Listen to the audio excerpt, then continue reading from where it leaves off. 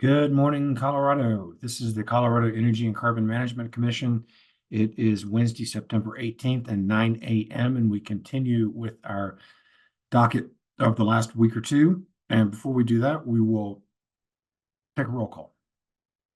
Thank you. Commissioner Ackerman? Here. Commissioner Cross? Present.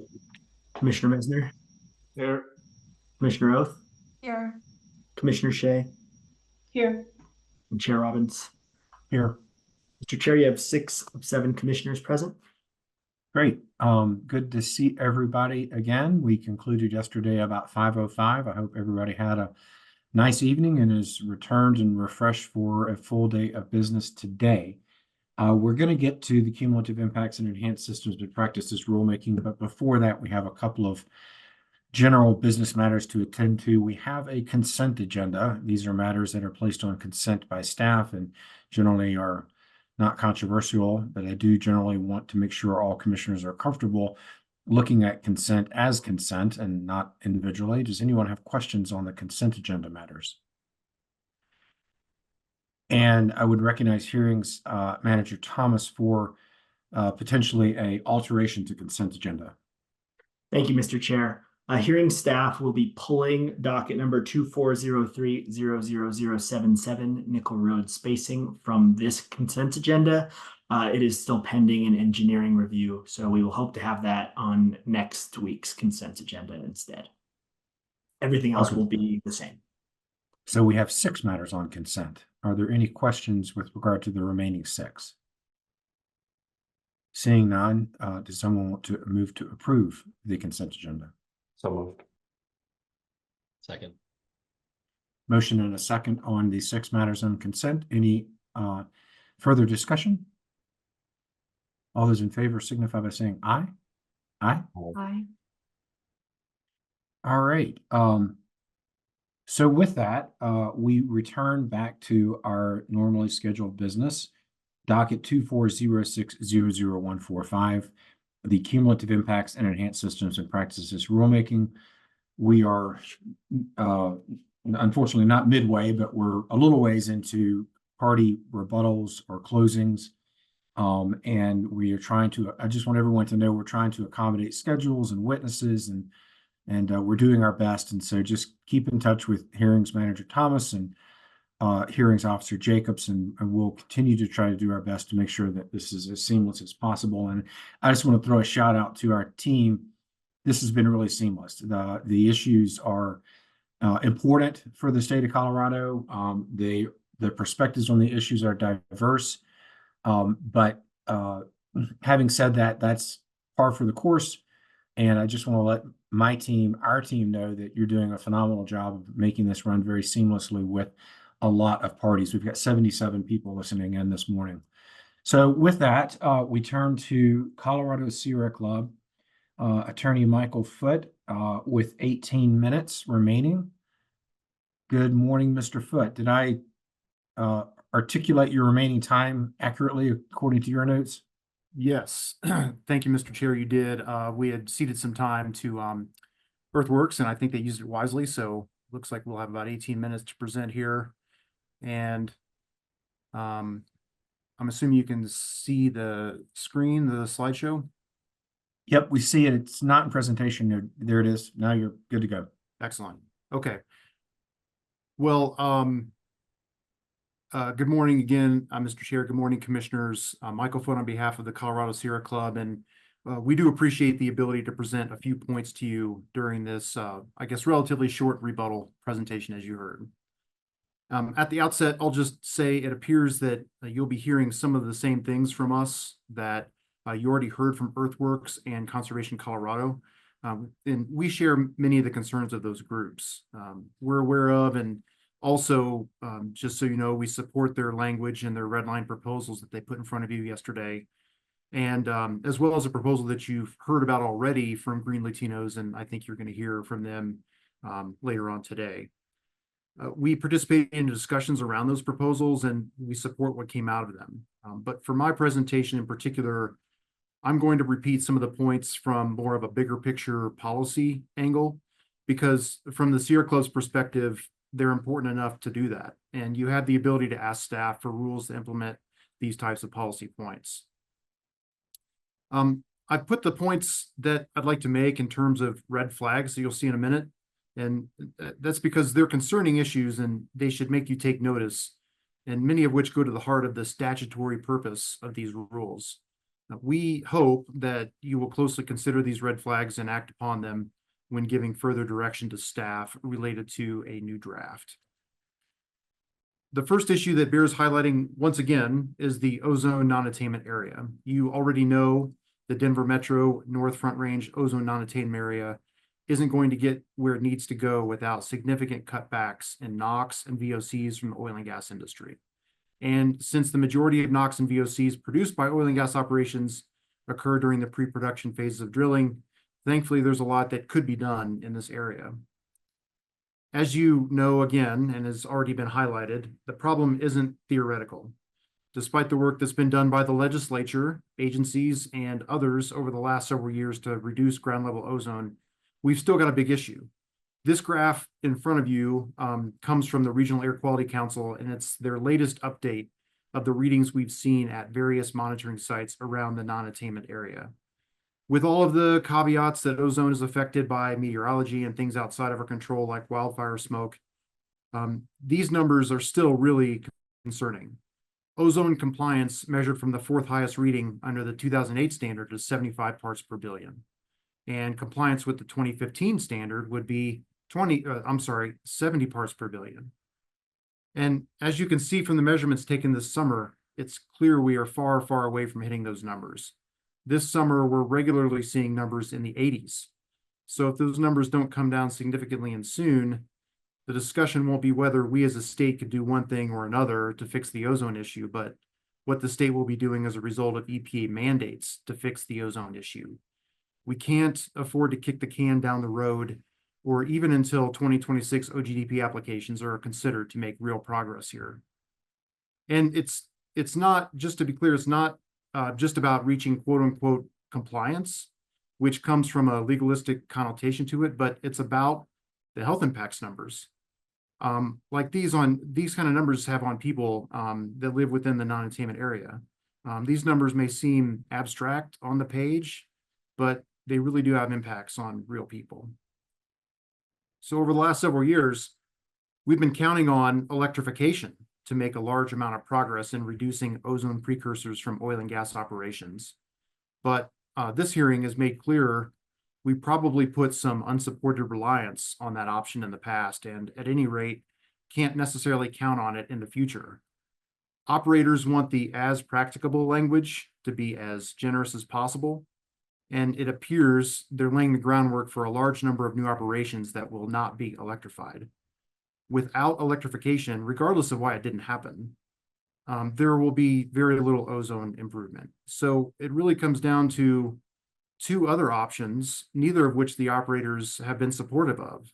First would be other conditions of approval that could make up for the lack of electrification. Second would be a timing restriction on pre-production activities. A third option, I guess, which is where this is going, unless the commission specifically writes the rules otherwise, is business as usual and continued high NOx and VOCs in the non-attainment area.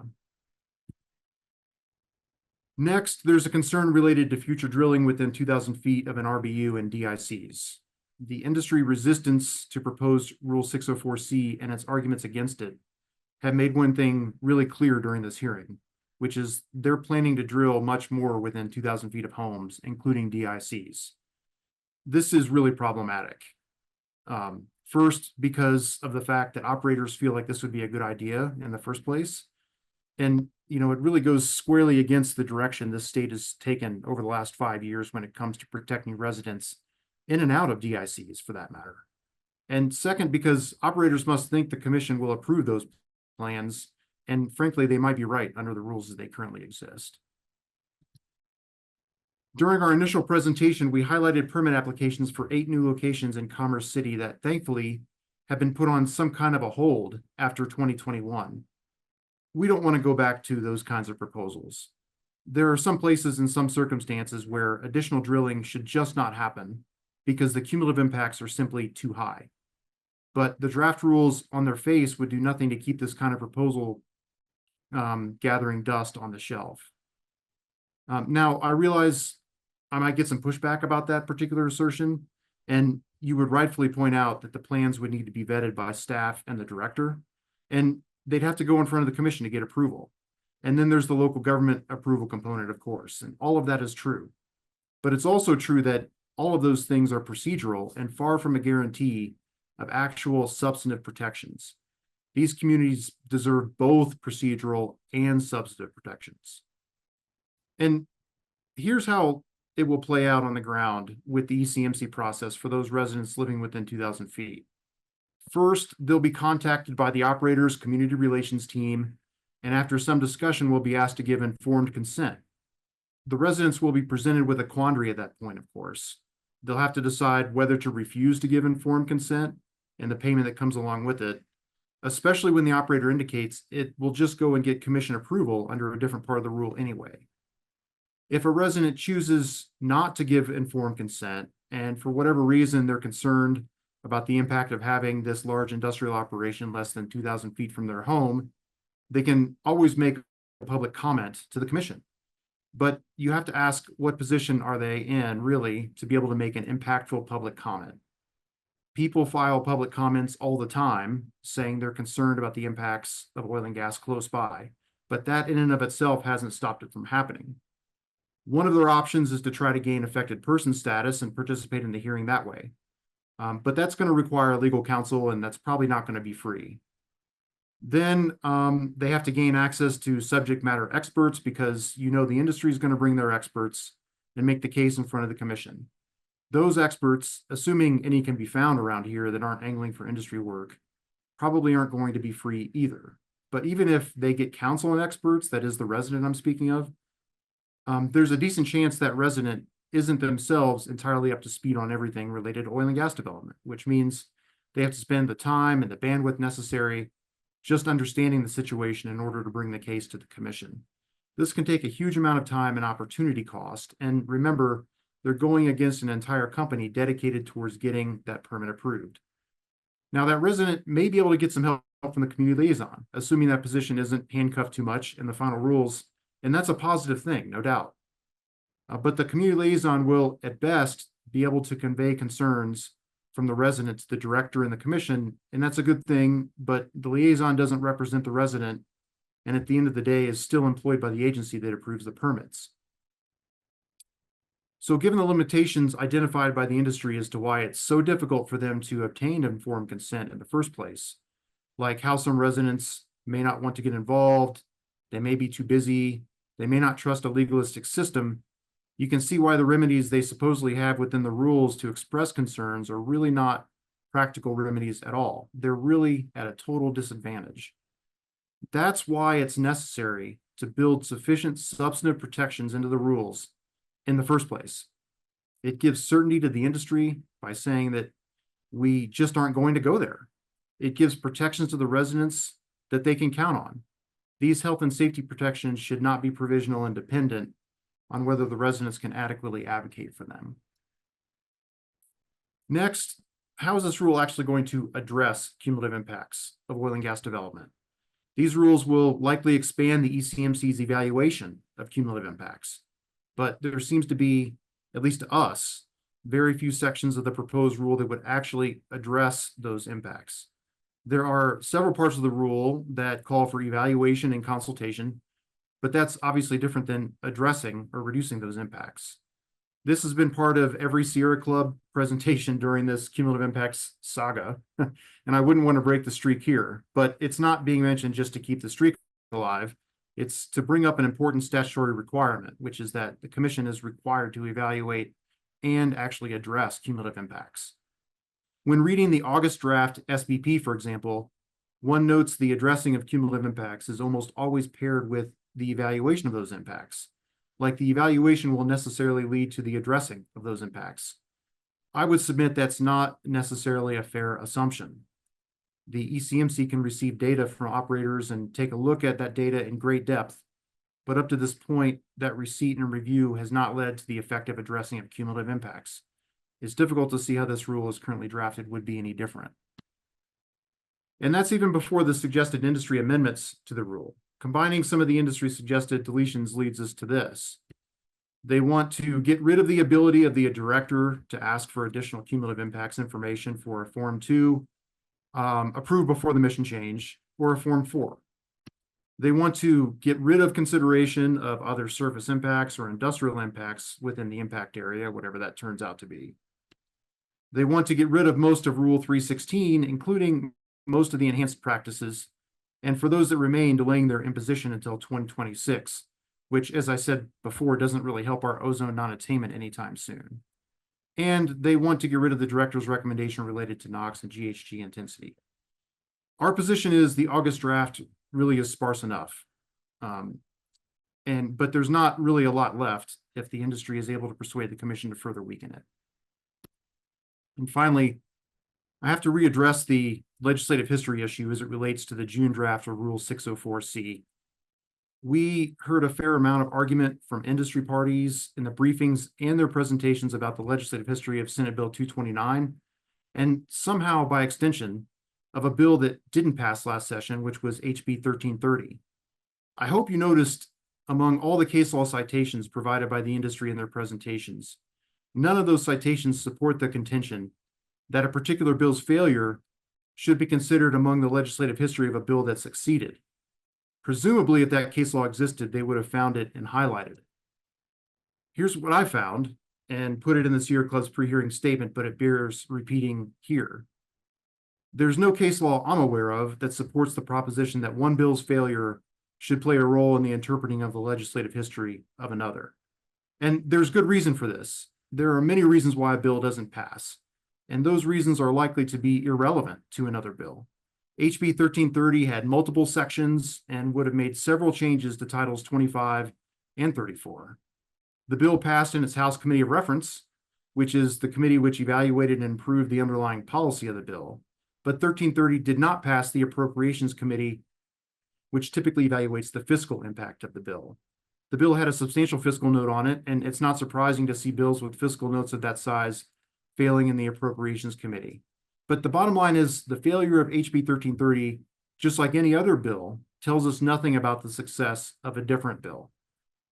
In short, the argument that the failure of HB 1330 and its provisions should be considered as part of the legislative intent of SB 229 just doesn't have any merit.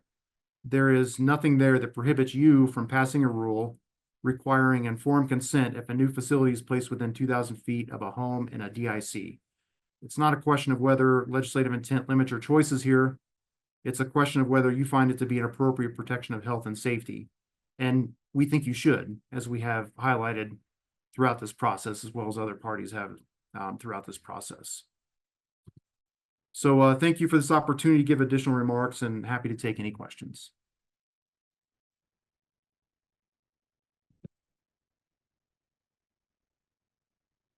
Great. Thank you very much for leading us off this morning, Mr. Foote, on behalf of your client, Sierra Club. We appreciate the slides and the additional information. Questions, commissioners, for Mr. Foote? Commissioner Cross? Thank you, Mr. Chair. If you could, Mr. Foote, could you potentially go back to slide about what industry is still asking to be struck? I don't think I caught the third one. Yes, sorry, I should have not stopped sharing, so I apologize. Let me take a minute just to get this up. I just want to make sure I have all of your points in there.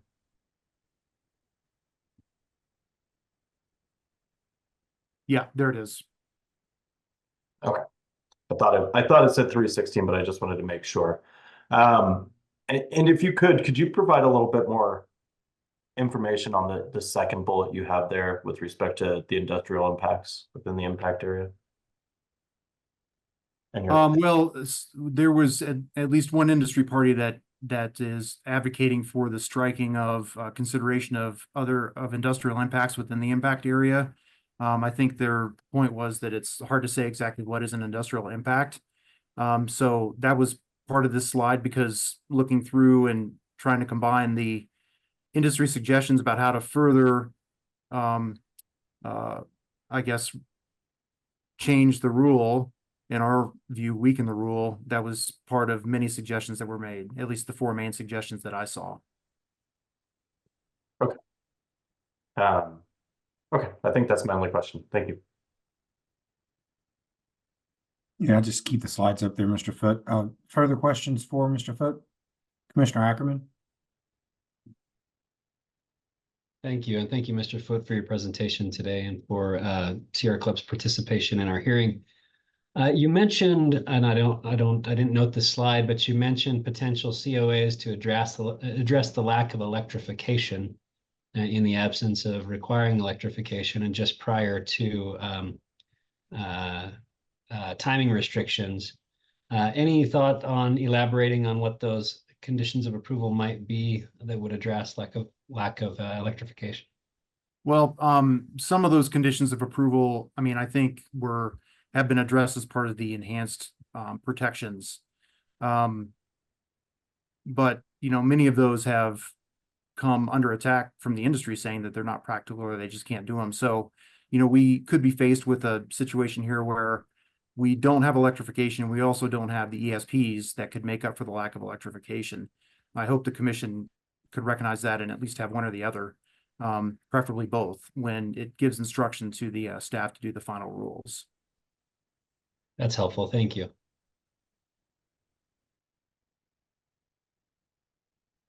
Further questions for the witness or the attorney? I guess you can be both, a witness and an attorney.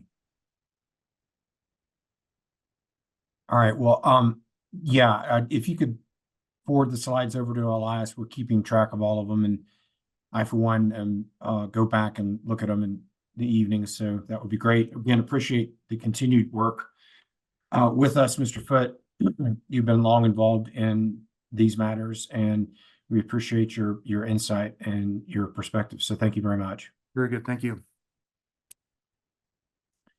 All right, I believe that next on the agenda was going to be Colorado Wild Roaring Fork Audubon, but I'm informed by hearings manager Thomas that perhaps they're not in the meeting yet. And so if we could move then over to wildlife hunting and angling groups, and we might take 3 or 4 minutes to get them up. Folks can refresh their coffee, refresh their water. It's 9:23. Let's return at 9:20, 9:27. And during that time, we can get up the wildlife hunting and angling groups, folks. All right, welcome back. We are moving forward with closing rebuttal from the parties to this proceeding. I now would recognize wildlife hunting and angling groups with a time of 31 minutes and 6 seconds. Thank you, Chair Robbins, commissioners and staff, and thank you again for all the work that's gone into this rulemaking. I'm Joro Walker, representing wildlife angling and hunting groups. I will begin by discussing the implementation of the legislature's definition of impact area and our proposed amendments to Rule 315 that is consistent with that definition, and then the appropriate impact area for water resources. Tarn Udall and John Holst will then provide further support of our red lines and approach to protecting and addressing and evaluating cumulative impacts to biological and wildlife resources. The impact area determination is the heart of the cumulative impacts analysis and must be implemented in a way consistent with the legislative definition. According to the plain reading of the legislature's definition of impact area, it's up to the commission to determine one or more impact areas based on the nature and scope and intensity of the operations and the geographic extent of potential impacts to, in our case, water, wildlife, and biological resources. I have here the definition of commission that's used by 1346, which defines the commission as this 7-member body. And then the definition of operations, which also comes from 1346, which made slight modifications to the definition and applies broadly to activities such as traffic, access road construction, and the use of fresh water. You've heard repeatedly the ways in which draft rule 315 is not consistent with the legislative definition of impact area. Most problematic to us is that the proposed rule starts with a default impact area that's not based on either the nature, scope, and intensity of proposed operations or the actual geographic extent of potential impacts as determined by science. The draft rule also authorizes the director to enlarge the default 1 mile radius impact area during a process that's closed to the public and at which basic information needed to determine an appropriate impact area is not required to be available, including critical information, and you've heard this over and over again, on access roads, traffic, produced water storage, and freshwater use, and other factors like that, and requires the commission to defer to the director's decision. We offer a solution that's consistent with the legislative definition of impact area that we worked on with Earthworks. This slide shows the same language presented by Earthworks, but we will also submit red lines implementing this concept. Mr. Freeman explained how this process works, but we want to stress how this proposal is both workable and consistent with the definition of impact area. As the definition requires, our solution starts with presumptive impact areas that, based on evidence in the record, actually reflect the geographic extent of potential impacts from a proposed oil and gas operation. Ensures the commission makes the final impact determination early in the process based on adequate information and with notice and the opportunity for public participation. It gives the operator further incentive to avoid both individual and cumulative impacts to various resources and values. And this is because if the operator can show, for example, that its operations, including access roads, construction and use, will avoid adverse impacts, let's say, to water resources, most likely because these operations are well away from surface waters, the operator would be in a good position to show that a smaller impact area for water resources is appropriate. Now, turning to the application of impact area to water resources, you heard from our expert that the one-size-fits-all impact area is arbitrary when applied to water resources. You've now heard the same from the Water Quality Control Division. The division has acknowledged that impacts to water resources have the potential to be felt 5 miles downstream from a location. Now, we appreciate this recognition that water impacts have the potential to be felt 5 miles away, but it appears that the Water Quality Control Division has not considered that the definition of impact area is based on operations, not just locations, and that part of protecting water resources is protecting aquatic habitats. Consideration of these factors underscore that the HUC 12 impact area for surface water resources is appropriate precisely because, as our expert, Mr. Anderson, testified, diverse peer-reviewed studies and observations establish that oil and gas operations, not just working pad surfaces, adversely impact surface waters miles downstream from those operations, including produced water spills, other releases, eroding road networks, and the use of access roads and other land disturbances. Similarly, impacts to aquatic habitats are felt miles downstream from the full extent of the operations. You heard this from CPW, including roads, traffic, and pipelines. In addition, impacts in one part of a habitat can have impacts across the entire habitat by introducing fragmentation. The HUC 12 impact area accounts for these facts and reflects that locations and operations have the potential to impact surface water quality, hydrologic function, and aquatic habitats across a broad area. Further, any opposition we heard to the HUC 12 presumptive impact area was not convincing. First, we did not hear any evidence that the geographic extent of potential impacts from oil and gas operations, including spills, runoff, eroding networks, traffic, and land disturbances, stop a mile away from proposed working pad surfaces. Second, we did hear anecdotal assertions that Spills or releases only come from legacy facilities, and new wells comply with stormwater requirements and so are constructed in a way to prevent contamination. Therefore, apparently, there's no reason to think that impacts to water resources from operations will travel very far. There are several reasons why this is not persuasive. First of all, not all spills or releases are legacy spills or releases. Looking at the ECMC spills and releases database for just Garfield County for just 2024 indicates that most of the spills and releases reported were classified as recent spills. Some of these recent spills were reported as not contained. For example, 3 days ago, an operator reported a recent spill where waste or produced fluids were spilled or released outside berms or other secondary containment. On July 3rd, another recent spill was reported that, according to the operator, impacted waters of the state and threatened to impact wildlife. This spill was also released outside of berms or other secondary containment, and contaminated soils were found in contact with surface waters. These are only 2 examples from the last 2 months and are not an exhaustive list of recent spills in the county. Second, much of Mr. Anderson's testimony focused on significant impacts to water resources from access, roads, construction, and use, which are intensified by their use by heavy trucks. Reference to legacy spills and stormwater controls are not relevant to these impacts.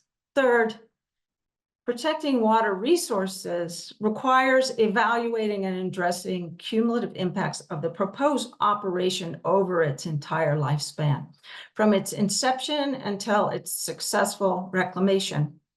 During the life of an operation the Commission approves today, many of today's existing operations will become sources of legacy spills and releases. During the same time, some portion of the facilities that the Commission approves now and into the future will also become sources of legacy spills and releases, including spills that are no longer contained by stormwater controls. Therefore, it cannot be assumed that all the well-controlled facilities constructed today will never become sources of uncontained spills or releases. We finish with a slide to show why the HUC 12 is an appropriate presumptive impact area. This slide shows the lower main stem of Parachute Creek in Garfield County, the 1202C high priority habitat around the creek, existing wells, but no other surface disturbances, and the HUC 12 boundary in yellow. Also, this segment of Parachute Creek is classified as a classified water supply segment. This is a term you defined in your 100 series, but is also used by the Water Quality Control Commission. This segment of Parachute Creek, however, is not meeting Colorado water quality standards, and specifically is not supporting its use as a classified water supply segment due to exceedances of the standard for cadmium and arsenic. This map shows the need to consider the cumulative impacts of proposed operations on a watershed or HUC 12 level. This HUC 12 level accurately shows the prevalence of oil and gas wells throughout the watershed, including in close proximity to surface waters, the presence of an impaired stream segment and tributaries that Colorado law protects as a future source of drinking water, and a high priority habitat that has been impacted by many working pad surfaces, likely approved before the mission change. Given the far-reaching impacts of oil and gas operations on surface water resources and habitat, this view, augmented as it should be by a representation of other surface disturbances, serves as a telling starting point for understanding and addressing cumulative impacts to water quality, hydrologic function, and aquatic habitat. And we wanted to wrap up by taking a stab at the question of how to address cumulative impacts to water resources. As your rules already acknowledge, the best way to safeguard surface water from cumulative impacts of operations is to avoid those impacts altogether. In many cases, this can be done by keeping operations, including roads and sources of spills and releases, well away from surface waters. CPW just stated that it relies on no surface occupancy buffers to protect some aquatic habitats. But as you know, these protections do not extend to all the state's surface waters. And for this reason, the Commission determined during the mission change rulemaking that it needed to consider just how to do more to protect surface waters not currently protected by the 1200 series, because according to the Commission, these waters are some of the most sensitive natural resources in the state. Therefore, as the Commission considers how to protect surface water from cumulative impacts of oil and gas operations, we urge you to adopt an impact area that reflects the true geographic extent of potential impacts to these invaluable and vulnerable resources, carry through with the Commission's intent after the mission change rulemaking to evaluate the best strategies for protecting riparian areas and prioritize the avoidance of impacts to these most sensitive areas. I turn it over to Tarn Udall. Thank you, Joro. Good morning, commissioners. I'm going to talk briefly about biological resources and wildlife, and then John Holst will wrap us up. So on biological resources, the Commission does have a statutory mandate to protect them from adverse impacts and to evaluate and address cumulative impacts to biological resources. We recognize that more needs to be done to fully complete these obligations. More work needs to be done, but progress can be made and must be made in this rulemaking. The Commission should do the following. First, adopt a definition. We were supportive of the broad definition included in the June rules, but we also support the alternative that CPW proposed yesterday to define biological resources as plants and invertebrates in their aquatic and terrestrial habitats. A benefit of adopting our definition now is that it will allow a reconvened working group to focus on how to best implement that definition. The Commission should also set definite deadlines to complete a subsequent rulemaking on biological resources. We urge the Commission to require this by the end of 2025, and we've proposed red lines to that effect. A number of parties and CPW have supported reconvening the biological resources working group. We think this should be done shortly after the conclusion of this rulemaking. As CPW discussed yesterday, more effort is needed to develop the connection between habitat and invertebrate and rare plant species. The working group can make progress on this work as well as advise on the impact area for biological resources. We would recommend that the working group be tasked with providing further recommendations on how to develop a 1300 series on biological resources, modeled in part after the 1200 series for wildlife. In the wildlife context, there's a broad definition of wildlife resources in the 100 series, but that definition is narrowed in application through a list of HPH species that trigger consultation and the related 1200 series protections. The Commission could consider doing the same with biological resources, adopt a broad definition that is inclusive of all resources that qualify as biological resources, at least the non-wildlife ones. But then it is narrowed and made more manageable by a discrete list of resources, species, and habitats that trigger additional action.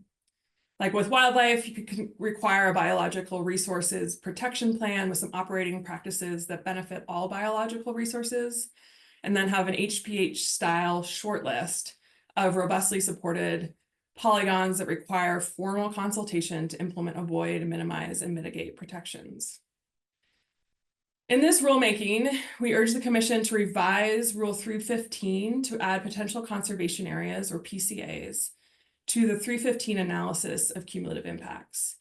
We will file revised red lines that limit this analysis to non-wildlife PCAs to reduce duplication. Additionally, the August draft rules focus on swap habitats from Chapter 3, Table 4 of the 2015 swap. If the Commission adopts this approach to focus just on habitats, it is critical that the language in the draft rules be revised slightly to include barrens. Barrens are not listed in that Table 4 as one of the key aquatic or terrestrial habitats, but many plants of greatest conservation need depend on them. This is all covered in the Appendix A to the 2015 swap. Finally, the Commission could consider interim protections for the PCAs with the highest level of biodiversity significance, designated as B1 PCAs. by requiring consultation for proposed operations touching these PCAs, including for access roads that cross a PCA boundary. To address a discussion from yesterday between Commissioner Ackerman and CPW, we are not recommending that PCAs be triggers for anything related to wildlife. Most, but not all, of the approximately 40 B1 PCAs are designated for rare plants, but a few are designated for wildlife, and a new consultation trigger could be limited to just the non-wildlife B1 PCAs. As Dave Anderson from CNHP testified, the B1s are where a species is making its last stand on Earth and we have the chance to save it. CNHP doesn't typically recommend that no additional development occur, but that protections are implemented. And CPW could, at its discretion, partner with CNHP in conducting these consultations. Before turning to wildlife, we've appreciated the break before rebuttal to discuss these concepts with other parties. In conversations with Civitas, they are generally supportive of a subsequent rulemaking to be commenced as soon as practicable, reconvening the working group, and modeling protection of biological resources after the 1200 series. On wildlife, no party has rebutted our arguments that the best available science requires a larger impact area than the default 1 mile.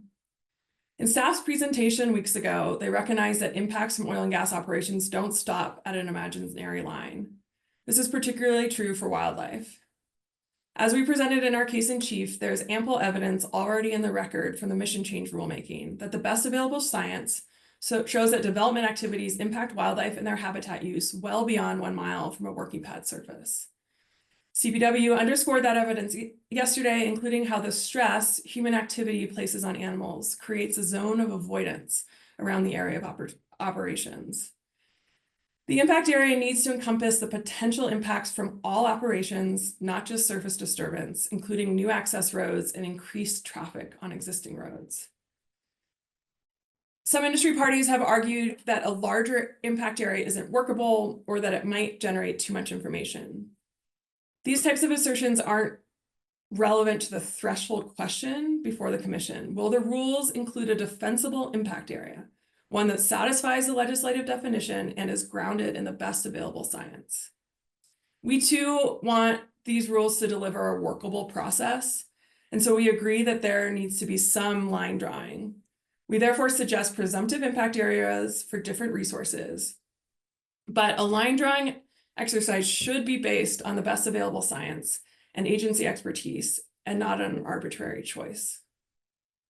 CPW discussed some hurdles to determining now specific presumptive impact areas for different wildlife species. But CPW did support an impact area that is large enough to include all operations, regardless of proximity to working pad surface, with some buffer around access roads and other operations to account for behavioral avoidance. As an interim option until CPW suggests otherwise, we would recommend that the presumptive impact area for wildlife be include all operations with a 1.25 mile buffer around them, including new access roads and existing roads. The process for a departure from the presumptive impact area that we've worked on with earthworks would still apply. Additionally, we're proposing that revamping CIDR and requiring an analysis of cumulative impacts at biologically relevant scales, rather than just reporting data based on operating areas. These changes could deliver some broader analysis on a larger geography and could inform future cumulative impact thresholds. These efforts could eventually inform the permit by permit review. Mr. Holst will further explain our approach to the wildlife impact area and describe an example as to why the 1 mile impact area is unworkable. Thank you, Counselor. Good afternoon, Chair Robbins and members of the commission. I appreciate the opportunity to be here today for rebuttals. For the record, my name is John Holst. I'm a Senior Policy Advisor for Western Resource Advocates.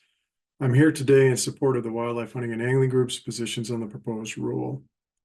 I'm going to use my time to briefly summarize some of the key points from our filings and testimony.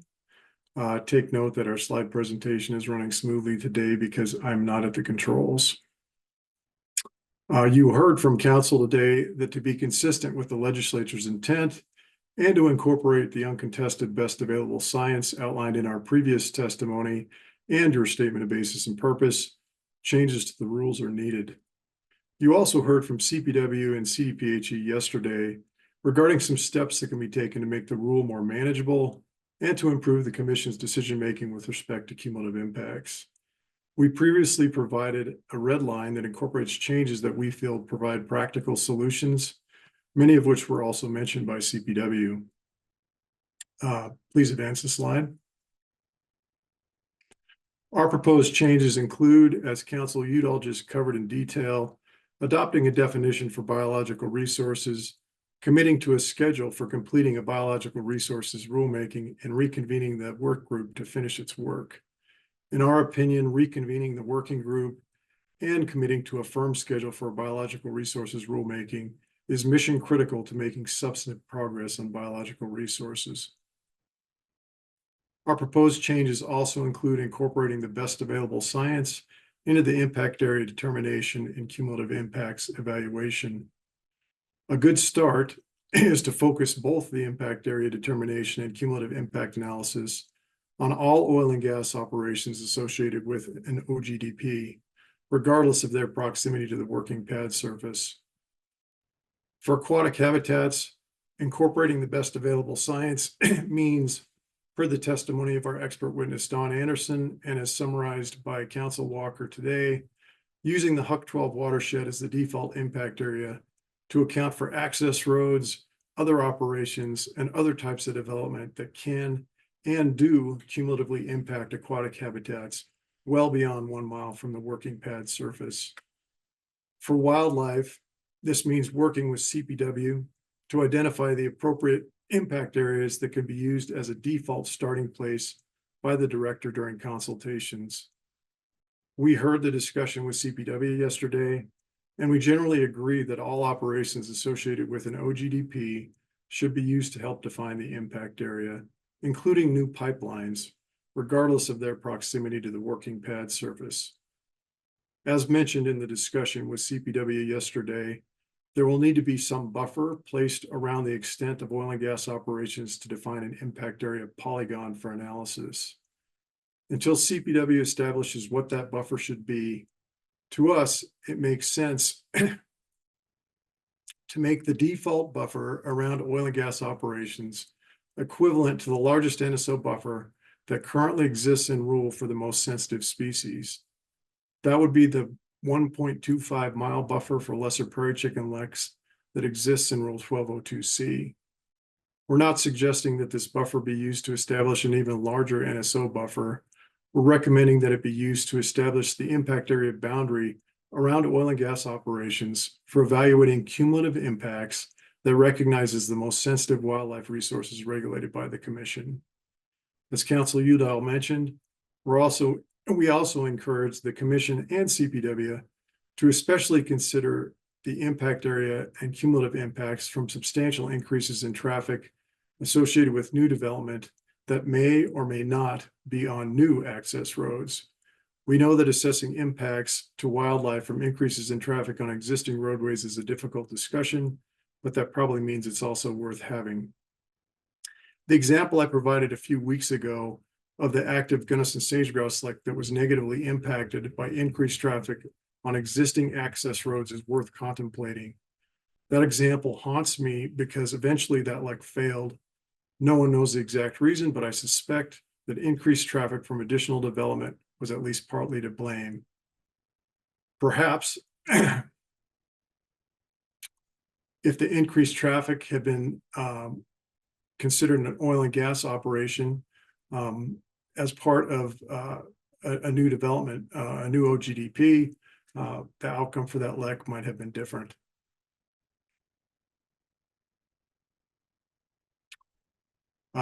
Please forward the slide.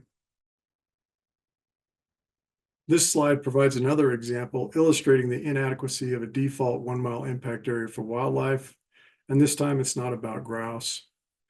This slide shows a chunk of mule deer severe winter range in northwest Colorado.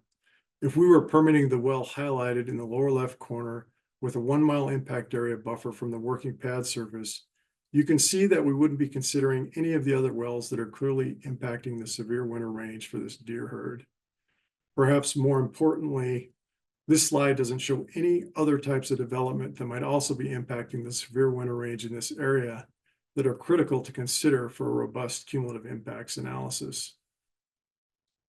You can go back to the summary slide, please.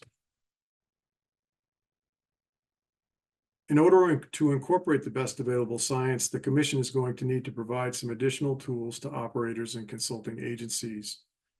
You can do this by making the data on surface disturbance from all types of development available on the Commission's online web map, so that consulting agencies like CPW can use this information during consultations, and so that different operators and all stakeholders are coming from the same place when trying to objectively characterize the existing impacts on the landscape to begin a cumulative impacts analysis. Dave Anderson from CNHP provided testimony demonstrating that the digital data on existing surface disturbance from all major types of development are publicly available now. If the Commission wanted to standardize and really streamline objective cumulative impact analysis, once the baseline data from all types of surface disturbance are incorporated into the online web map, the Commission could automate generation of a report for operators, proposing a new OGDP that quantifies surface impacts from other types of development within the designated impact area. This is similar but slightly different to a service that CNHP already provides through Codex. Lastly, our proposed changes include steps to make the Commission's decision-making for evaluating and addressing cumulative impacts more transparent and objective. We agree with CPW that this can be done by beefing up the CIDR database and Director's annual report on cumulative impacts. Both the CIDR database and the Director's annual report should incorporate information on new oil and gas development in the context of all types of development on the landscape, as provided by the existing surface disturbance information for all types of development that has already been consolidated by CNHP. The Director's annual report should also provide an assessment based on discussions with CPW and CDPHE of whether the best available science supports any identifiable thresholds of development in specific geographic areas that increase the likelihood for adverse impacts from new development proposals, and whether additional operating requirements will be required for new development in those areas to address cumulative impacts.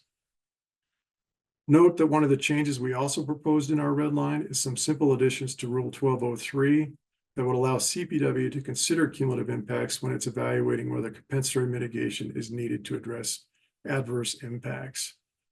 As CPW mentioned, to a degree, this is already occurring now when it assesses indirect impacts on a well-by-well basis. Our proposed red line would just make it clear that CPW is considering both indirect and cumulative impacts when evaluating the need for compensatory mitigation. I'll close with that. Our team is happy to answer any questions.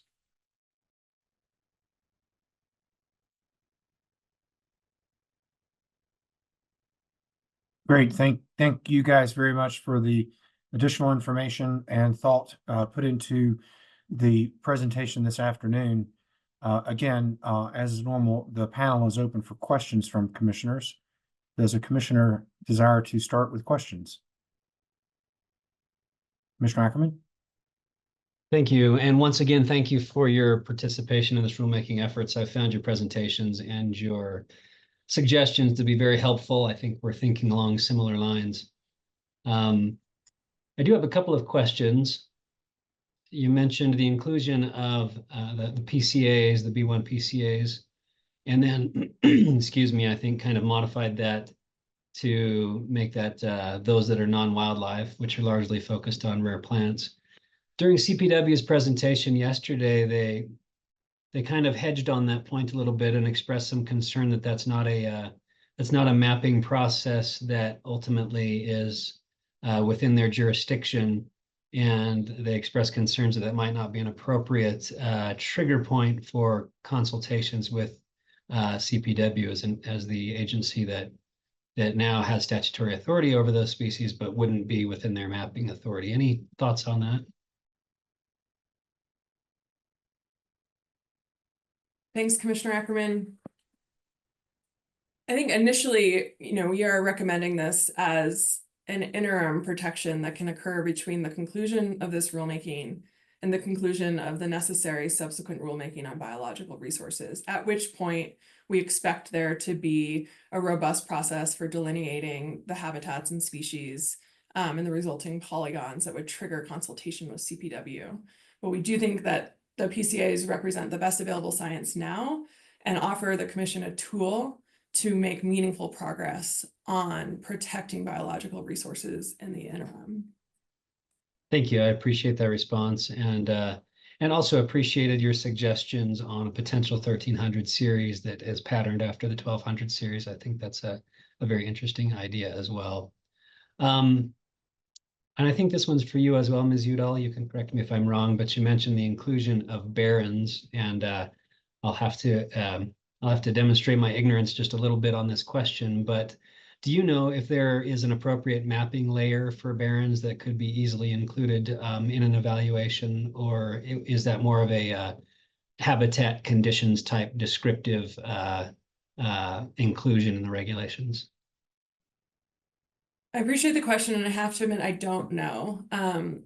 I can review the appendix to the SWAP that addresses them. I do think it's the same information is available on the mapping level as the other key habit. Oh boy, my video's suffering from too many presentations. I'll fix that in just a moment. I'm happy to check on that. John, do you know off the top of your head? I don't, counsel. Yeah, we'd have to look that up. Thank you. I appreciate that suggestion for inclusion, and think that we definitely need to do a little bit more work on examining kind of what that might look like and what the implications of that might be. Thank you for bringing it up. Just to be clear on the HUC 12 for water, I took your presentation to mean that your suggestion for cumulative impact analysis on water remains at the HUC 12 level, but you also at one point on a slide focused on the consistent impact area and cumulative impact analysis on operations and suggested a 1.25 mile buffer. I got those just a little bit mixed up. I think what you're saying is that that was for wildlife, but I thought you mentioned that your suggestion would be to focus on that boundary for cumulative impacts analysis on all operations. So I'm just trying to clarify those two statements. Yeah, happy to take that, Commissioner. That's a great question. So for water quality and aquatics, we're suggesting HUC 12.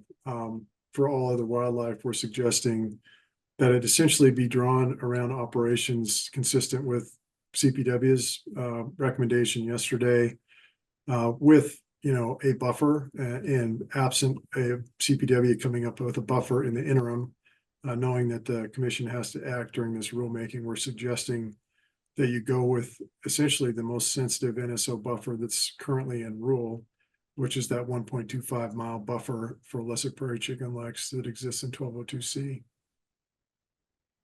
Thank you, Mr. Holst. And again, appreciate the concrete suggestion there and solutions-based thinking. My next question is associated with that point exactly. And I think you mentioned the 1.25 mile buffer associated with lesser prairie chicken being the largest buffer currently in the regulations. And I understand where that's coming from. With the lesser prairie chicken being a significantly geographically limited species in Colorado to the far eastern plains, did you give any thought to kind of considering buffer areas based on wildlife that might be more applicable on a site-by-site basis? Yeah, happy to take that, Commissioner. A great question. Yeah, I mean, we did, and I think that really needs to really, I guess, kind of roll back to CPW on their thought process on that. I mean, particularly like thinking about the traffic example that I provided with Gunnison sage grouse. I mean, if the idea is to actually, use oil and gas operations, which I think is appropriate for defining an impact area boundary, and of course, traffic being part of that, to begin to look at traffic impacts on existing roadways, I could see essentially, potentially focusing initially on species that are known to be particularly sensitive to traffic, like you know, the mountain and prairie grouse species would be a great example. You could essentially, you know, try and high grade those areas where there's occupied habitat to look at that as a cumulative impact. And so I think, you know, that's something for CPW to think about, but we did think about, you know, how that could potentially be done. I think the 1.25 mile recommendation is recognizing that right now we're talking about, you know, kind of statewide application of this rule. And so without something like that to sort of look area by area, that might be done as part of maybe that CIDR database and the director's annual report, we're sort of stuck with looking at something that would apply everywhere, that would also cover the most sensitive resource that we know of, which is those lesser prairie chicken lakes. Thank you. I appreciate that clarification. And just to make sure that I understood, my understanding was that you were suggesting that type of an approach more broadly on a cumulative analysis basis, with the exception of the HUC 12 for water, still supporting a potential expansion or contraction of that area early on? Yes, Commissioner. Yep. Thank you. And then my final question would be with regard to the biological resources definition, which is something I certainly have given lots and lots of thought to and struggled with and been a big back and forth on how we should approach that. My understanding is that you were in agreement with CPW's recommendation that we could include a biological resources definition in these regulations that define biological resources as rare plants and invertebrates and their terrestrial and aquatic habitats, and then send forth a reconvened or renamed biological resources working group to kind of affect the mission as outlined by CPW yesterday. I thought I heard support for that approach and just wanted to make sure that I was correct. Yes, Commissioner, that's correct. We think there's some wisdom in reducing duplication with wildlife resources, so are supportive of CPW's suggestion and do think it will advance the ball to not have the working group re-wrestle, to mix sports analogies, the definition when they get back together. And while we're talking about biological resources again, I did double check, there is mapping of barrens in Appendix A to the 2015 SWAP. It's Figure 3, and we could file that with our presentation materials. Thank you. I appreciate you checking on that, and certainly would find it helpful if you did file that when you file. Just wanted to say thank you once again for your considerable expertise and thought into these processes and into these hearings. Thank you very much. That's it for me, Mr. Chair.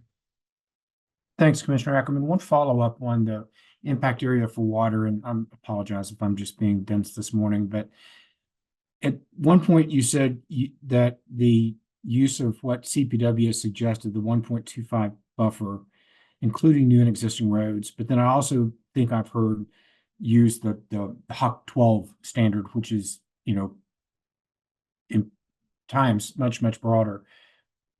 Number one, what is your suggestion? And number two, are you trying to focus on potential spills from the oil and gas location into wetlands and streams? Or are you trying to focus on related additional truck traffic on roads, which would create stormwater runoff? Or are you trying to focus on both? Thank you, Chair. So we have one suggested impact area for water resources that does encompass aquatic habitat. So I realize why it's confusing, but it is based on the testimony of our expert and also what you heard from the Water Quality Control Division, which is, yes, the impacts to water resources can be felt as far away, at least according to Water Quality Control Division, as 5 miles, but that extends to operations. So operations include pipelines, roads, and the working pad surface. And because the definition of impact area is based on operations, that is compelled by the definition. So, you know, it is sort of two ways at getting at the same problem, and I realize that. We're saying the HUC 12 does a good job of encompassing operations, and then John is saying another way to encompass operations is by extending the impact area around the full extent of the operations. So it is two ways at getting at the same issue, but based on the testimony of our expert and the sensitivity of water resources and their importance, not just to wildlife, but to people, we think that the HUC 12 delineation, which is also used, as our expert shows, by USGS and so on and so forth, specifically designed to sort of understand what's happening on a watershed level, is appropriate in this instance because it's a well-used, commonly referred to delineation that will benefit the effort. So it is two ways at trying to get the same thing. We are trying to encompass roads, traffic, spills, pipelines, and so on, all of which we've demonstrated have the potential to impact water considerably downstream. Okay, thanks. Apologies for my notes not doing a good job of me capturing the spirit of what's being suggested. Other questions for the panel? Commissioner Messner? Thanks for the presentation and the additional information. And generally, I understand at least what you're proposing. I did have I wanted to get a little further information, particularly from, I think, you, Mr. Holst. Understanding we're having lots of discussions about identifying impact areas, and I think those are all good discussions and good ideas. But that impact areas are really developed to identify some geospatial definition or boundary to evaluate potential cumulative impacts. But I want to get to the address cumulative impacts piece, because even though we've got different boundaries that are being proposed for the evaluation piece, how that gets addressed within that boundary, I think is really important part of this conversation. And CPW provided a lot of information yesterday that I thought was great as far as how they currently address impacts. And I think they've identified that habitat fragmentation ends up being a really big consideration and potential impacts to wildlife. There was some testimony about, and I think some of it certainly came from your organization, about surface impacts and evaluating surface impacts and utilization of different sources to identify surface impacts. And I think CPW identified that 3% is still a pretty standard calculation for a critical threshold for impacts, at least to big game. But they identified that they decided during the mission change rulemaking to utilize well density as the metric versus trying to calculate that surface impacts. And Mr. Hull says you were intimately involved with the mission change rulemaking and in determining that. I wanted to hear your perspective on kind of how to best address cumulative impacts to wildlife in your proposals, because a lot of this discussion right now is just identifying impact areas to evaluate. Sure, I appreciate the question, Commissioner Messner. I guess I can shed a little light on the approach kind of that was taken during mission change as far as the sort of the density, the 1202D density kind of determinations as it relates to the 3% disturbance cap. As part of mission change, we actually, partly for, when we were looking at sort of the direct disturbance fee, we actually looked at the size of well pads across Colorado, and it varies substantially, as you can imagine, from per different kinds of development. But we came up with kind of an average well pad size. And, as it turns out, one well pad per section is roughly 3% disturbance, if you include the access roads and whatnot. So we had sort of an equivalency there between what the original literature that was really done to look at impacts from oil and gas development on ungulates did look at density initially. And then once folks in that sort of researcher realm started looking at other types of development combined with oil and gas, they started advocating that folks look at overall disturbance from every kind of development, not just oil and gas. So when we were doing mission change, keep in mind that we really weren't focused on cumulative impacts. We were focused on only oil and gas development. And so for that reason, and just sort of for the ease of basically being able to implement it and making it implementable, we chose to go with the density of oil and gas facilities versus a 3% disturbance cap, which would have had to have us look at all other kinds of development. So now, a couple of years later, now that we're talking about cumulative impacts and the definition of cumulative impacts and how to actually look at the incremental impact of an oil and gas facility, needs to take into account all these other types of development. It does sort of harken us back to that 3% disturbance cap. And so as we're talking about, actually addressing the impacts from oil and gas activities, we do need to take in, we can't obviously put the back of all of this other kinds of development onto oil and gas operators. They're not responsible for mitigating for what's going on the landscape, but we do need to take into consideration in our cumulative effects analysis what that other development on the landscape from all these other types of development are, so that we can actually put in context what the additional development from oil and gas will be.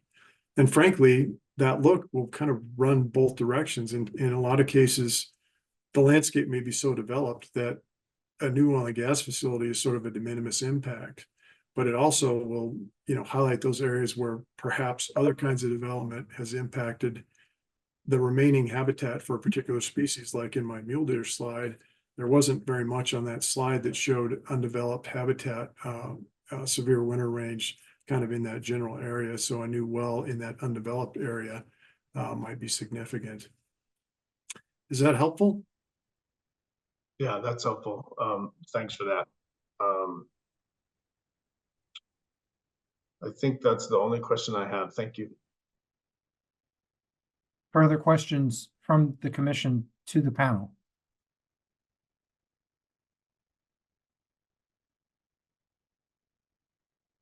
All right, seeing no further questions, again, we offer our thanks to the panel for their continued participation with us. You've always been a very helpful participant and bring a really good, unique perspective on wildlife and biological resource areas. So with that, we will allow you to move away. Hearings manager Thomas, I think actually he's not with us for the moment. I believe we're going to go to 350 Colorado, Miss Leithwood. If we can find her quick, we'll just keep moving.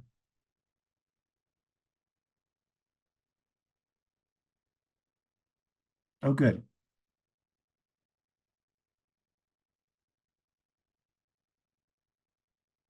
Good morning. It's just going to take me 1 second to get my slides up, but I Yeah. want to confirm that I have 12 minutes. Yeah. Some time was ceded to us. Okay. I have 12 minutes, and take your time getting your PowerPoint up and running. The clock will only start when you are fully ready. All right. Thank you. We saw the screen, but it looked like when you tried to go to share mode, it became like a very narrow screen. Yeah. I'm going to need to make sure I also have the capability of advancing the slides Yeah. without things being covered up. I'm sorry about this. So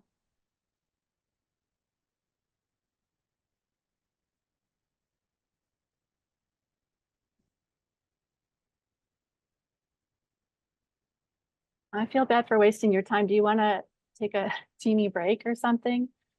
Sure, that's fine. Let's return at 10:24. That'll give you 5 minutes. I'll keep trying to do the screen share while you're gone, if that's okay. Yeah, and Ms. Jacobs and Ms. Morrow, if you could be available to assist, that would be great. So 4 minutes, guys. Okay, looks like we had some success during the short break, getting the slides up. Yes, thank you very much for your indulgence on that. I really appreciate it. I'm ready to get started now when you are. The video panel is yours. Okay. Thanks and good morning, commissioners. I do also really appreciate your attention and your thoughtful questions throughout this entire process. I'd like to begin with thoughts on the cases in chief. I heard the industry say there are enough rules already through mission change, and that the protections proposed in the June and even the August draft are too much. But many of us are here to let you know how important it is to add more protective rules. We're here before you because we love our state, we love our families and friends. We care for the health of fellow Coloradans. We're here to assert our right to a clean and healthy environment, including a stable climate. This right is recognized now by the UN, and we're counting on you to protect it. I'll start today with a high-level overview of why these rules need to increase the protections of the mission change rules. In the mission change statement of basis and purpose, the Commission stated the intent to return to make additional rules which would address cumulative impacts. We've had time to gather some data, and things have changed since then. During the time we're not actively taking steps to make improvements, conditions continue to worsen. And we've also heard you talk about the need to determine when one more well would be too much in an area, and we thank you for that. In this process, you've heard eloquently about conditions for disproportionately impacted communities, wildlife and biological resources, and the worsening of ozone. And I'll just take a brief moment here to indicate strong support for COCO's recommendations for the rules on ozone. To look at where we are on climate, temperature in Colorado is still rising and will continue to rise even more, but we must do everything we can to do our part to slow that rise for better scenarios with lower emissions. Since 2012, 6 of the 8 warmest years on record occurred. Every year since the year 2000, the number of very hot days has been above average. The intensity of droughts is projected to increase. Along with precipitation changes, this impacts water supplies for cities and farms and increases and worsens wildfires. By 2030, drought is expected to cause annual damages of $830 million in Colorado. In 2024, the Denver Post reported that the northeastern part of the state must stop irrigating 25,000 acres by 2029. 540,000 acres are at risk of losing water wells, and $2.6 billion of agricultural products are at risk. In southwestern Colorado, drought impacts to the Dolores River, part of the Colorado River Basin, caused the Mountain Ute Farm and Ranch enterprise to have to close most of its fields between 2020 and 2021. So here's an overview of what I'll talk about today, but to save time, I'll just move to the next slide and get on with it. Your denial criteria for intensity compliance for greenhouse gases is essential. AQCC will require operators to present a new plan if they go out of compliance, but your rules will directly prevent additional emissions if intensity compliance is not met. You may have seen that the 2023 inventory report projects that the oil and gas sector will meet the statutory emission reduction goals, but this assumes compliance with the intensity targets. 2020 is the latest year that data is available, and you can see on the chart there that emissions are higher in 2020 than the baseline year. In their 2023 report to the General Assembly, based on 2021 and 2022 data, the Climate Office said it was looking like the sector was on track, but their report shows that data was based on incomplete reporting from 175 operators, and that's less than half of operators. We do appreciate your intention to use your authority on greenhouse gases, and we urge you to do everything possible to avoid exceeding targets by looking at projected intensity. Due to lags in data, by the time you would learn an operator was out of compliance, it would be months after the non-compliance began. But by looking at projections as well, you can help the operator avoid going out of compliance. Projection is never perfect, but that should not prevent you from requiring a best available analysis based on adding the operator's projected emissions and production, at least for 1 year in the future. Lastly, the need to look at the sector. The APCD is really proud of their intensity standard. In fact, this is the first time this is tried anywhere in the world, but nobody knows for sure if it'll work. So as a last fail-safe, the sector-wide emissions requirements should be honored and enforced. The CDPHE Climate Change Program conducts an inventory report every other year and determines whether the sector is on track. So you don't have to be the ones to determine this. The next recommendation I'd like to come back to is understandable materials for the public. And I thank Mr. Freeman and Mr. Sura for their mention of support for this. I'll flag it was not on the issues list that the staff compiled. We're asking that you honor the EJ Task Force expertise on community engagement and environmental justice. They recommended outreach materials and cumulative impacts analysis be in plain language, non-technical language. It's really hard to find agency information and to read technical applications and scientific studies. I think we'd all agree on that. It's also common sense that if you can't understand something, it's really hard to get involved. But there are also studies on this. Plain language is a prerequisite to environmental justice. So this means you can't have environmental justice without plain language materials. And it's also crucial for informed consent. Here are the 3 elements we would recommend. The public should be able to understand the application materials related to cumulative impacts. So that would mean Form 2B and 2F, which also include explanation of BMPs, and then also the cumulative impacts analysis. Number 2 refers to information about health impacts of potential pollutants as itemized in your rule, and also includes fracking chemicals operators are required to report to you. Number 3 would include requiring author-approved plain language summaries of peer-reviewed Colorado-specific studies. I have tweaked the red lines that I previously submitted, and they're also slightly different than the ones Mr. Sura shared with you that I provided for him. So at the end of this presentation are our most recent red lines that include the words peer-reviewed. Looking at health impacts, this relates also to notification of the public and to setbacks. First of all, the monitoring data presented by industry does not prove lack of health risk. And as Mr. Freeman said, you already rejected it in mission change. But I have a few things to add. Industry related their graph for benzene to a minimum risk level of 9 parts per billion. But that is the MRL for an acute exposure. The MRL for chronic exposure is only 3 parts per billion, and for long-term increased cancer risk, it's 0.4 parts per billion. As CDPHE mentioned yesterday, industry monitoring equipment is not good enough. And we all know that the camel can't be everywhere at all times. In contrast, Broomfield monitoring data captured levels of several large plumes back in 2021 that were over 20 times the short-term MRL at 224 parts per billion of benzene.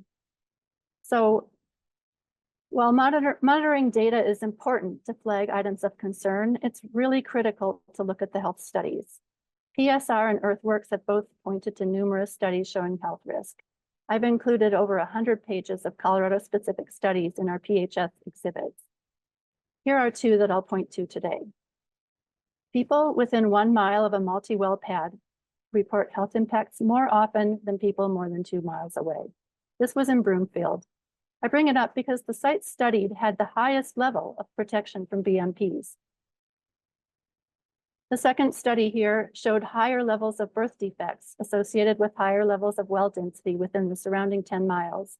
And as Mr. Freeman noted, there are other studies like this about multi-site impacts. Theo Colburn has done studies on health risks of over 300 fracking chemicals, which impact nearly every system of the body.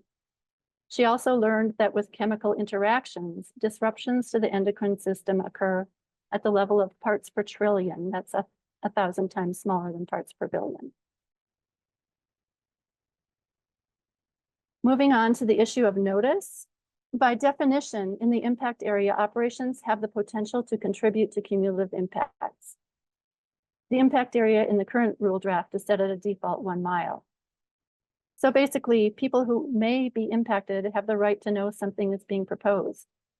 We also know that people outside of this 1 mile radius may be impacted, but we are just proposing this 1 mile radius for notice. Current rules only extend notice as far as the presumptive setback, excluding many people who may be impacted. The people living further away than 2,000 feet will learn of it later, after the decision on the OGDP has already occurred and it's too late to have a voice. This erodes trust in the commission.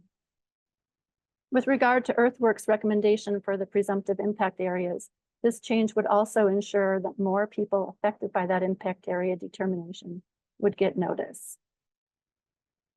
This slide reiterates some of our positions already stated, and I highlighted one that I didn't see on the issues list. And I also want to just highlight that we support all of Green Latino's recommendations. So as many people have been saying, for disproportionately impacted communities, but also for everyone, procedural protections alone do not assure a result. In a best case scenario, community engagement could possibly lead to fewer impacts through best management practices by selecting an alternative location. But sadly, public participation is extremely unlikely to result in denial. These rules must create a framework in which impacts can actually be avoided or maybe even reduced. In other words, stronger denial criteria. There are some thresholds for broad areas and conditions that do exist, which you can use as a de facto partial analysis of a broad area. Citizens for a Healthy Community has recommended some, and we support their recommendation. Lastly, the commission should be the ones to do the final review of the cumulative impacts analysis, and a satisfactory review should be mandatory and publicly available. We had previously submitted a red line for that, but we support the more recent CHC red line for Rule 315B3. And I don't have time for this slide, so I hope to come back to this in questions, but I just want to say that we think a CAP, cumulative impacts analysis, well, maybe important, would not be complete, and we would also need it at the OGDP level.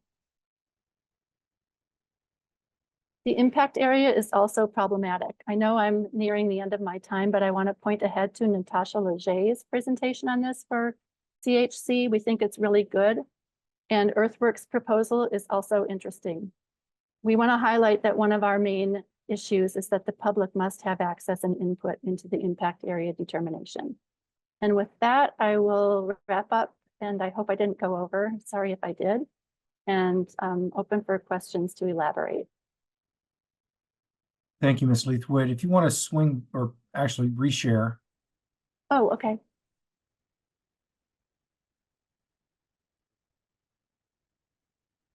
On the last two slides, you kind of went through quickly. I think I at least understood the points made on the last slide, but the second to last slide, I don't know I saw that quick enough. Oh, okay. Yeah, did that work? Are you seeing that okay? Yeah, it's not in screen share, but that's okay. If you want to just Okay. turn to the slide in Oh, which you it's felt not, like you were it's rushed. not in screen. Let me try sharing the screen a different way.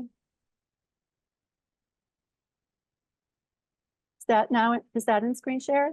Yeah, that's it. There you go. Okay. So which slide are we looking That at? I think it's that one. You prefaced the slide with saying you don't have time to go over it. I just wanted to give you the time to go over it. Well, thank you. So there's been a lot of talk about the need for analyzing at a large area and then applying applications to that analysis. And we did spend a considerable amount of time in our party presentation itemizing many things that would be missing if you didn't end up doing a cumulative impact analysis for OGDPs in a CAP. And because we were worried it was headed in that direction, and we heard from industry that that is actually what they're asking for, even though staff did recommend cumulative impacts analysis for all OGDPs. So if you do beef up the CAP data, and also if you did decide to require the detailed cumulative impacts analysis for a CAP, we don't think that would be adequate, because the specific OGDP locations are not always known. And even if they are, many of them are 5 to 10 years in the future. And an important aspect of the cumulative impacts analysis is to look at past, present, and reasonably foreseeable development, which cannot be known 10 years into the future. So at that point, if an OGDP is proposed and we're just looking at the analysis that was done 10 years ago, there might have been a lot of development that's already happened, and there might be many new permits that are in the works. So that's one reason. Another reason is the fact that at the OGDP level, there's a lot of ability for the public to participate. And so they would have incomplete information. So while we do really agree that things need to be looked at on a larger scale, we don't think that should preclude an additional cumulative impacts analysis at the OGDP level. Another thing I'm concerned about is that however you decide to go, incentivizing a cap should not lead to a reduction of the data that you're able to gather for the CIDR database. And hopefully maybe some of the slides in my party presentation can be a resource for you to look at to see things that would be missing now. Appreciate the chance to more fully answer this question. And I know Allied Local Governments is also working on this, so I'll point ahead to their presentation. Okay, great. Thank you. I appreciate the thorough work, and you pointed to a number of different presentations in which your group was supportive, and it's helpful to understand where there's consensus. So thank you for that. Commissioners, the witness is open for questions. Commissioner Cross? Thank you, Mr. Chair, and thank you, Ms. Leibler. I appreciate this. I want to get a little more information on the CAP OGDP, looking at it at the OGDP and CAP level. I think one of the things that Prairie talked about was the idea that you could look at it at an OGDP if there were changes to it, if there's been land use changes, et cetera. What about something in the middle like that? Not saying automatically can't look at it, because again, I fully understand if it's 10 years in the future, but if it's 2 years down the road, there haven't been any changes in the land use and what's happening, do you still see it as necessary to conduct that cumulative impact analysis if it was just done with the CAP, but it's not changed at that time?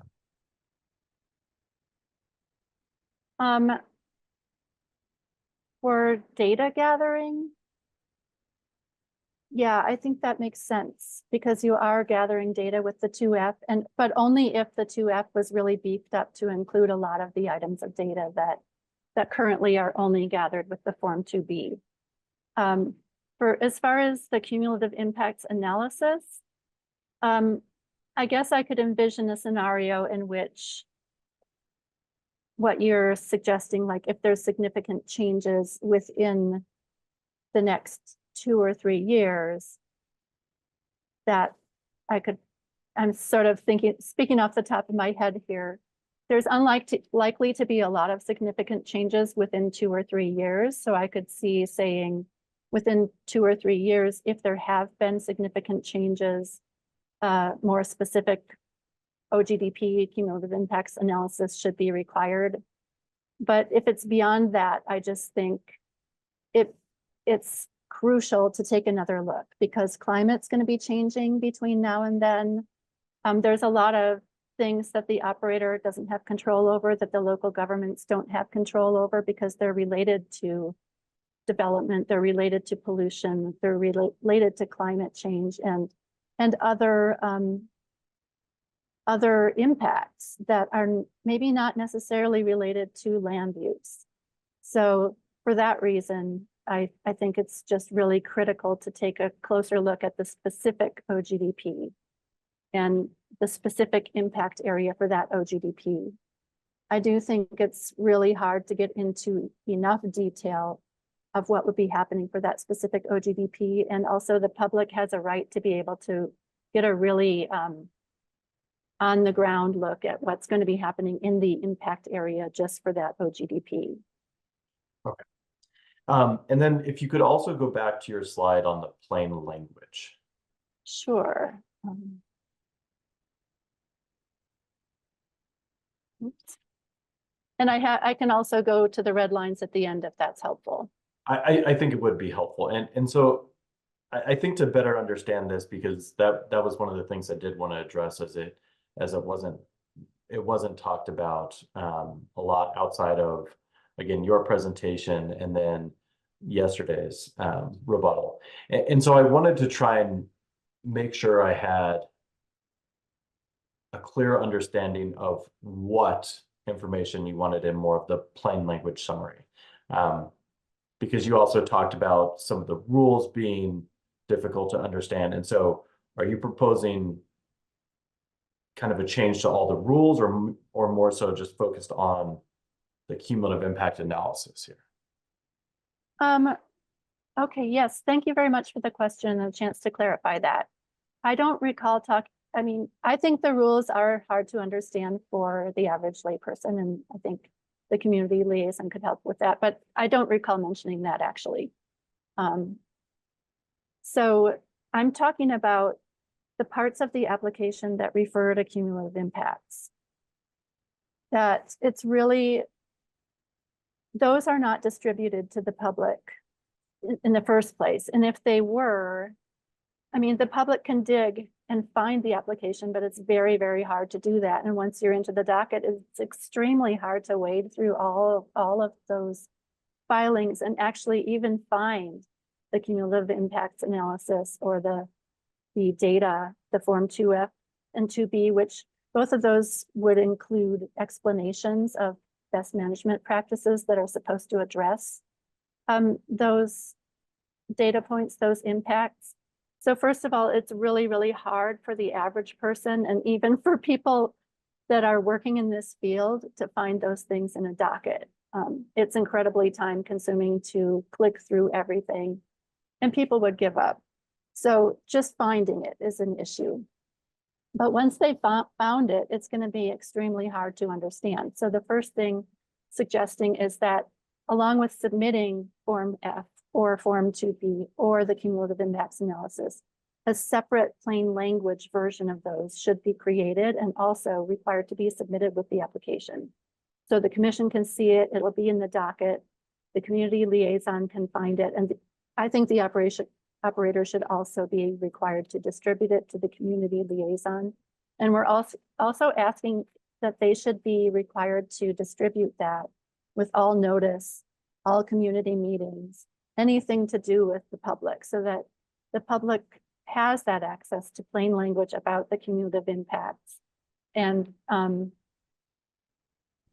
so that they can, meaningfully participate. So there's two aspects: actually create a plain language version and then give it to the public.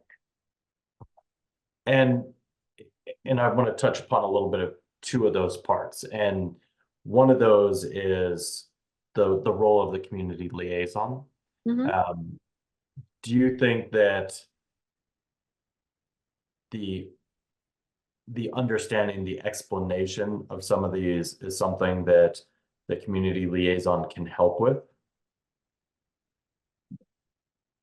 I think that,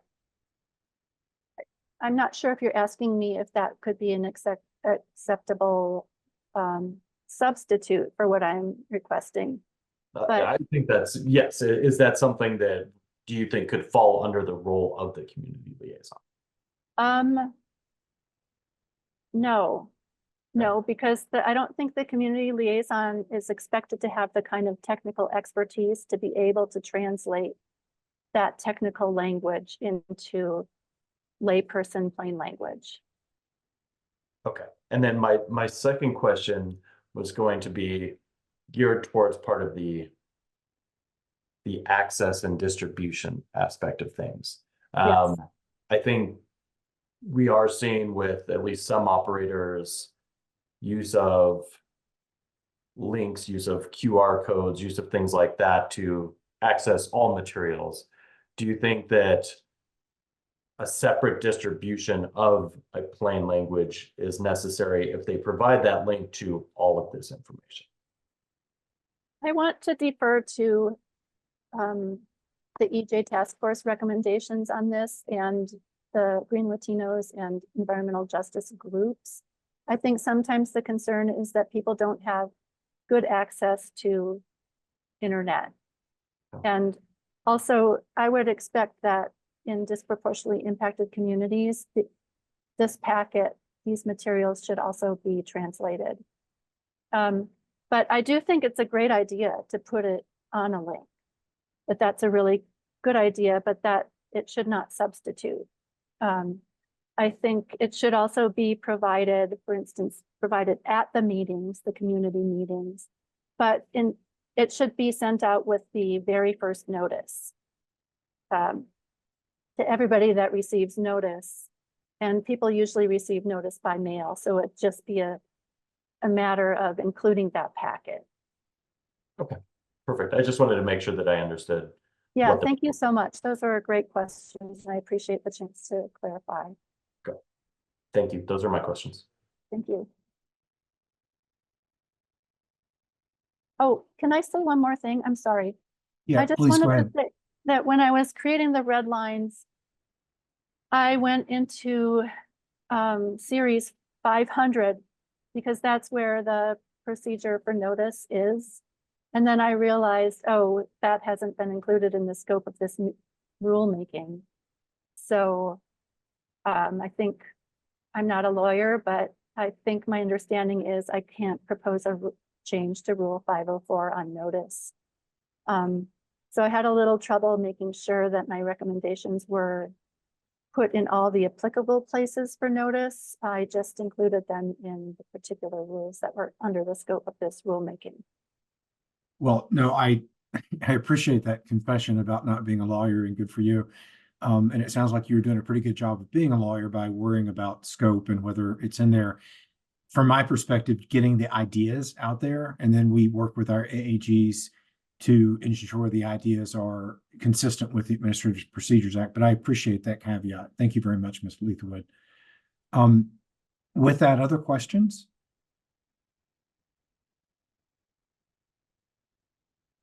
All right, seeing none, we once again want to express our appreciations to you and your organization for participating with us and bringing good ideas for our thoughtful consideration. Thank you. All right, going to try to keep moving it, fellows and girls. Next, Be the Change. And I don't believe Be the Change has a PowerPoint, so we just need to recognize Mr. Wilson, I believe. Yes, can you hear me, Mr. Chairman? Yes, sir. We can hear you and see you. I'm Wes Wilson, Science Advisor for Be the Change, and formerly an environmental engineer from EPA here in Denver. We won't be showing slides today. The data presented in our September 10th testimony refutes, in fact, it debunks the repeated assertion that oil and gas development is good for the state's economy. It's good for the few over the short term, but this industry is a financial disaster. Simply stated, for every barrel of oil and gas produced in Colorado, there is a negative impact from burning that barrel due to carbon dioxide atmospheric loading. As Heidi Leithwood of 350 just testified, there's numerous situations here in Colorado already that demonstrate the economic damage due to climate change, due to drought and fires. Just ask the West Slope ranchers of the Front Range communities that suffered in the Marshall Fire.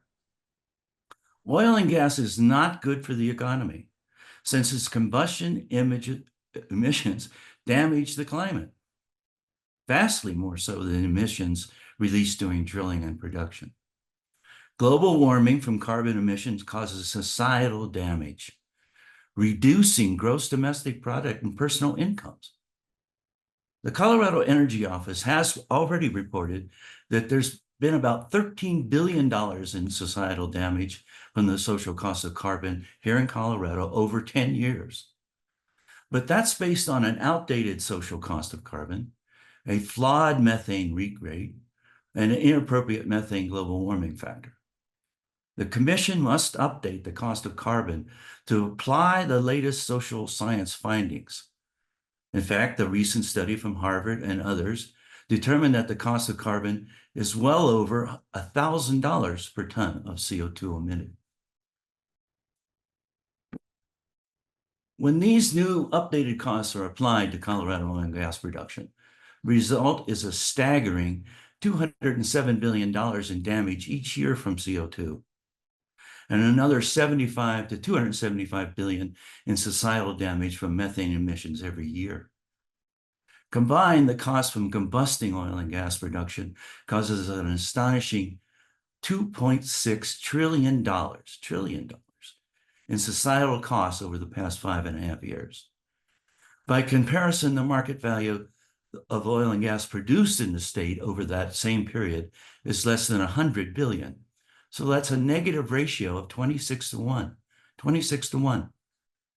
The Commission is obligated to evaluate the climate change impacts on both the individual basis of each drilling permit and on the cumulative basis over time. The extremely high economic damage caused by combusting oil and gas produced must be the foundation for oil and gas decision-making in this state. The National Academy of Science projects the planet is poised to become a hot house Earth when the 1.5 degree threshold is exceeded, a mere 5 years away with business as usual. If the Commission ignores industry's economic damage, you will fail to fulfill your obligation to comply with the law and report to the people. The Commission must start paying attention to these facts. That completes our response. Thank you, Mr. Wilson. Are there questions for Mr. Wilson?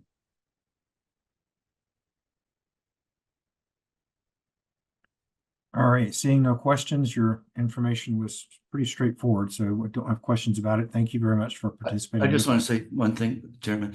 Yeah. It's pretty straightforward because we're calculating based on what's produced here in Colorado, not just what is consumed. Appreciate that point. Thank you. All right. Western Watershed Project is recognized next.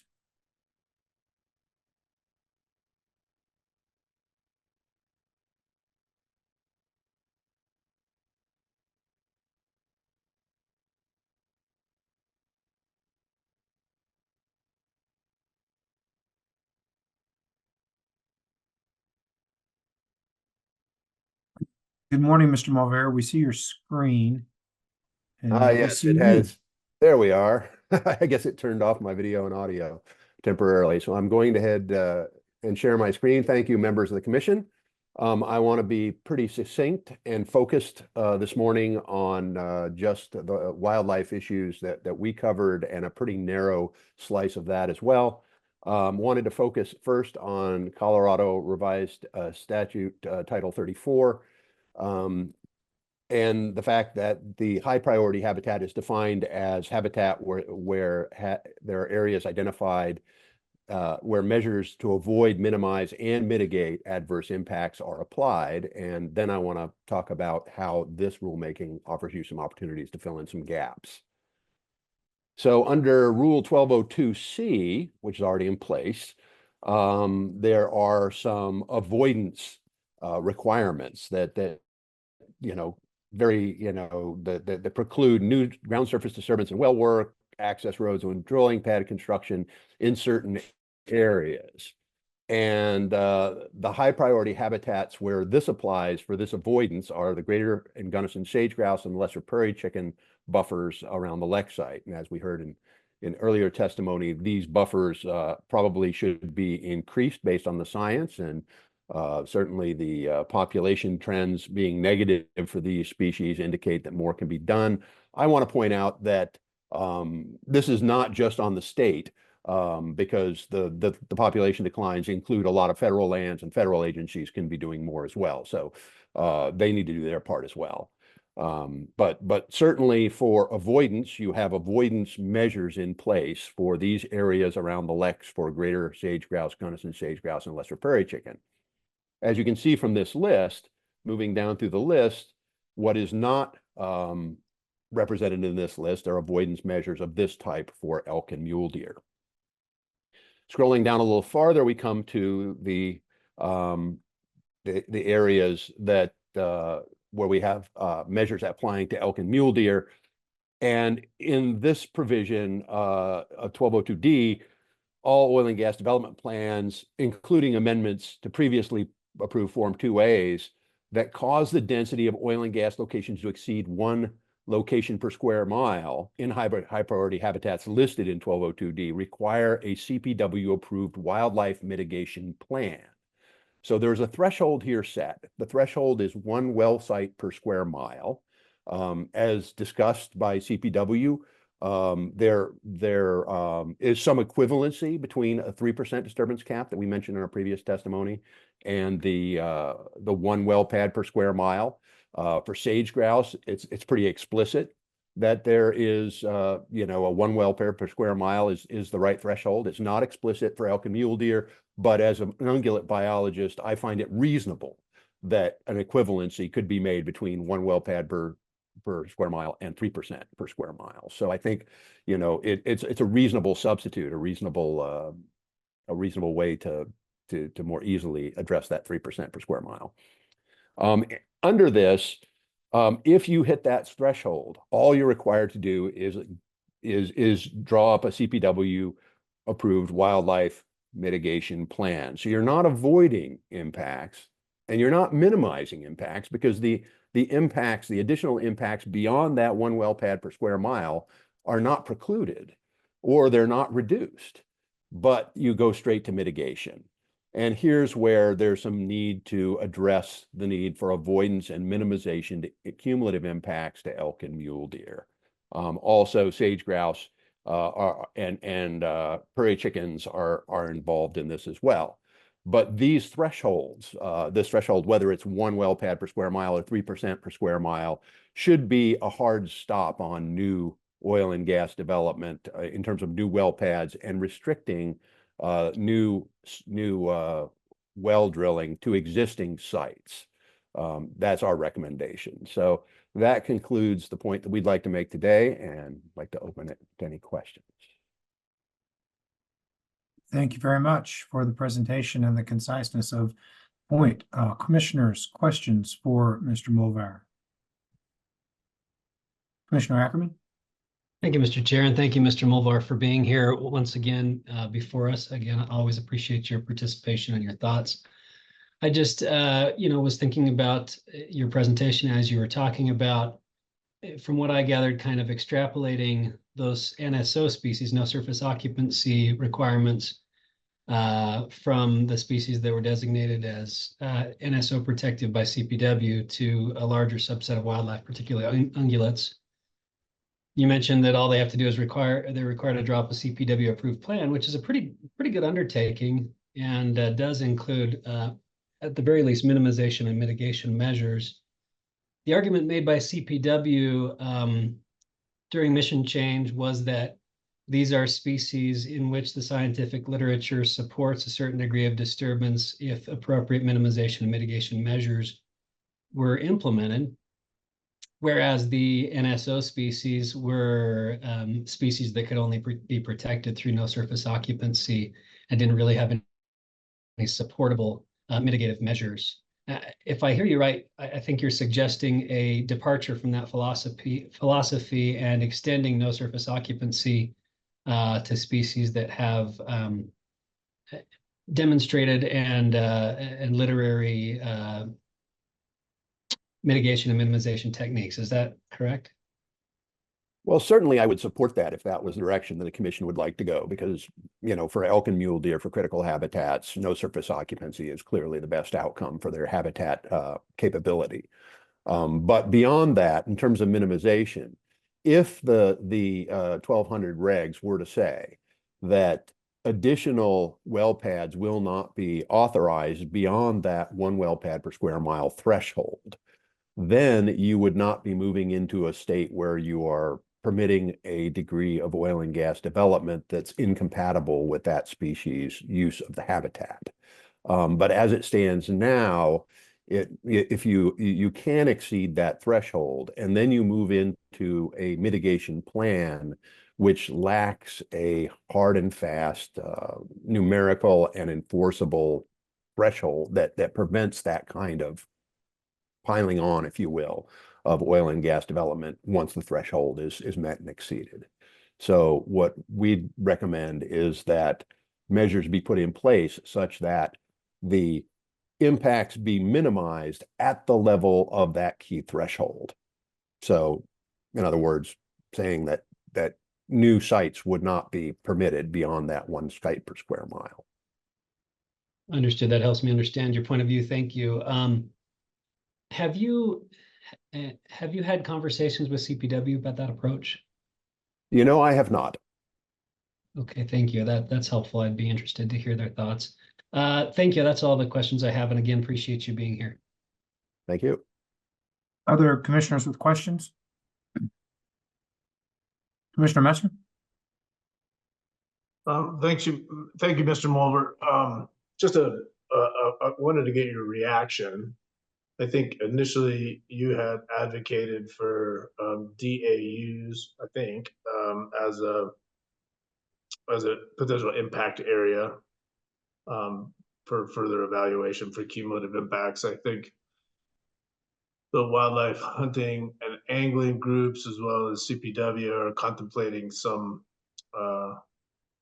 other metric that is tied to new surface disturbance associated with oil and gas operations, or not necessarily just new surface disturbance, but operations, holistically operations of the oil and gas site and some associated buffer.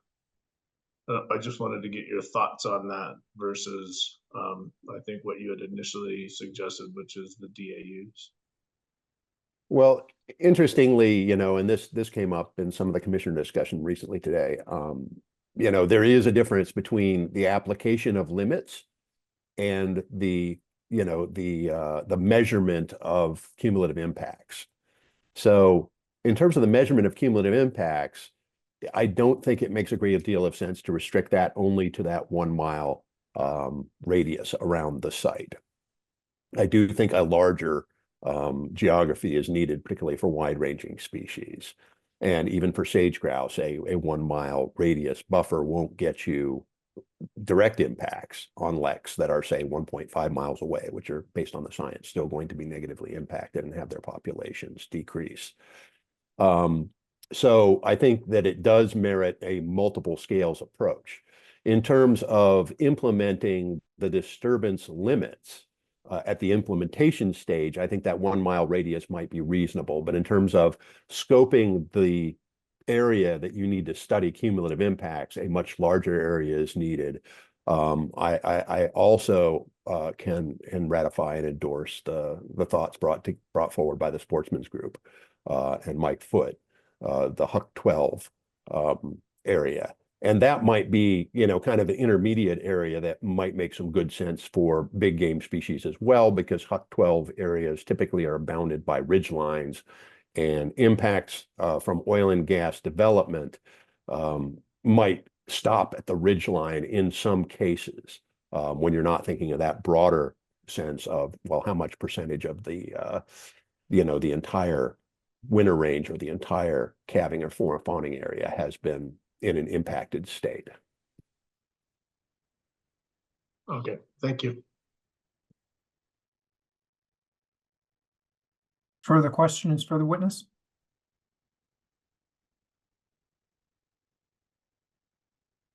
All right, we thank you for your testimony and appreciate you being with us. We now have Colorado Wild, Roaring Fork Audubon. And thank you for your thoughtful deliberations.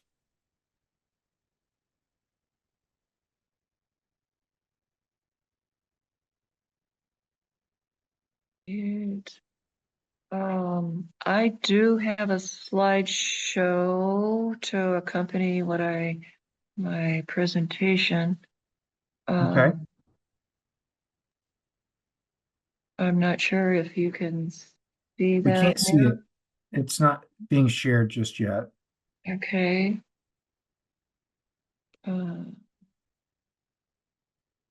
I'm presuming I need to do something, but I'm not sure what.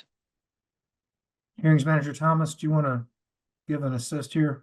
Yeah, Ms. Malone, at the bottom of the Zoom screen, you should see a button on that bottom menu next to mute, stop video. It should say share screen. You should just click that and then pick the PowerPoint Got it. presentation. Okay, got it. Got it. Thank you.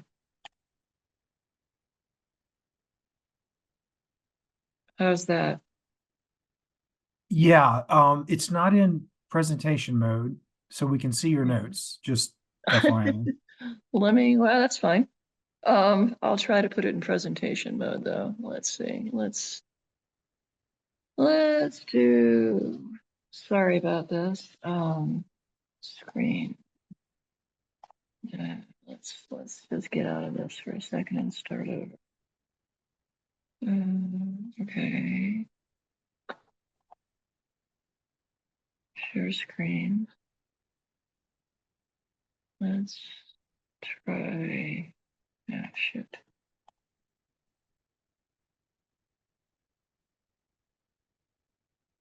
Beginning. Presenter view. X. Okay, that's for you guys.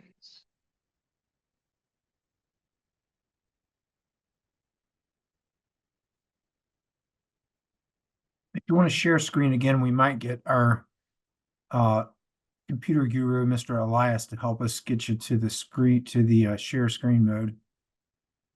Okay. Let's see. The guru would be good. Go ahead and hit share screen again, Ms. Malone. Okay, let me go here, there, share. Okay. But I want to go. Okay, you can see that. Yep, that should do it if you hit from beginning. From the beginning. Got it. There you go. Look at Okay. that. Presenter view. Okay, are we good? No, undo what you just did. You were good before. Undo that. Let's If see. you, if you right click and hit hide presenter view, that should get you back to the full screen. Okay, hide presenter view. There you go. Okay, yikes. That was complicated. Okay, let's see. Now I need to find where everybody is. Shoot. My apologies. I'm so bad. I'm clumsy at this.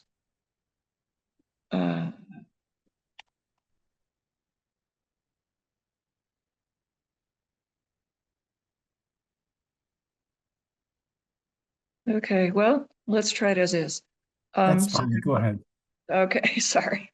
I am Delia Malone, and good morning and thank you. I'm representing Roaring Fork Audubon and Colorado Wild.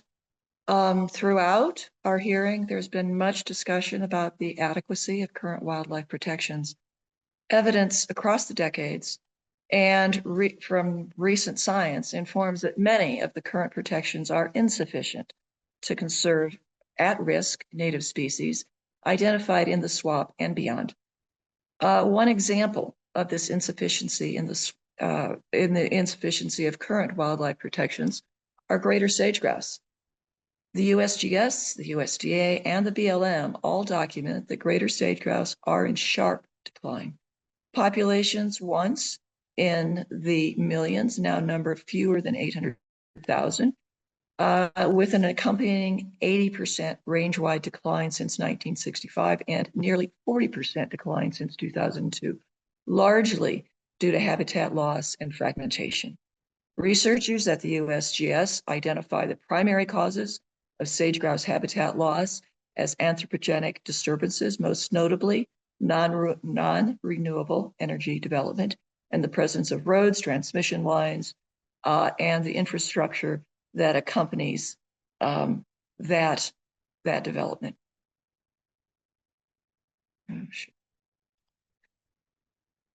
Boy. So recent research from the USGS has found that in recent decades, the rate of greater sage-grouse decline increased in western portions of the species range.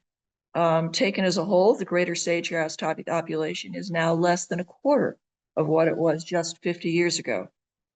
Current Series 1200 rules require oil and gas operators to minimize impacts to wildlife by adhering to several specific requirements, including buffer restrictions in high priority habitat. For instance, with regard to greater and Gunnison sage-grouse, current regulations specify that there should be no service disturbance within 1 mile of a sage-grouse lek. However, best available science documents that this is grossly insufficient to protect greater sage-grouse leks. Existing research on the effects of disturbance on greater sage-grouse conducted by the USGS provide conservation lek buffer distance estimates for energy development and service disturbance with ranges from 3.1 to 5 miles. Protecting greater sage-grouse acts as a sort of umbrella to protect the 350 species of sagebrush-dependent native wildlife species, many of which are listed in Colorado's SWAP, including Dudley Bluffs bladderpod, Piant's twinpod, cushion bladderpod, Debec Phacelia, burrowing owls, brewer and sage sparrows. In other words, by protecting greater sage-grouse, we also protect ecosystems, their processes and functions, as well as the plant and animal species they support. Reciprocally, by protecting habitat for plants, we protect habitat for animals, such as greater sage-grouse and even mule deer. Conversely, these same factors that have resulted in declining greater sage-grouse populations, habitat disturbance, alteration, fragmentation, has also resulted in the decline of the species under the sage-grouse umbrella and a consequent loss of our natural heritage. Given the documented dramatic decline of greater sage-grouse and negative biological diversity across Colorado, revisiting and revising the currently inadequate protections in the 1200 series rules is essential to meeting the legislative intent of 19-181. Finally, as informed by best available science, protecting habitat is the key to protecting greater sage-grouse, which require large, intact, unfragmented landscapes dominated by sagebrush cover and moderate topography with low prevalence of anthropogenic features, such as oil and gas development infrastructure. Recent USGS research shows that there's only a 50% chance that sage-grouse breeding grounds, their leks, will be productive 60 years from now if current conditions persist. If greater sage-grouse go, all of the other sagebrush reliant species under the sage-grouse umbrella will likely also go. In accordance with the legislative intent of 19-181, we ask that the Commission promulgate rules that evaluate and address the cumulative impact of oil and gas operations using best available science to avoid and prevent, not only mitigate, threats to Colorado's native wildlife, including those species listed on the SWAP, by protecting those remaining intact large landscapes from fragmentation and focusing on those areas that are weakly or underconserved will protect both species and ecosystem process and function. This map on this screen right here provides a map of the biodiversity scorecard that we at CNHP did back in 2012. I do not have my CNHP hat on. I have my Roaring Fork Audubon and Colorado Wild hat on, but using this information, we can focus on those areas that are weakly conserved and need more protection. This is a good map. The areas, this mapping exercise took into consideration biological diversity, threats, and existing protections. And with this mapping, with other mapping, we can focus on those areas that need more protection. And we will consequently protect biological diversity by in increasing the protections in those areas that are already under or weakly conserved. Thank you so much for your consideration and your attention. Thank you. And I can stop sharing. Thank you so much, Ms. Malone. Really appreciate you being with us and providing the detailed scientific information. Ms. Malone is open for questions. Absolutely.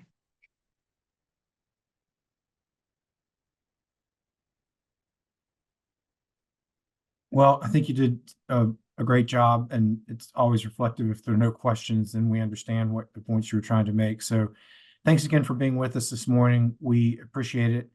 And we will let you move on and look forward to having you continue to monitor the work that we're doing here. Thanks for participating. Thank you all. Okay, let's take a 10-minute break and return at 11:31, and then we'll try to get a few more done before the lunch break. Before we move on to Green Latinos, just want to kind of give a order of play that we're working on for the rest of the morning and then this afternoon.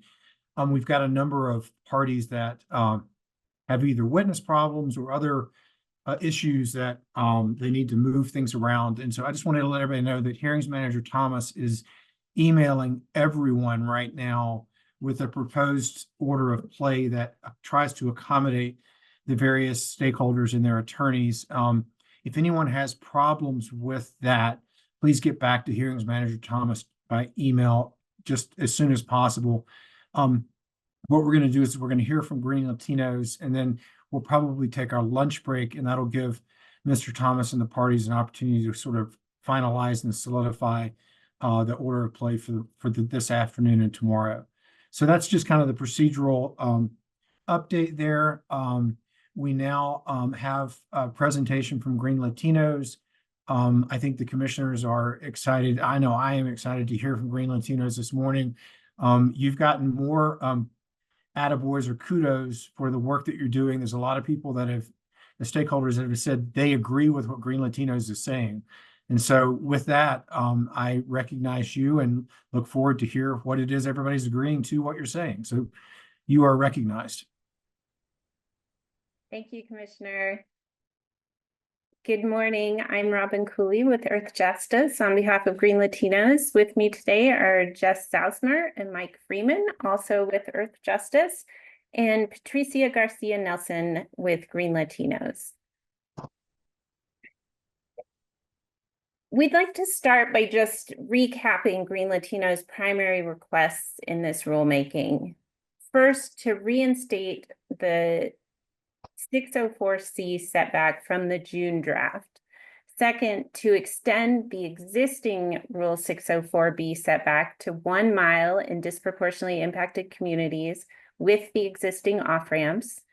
Third, to adopt a proximity approach for the procedural and informational protections in DICs, but with a radius of 1 mile. Fourth, to implement a no net negative adverse impact standard for DICs. And fifth, to fortify the role of the community liaison.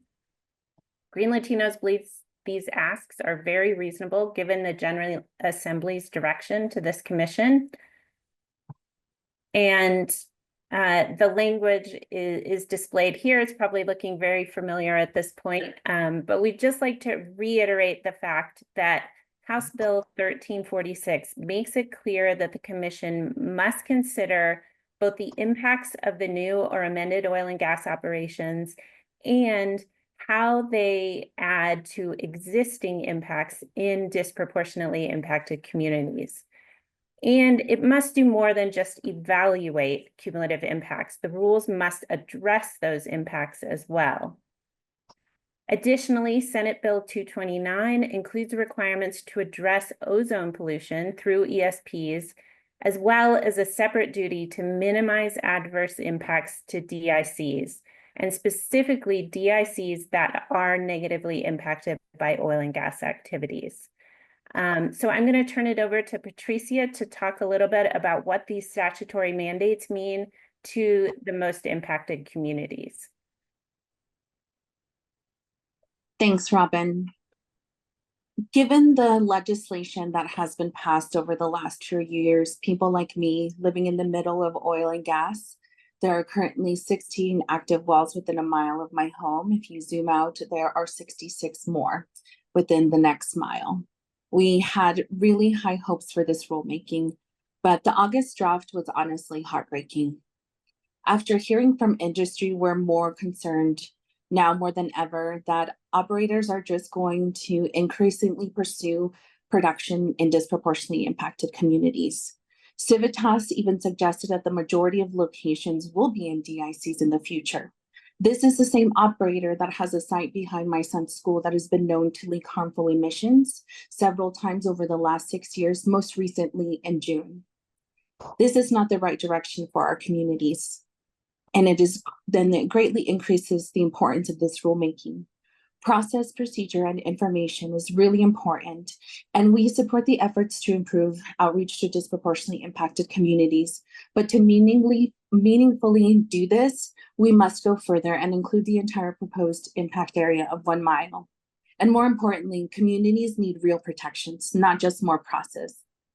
That means a hard setback with a no net negative impact standard that sets up a standard for denying permits when a community has had too much, and strong ESPs in the ozone non-attainment area. Over the last few weeks of this rulemaking, the Commission has asked time and time again questions about the worst case made-up scenarios for operators during the permitting process and what kind of burden that will put on them. I really hope that the Commission considers the rules based on the worst case scenarios for moms and Coloradans like me.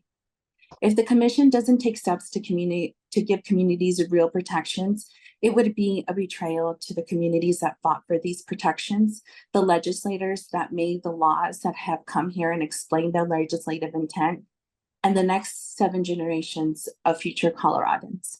I will now pass it back to Robin. Thanks, Patricia. With respect to our rebuttal, we'd like to focus on 4 specific issues: strengthening Rule 604, our proximity approach, the community liaison, and ESPs. So starting with Rule 604C setback, we've heard a lot of pushback that informed consent would be hard to get. But for the setback to be meaningful, we can't have a situation where the exceptions simply swallow the rule. And we know that industry has other options in terms of moving pads, drilling longer horizontals to get at the minerals without locating close to homes. There has been a lot of talk about different proposals for having an off-ramp from this setback, and we recognize that there is an existing variance provision in Rule 502, but our bottom line is that there should be a hard setback within DICs, and the use of any variance should be the rare exception.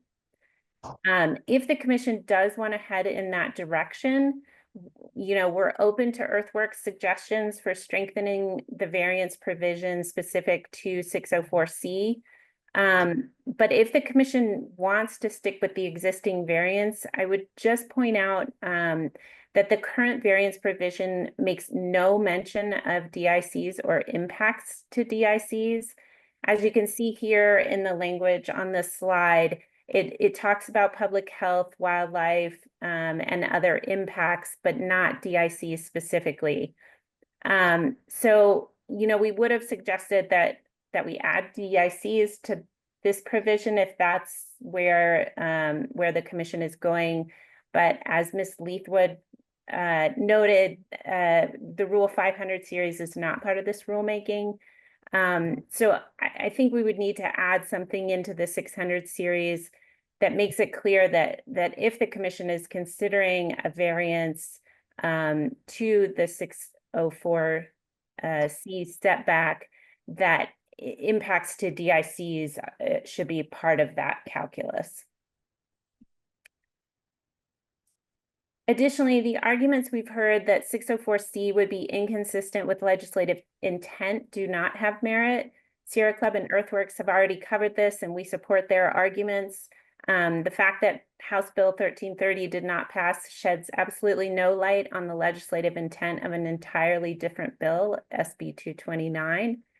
And even if it could, Rule 604C is a far cry from a ban on oil and gas development in DICs. Under 604C, operators could still construct new operations in any geographic location that is not within 2,000 feet of an RBU or within 2,000 feet with informed consent. I will pass it over to Jess to talk about the proximity approach. Thanks, Robin. Next, I would like to talk about our proposal for a proximity approach in disproportionately impacted communities. During opening presentations, you heard these types of concerns from industry, that the DIC designation is too blunt a tool, or that given census block classifications, the statutory definition is too broad, particularly in rural Colorado. Green Latinos recognizes that some oil and gas operations in DICs are in more remote parts of the state and may not be proximate to people. We propose a tailored proximity approach in DICs to account for those concerns. We want to reiterate that proposal, which we view as a reasonable approach that, one, responds to industry concerns around the application of the DIC definition in this context, and two, provides more robust protections to communities.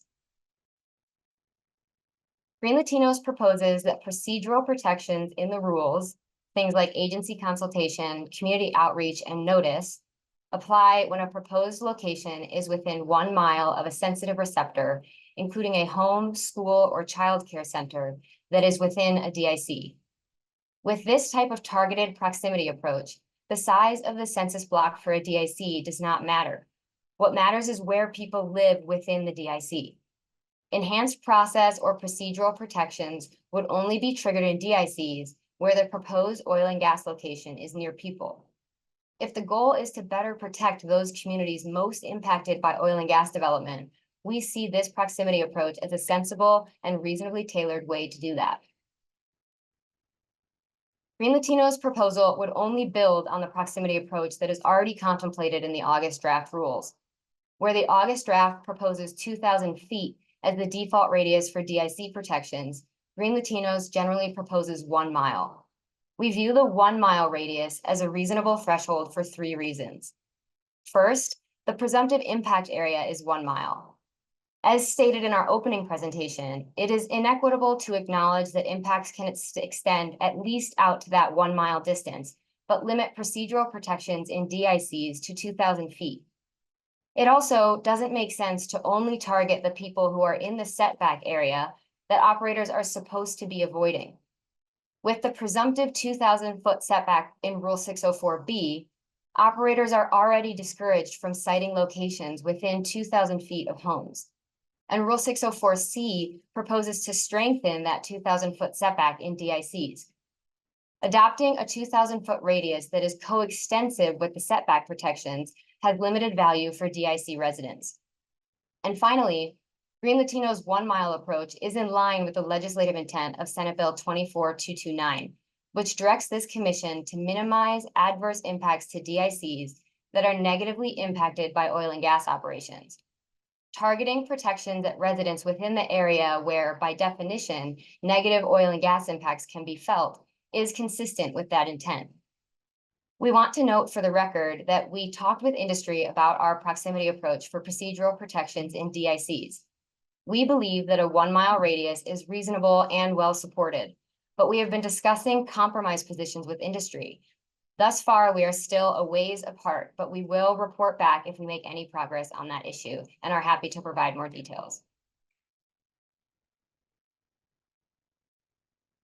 Green Latinos introduced red lines on the proximity approach in Exhibit B to its pre-filed written testimony. Our proposal includes revisions to the draft rules on this slide, and we encourage the commissioners to review those red lines for more detail.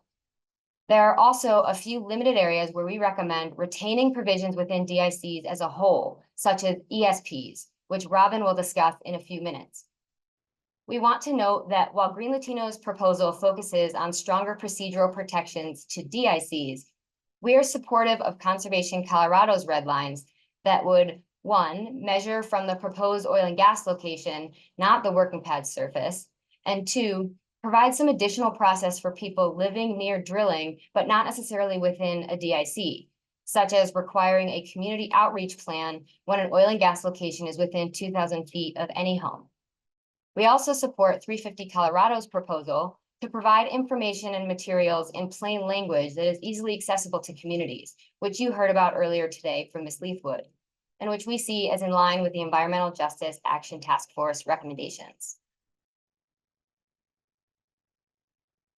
Green Latinos inadvertently omitted the pre-application notice provision in Rule 301H from the red line it submitted as Exhibit B, because the notice provision did not include language specific to DICs. However, in line with our 1 mile approach, we believe it is important for DIC residents to receive such notice where a proposed location is within 1 mile of a home in a DIC.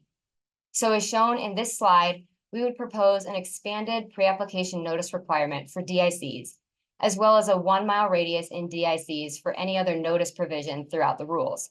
We're happy to submit a revised red line incorporating these notice provisions if that would be helpful to the commission. You heard concerns from COGA that 1 mile for notice would be extremely difficult to comply with because there are so many folks involved. But the information we have suggests that it is unlikely to be a significant burden. We looked at the Commission's 2023 Cumulative Impacts Report. Based on the number of approved OGDP locations in 2023, where there was at least one residence within a mile of the location, operators would need to provide notice to, on average, 54 homes per OGDP. It could be more or less for any given location, but it would be far from onerous or unduly burdensome. And this projection is statewide, so presumably the figures would be even lower for proposed locations in DICs where there is at least one residence within a mile of the approved location. Green Latinos urges the Commission to adopt its proximity approach instead of CICs. We want to reiterate 3 key points on this issue. Our proposal is targeted at oil and gas development where people live, and it doesn't draw distinctions between types of DICs that Green Latinos and other community-based organizations find really problematic as a precedent. New oil and gas permitting is also not currently happening in CICs in Colorado, as acknowledged by ECMC staff and industry parties, and providing illusory protections can really erode trust with communities. And finally, because oil and gas permitting is not currently targeting CICs, the narrowing of the statutory DIC definition is not legally defensible in this context. It is true that state law allows the prioritization of the definition in limited circumstances, but that is only permissible if the Commission makes a determination that the prioritization or targeting of the DIC definition is both warranted and reasonably tailored to the category of statewide action involved.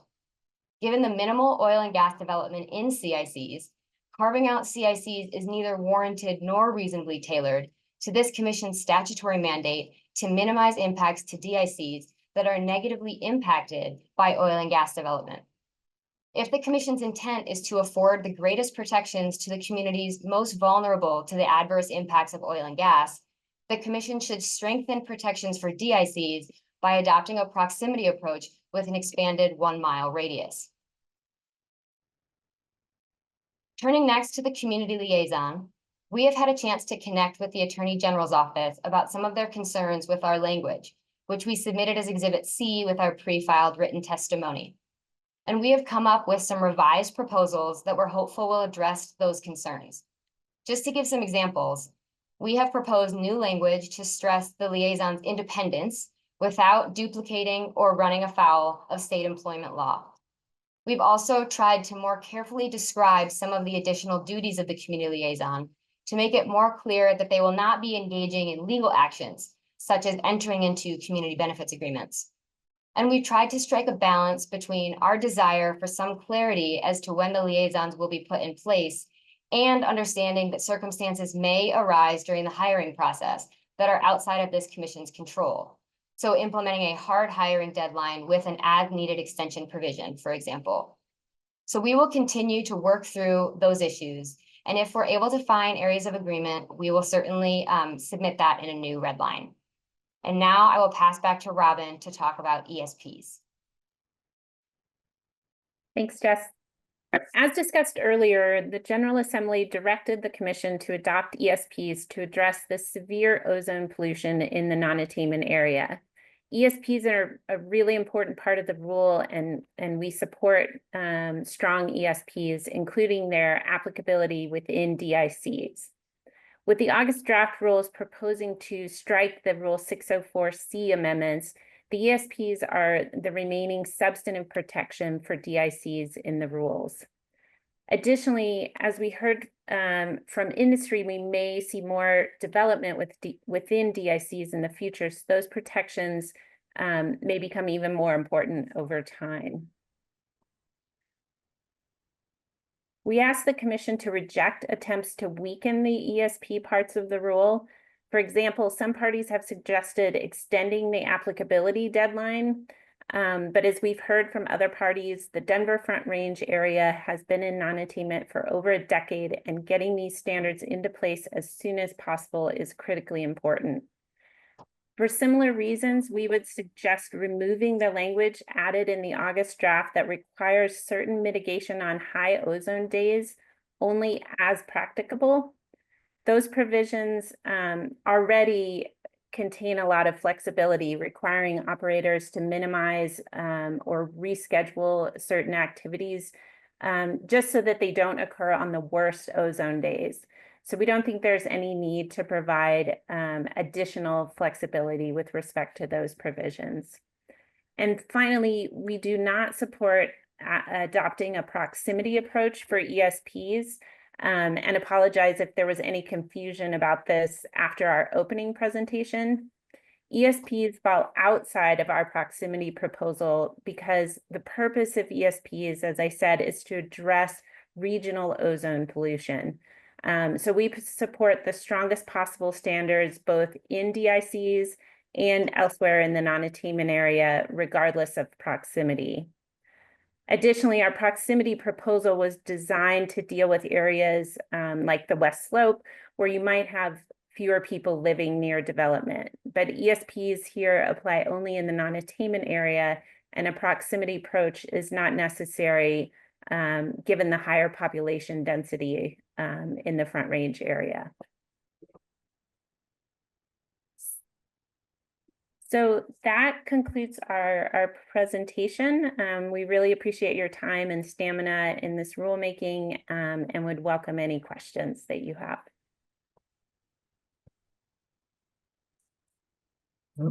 I'm muted. Thank you very much for the presentation.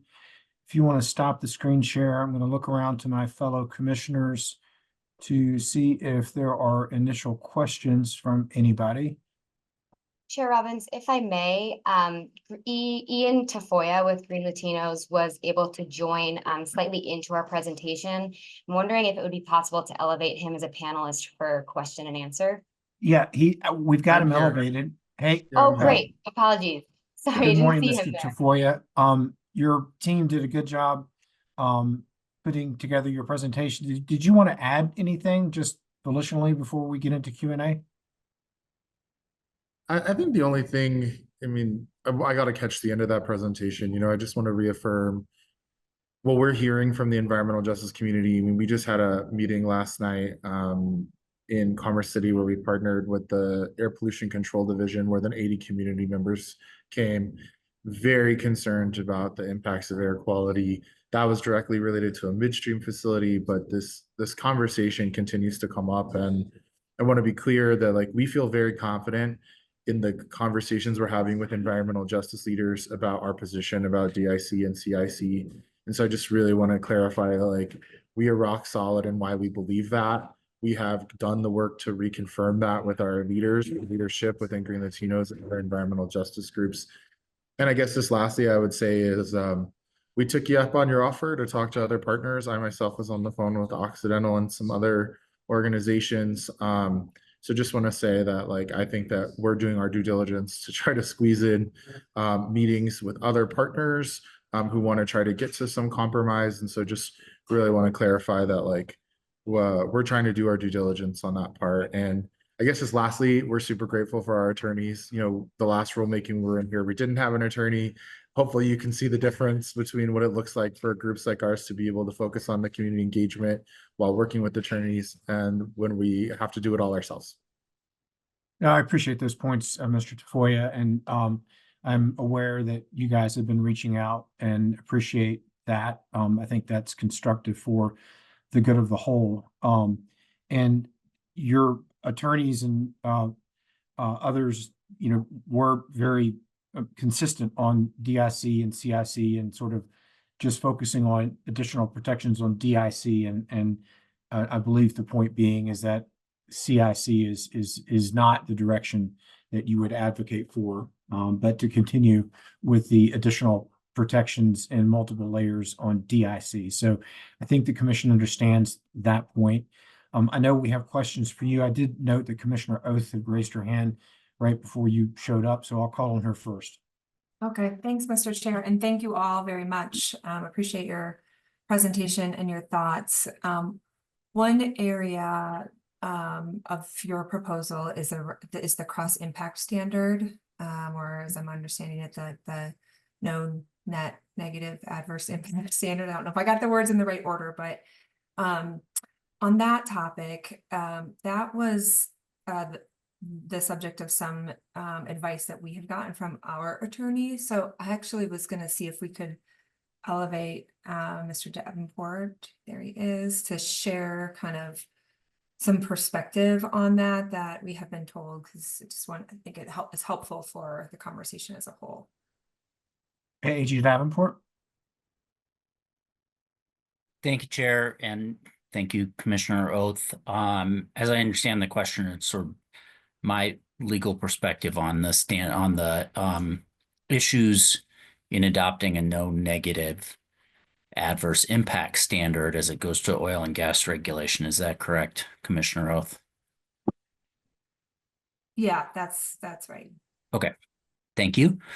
I do have some significant legal concerns with adopting such a standard as applied to the regulation of oil and gas development.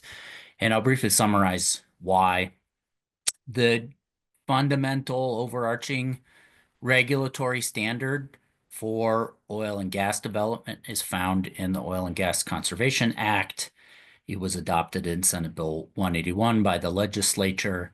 It's found in 3460-106 2.5a and provides that the commission shall regulate oil and gas operations in a reasonable manner to protect and minimize adverse impacts. I won't read the whole thing. The important part for the comments I'm giving today is minimize adverse impacts, in my view. The second part to that standard is found then in the definitions section of the Act, where it provides in 3460-103 5.5 defining minimize adverse impacts. And in my view, the important part for the purposes of this discussion is that there is some negative impact anticipated or allowable by this standard as adopted by the legislature, in the sense that it does provide that minimize adverse impacts means, to the extent necessary and reasonable, avoiding adverse impacts and minimizing and mitigating the extent and severity of those impacts. In my view, in adopting that standard, the legislature anticipated and set a standard for regulation that makes some amount of negative impact allowable in regulating oil and gas development. I'd note two other points to finish up my comments. First is that when the legislature adopted a standard as to specifically to regulating oil and gas operations in DICs, it again used the minimize adverse impact standard. That's in 3460-106 20.5. So did not set a different standard than the standard I just reviewed for regulation of oil and gas operations in DICs. The last point that I'd like to make is that where the legislature did intend to set a no negative adverse impact standard, it did so in regard to geologic storage operations in 3460-106 9C Roman 3B, where it provided that a proposal that will have negative net cumulative impacts on any DIC must be denied. And so to wrap my comments up, my point there is that had the legislature intended for this agency to apply a no negative adverse impact standard nor net negative adverse impact standard, it knew how to do so and applied it where it thought it was appropriate. But in oil and gas, regulation of oil and gas operations specifically did not use the same language it used for regulation of geologic storage operations. Thank you, AG Davenport. Do you, Commissioner Oates, do you, hold on just a sec. I'm going to recognize you in just a sec, Ms. Garcia Nelson. Commissioner Oates, did you have any follow-up? Well, thanks, not for AAG Davenport, thank you. For the panelists, I guess I would want to say, you know, this was a really important part of your proposal, so I wanted you all and others to be aware of this perspective, and then provide you an opportunity if you have a response or thoughts to that perspective. And in that regard, two things. We will get Mr. Davenport's analysis and citations to you so that you've got them. We'll give your attorneys a chance to think about it as well. And we might even want to call you back because this is important and after you've had a chance to digest what we've heard from our attorney. But I did note that both Ms. Garcia Nelson and Mr. Tafoya had raised their hands, so I would recognize one or both of you now. I just wanted to ask some clarifying question. Is there anything in the statutes and standards that you are reading that says that the commission cannot go beyond the legislative standards that you pointed out?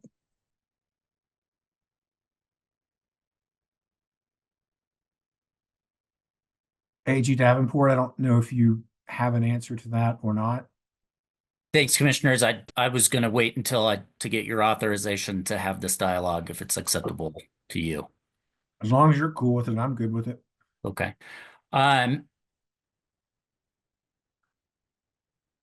What I would rely upon in a response is the fact that the ECMC, like any other administrative agency, must regulate in the manner authorized by the legislature.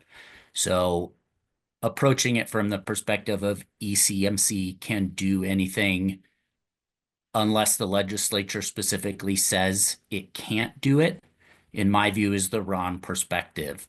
We have to find something in the Oil and Gas Conservation Act that authorizes ECMC to regulate in a specific manner, rather than look for something that says ECMC can't regulate in that manner, and therefore we're allowed to do it. So that's a principle that's applied to all administrative agencies. All administrative agencies only have the authority that they're granted by the legislature. So in my view, in order to find authority to regulate to a no net adverse impact standard, the legislature would need to specifically authorize that standard, as it did for geologic storage operations. So we have to hang our rule on a specific delegated authority in layman's terms. Yes, Chair. Yeah, that's Ms. Garcia Nelson, did you have follow up on that? I did not. Okay. Mr. Tafoya, did you have something to weigh in at this point?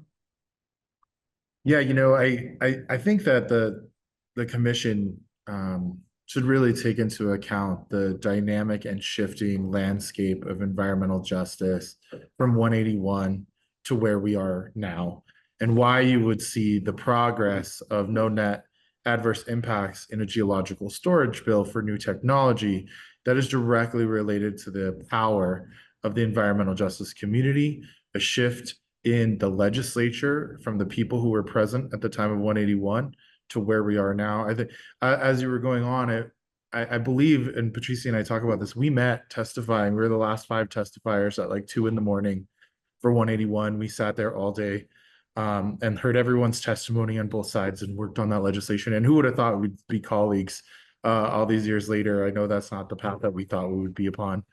But in that time, We've passed the Environmental Justice Office. We've created environmental justice initiatives in the Public Utilities Commission, CDOT, liaisons into the ECMC. And each one of these iterations and the power at the Capitol has been derived by our community being more organized. There's also a shifting landscape at the national level with the Biden administration and the executive orders for environmental justice that I think has dramatically changed where we're at. And what I can tell you, and this is similar to the DIC versus CIC is, and plain language understanding, communities want parity. Doesn't matter what technology it is. If it's regulated by your agency, they want similar protections for themselves, and they want those to be maximal protections for themselves. And so I would just encourage you to think that you've been given this authority within the ECMC to to take on no negative adverse impacts, excuse me. And it's exactly what we heard last night. And Michael Ogletree, the director of the Air Pollution Control Division, can tell you what he heard last night, which is that communities are concerned that overburdened and impacted communities as defined by the Environmental Justice Act feel like the system is working to allow more and more, despite the efforts that we've put in to cumulatively organize and bring power to the state capitol and to your agencies. And I think what's frustrating is that groups like ours commit a considerable amount of resources to build partnership, to fundraise, to engage our communities, to take on and be informed of the trauma that local communities are experiencing. And so we're doing our best to bridge that to you. And what we see so frequently is some sort of procedural barrier that seems to be misaligned with what our moral compass as a society is pointing us in. And we only have so many resources to go past the law or to make these changes, but you have been empowered to this position to take into account those things. And so I can tell you I was a little lost by all the numbers and the Roman numeral threes, and I'm sure my lawyers would prefer the opportunity to review that with us. And so, yes, I think we should come back to specifically address those. But I really want you to be thinking about what are the most impacted communities continually asking for, and are you able to deliver? I, as one commissioner, thoroughly appreciate those comments. I agree and understand. I mean, I've been here since 181. I was instrumental in working on 181. I remember I was in the meeting room at 2 a.m. when you testified as well. And I've seen the magnitude of the work of the EJ community as to where it was then and as to where you are now. I encouraged, and I know Commissioner Oath encouraged, the discussion with our attorney, which is a little bit unique. We normally don't have our lawyer come up and provide legal advice on matters that are, tricky with a lot of Roman numeral threes and all that. But I wanted it to be out there because we want to be transparent with the EJ community as well, that while we acknowledge these really important components, we don't want to have invisible barriers, but when we were being told about a visible barrier, we want to get it out there. We want to be transparent about it. And so I as one commissioner, will make sure that AG Davenport's thoughts are conveyed over to your attorneys who've done a great job, and we'll give you an opportunity to think about that outside of a public forum right now and talk about it amongst yourselves. And I'll grant, I as chair would like to grant you some additional time if you don't already have time, and we'll get back to this at an appropriate time when you're ready, so that we can make sure that we all at least understand the playing field, right?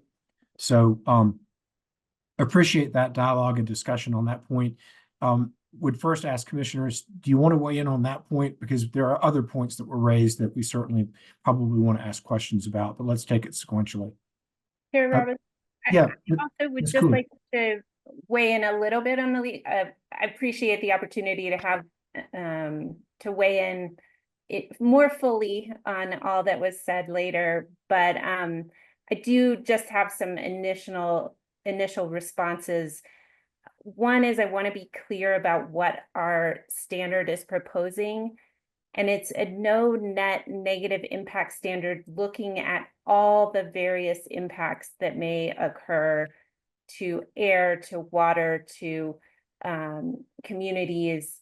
So, it's it's not a standard that there are going to be no impacts whatsoever. It's a standard of looking on balance at all of the impacts and potential benefits that operators can bring to the table.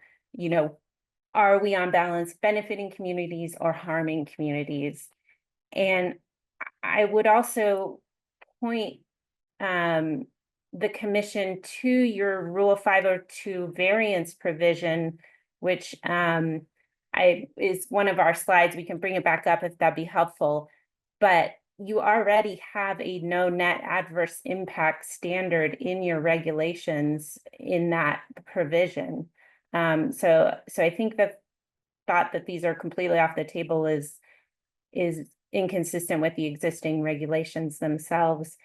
And then I think I'd just like to take us back to what we're trying to do with this. And I think the goal here is that there's no standard in the reg for when we're going to deny a permit when the impacts are too much for disproportionately impacted communities. So that's what we're trying to get at. And if there's a better way to do that, I think we're open to talking about it. But what we see as the fundamental failing is the fact that there's no criteria for saying this is too much for DICs.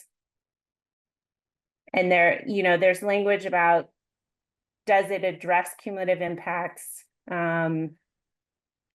don't really know what criteria you're going to apply to that determination. Since I started this, maybe I just want to respond. So I really appreciate that. Thanks for that response. And yeah, then let's have an opportunity to revisit after you more fully have a chance to evaluate it. What I would say about that is, so right now in 315B3, and I think this is probably maybe what you had in mind, it says that the commission will determine whether the cumulative impact analysis adequately evaluates and addresses cumulative impacts. So I think that's the closest we have to a standard, right? Is the adequately. And then appreciate you pointing out the standard in the various provisions. So that was a really helpful response. So thank you. Any other questions from commissioners on this topic? Otherwise, we'll open it up to the other topics that the panel spoke to during their rebuttal. All right, any questions on other topics? Commissioner Cross? Thank you, Mr. Chair, and thank you for the presentation. This is helpful. I want to try and touch on some clarity for a couple of the points that you made. First, I think perhaps Mr. Tafoya, I think it may be best to, as you brought it up in your comments, the idea of the plain language. And so I wanted to try and get your opinion on some of the discussion that, if you had a chance to hear Ms. Leetwood's comments on the plain language issue. You know, unfortunately, I wasn't able to see her presentation, but we communicated prior to this meeting about what they were requesting, and plain language understanding about permitting process, health impacts, all of those things are directly related to best practices and community engagement. I could go call up the specific lines for you if you'd like, but I think the concept of demystifying regulatory and industrial processes and putting it into a way in which people can understand how it impacts them, I think is critical in addition to language justice. And I think the more simplistic you can make the language or common language, the easier it is to translate as well. Thank you for that. And then I wanted to try and touch on a couple of the ESP related issues.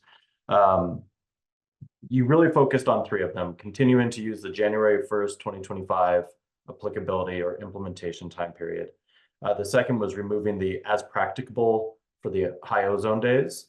And I wanted to try and understand specifically with that, are you proposing that some of these actions would still apply if there was upset conditions, emergency maintenance, things like that, or would that also be off the table?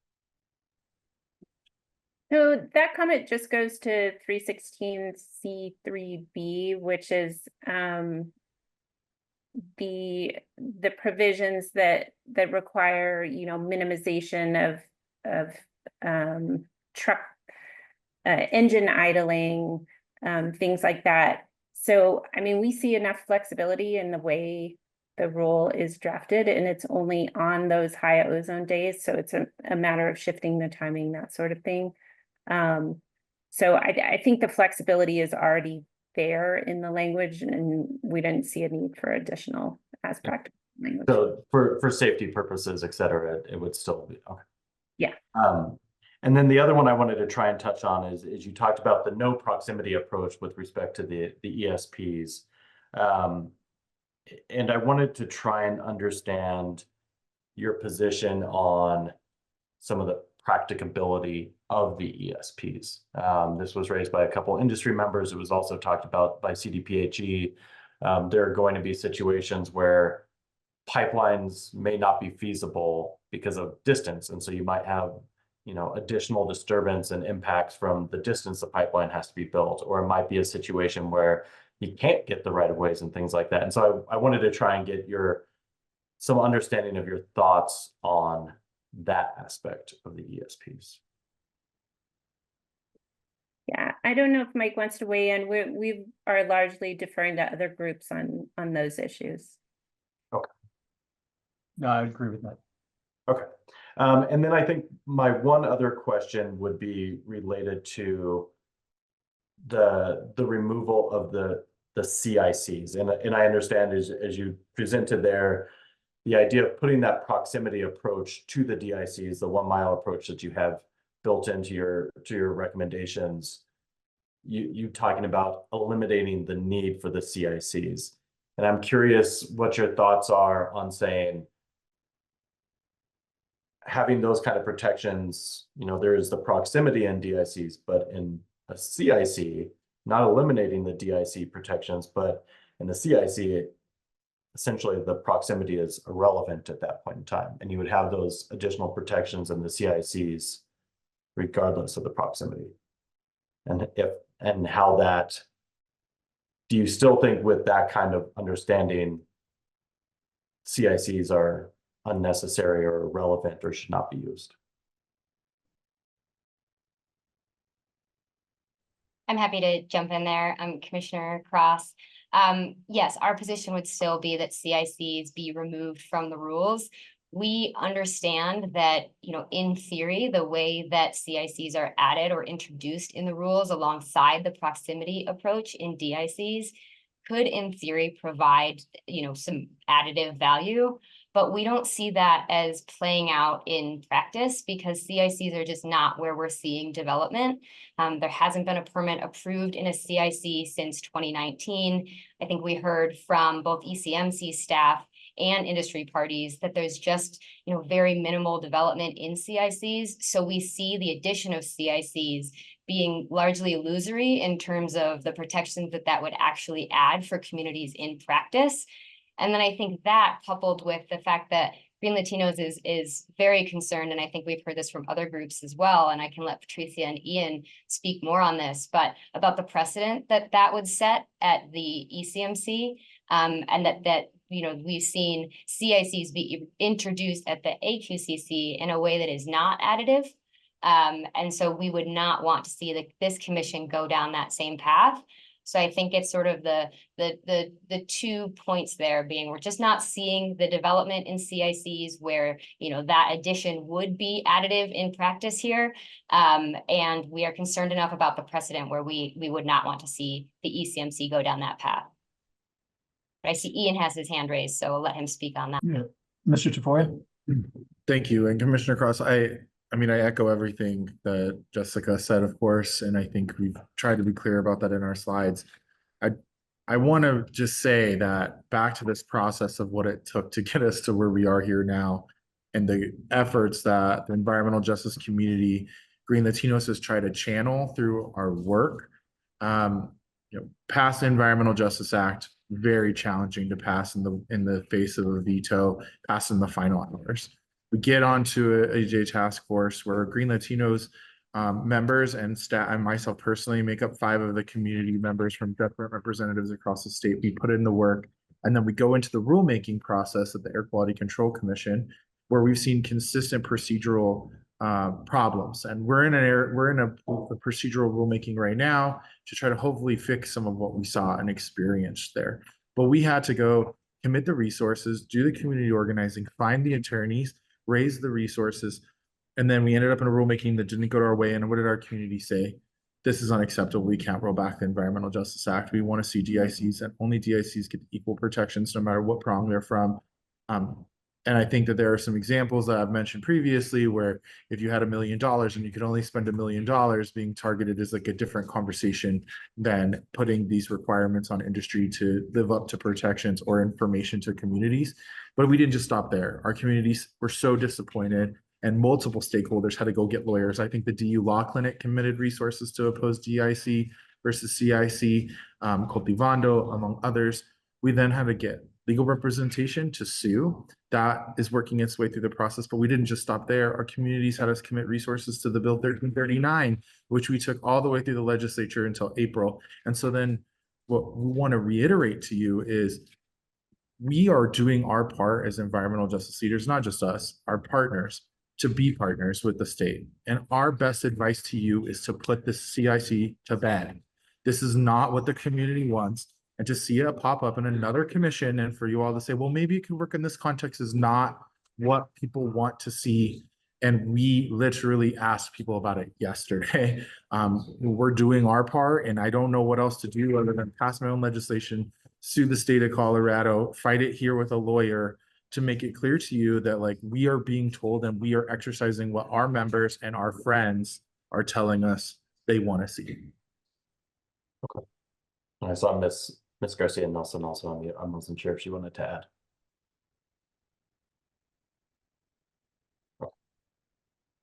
Thank you for those comments. I think those are my only questions. I appreciate it.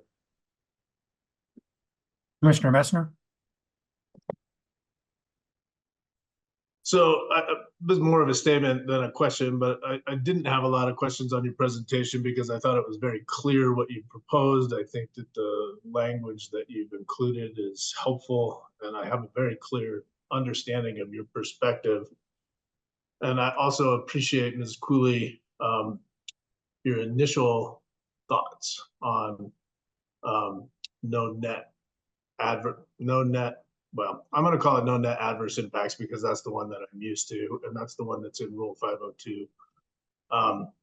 And, you know, tend to agree, as I have applied no net adverse impact standards in local land use proceedings, that the net ends up being a really important word there, and it's acknowledging that there are impacts, but that you are applying mitigation measures to those impacts in order to achieve that standard. And so I appreciate that perspective on that. So thank you. That's all. Other questions for the panel?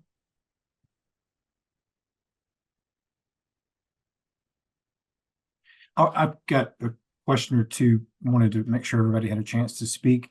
I think this is to Ms. Osmeyer, and apologies if I got your last name wrong. You or some members of your team talked about, you know, that you are appreciative of the 604C setback, and that's where you believe we ought to go. But you did recognize some of this talk from Earthworks and suggestions on 604C.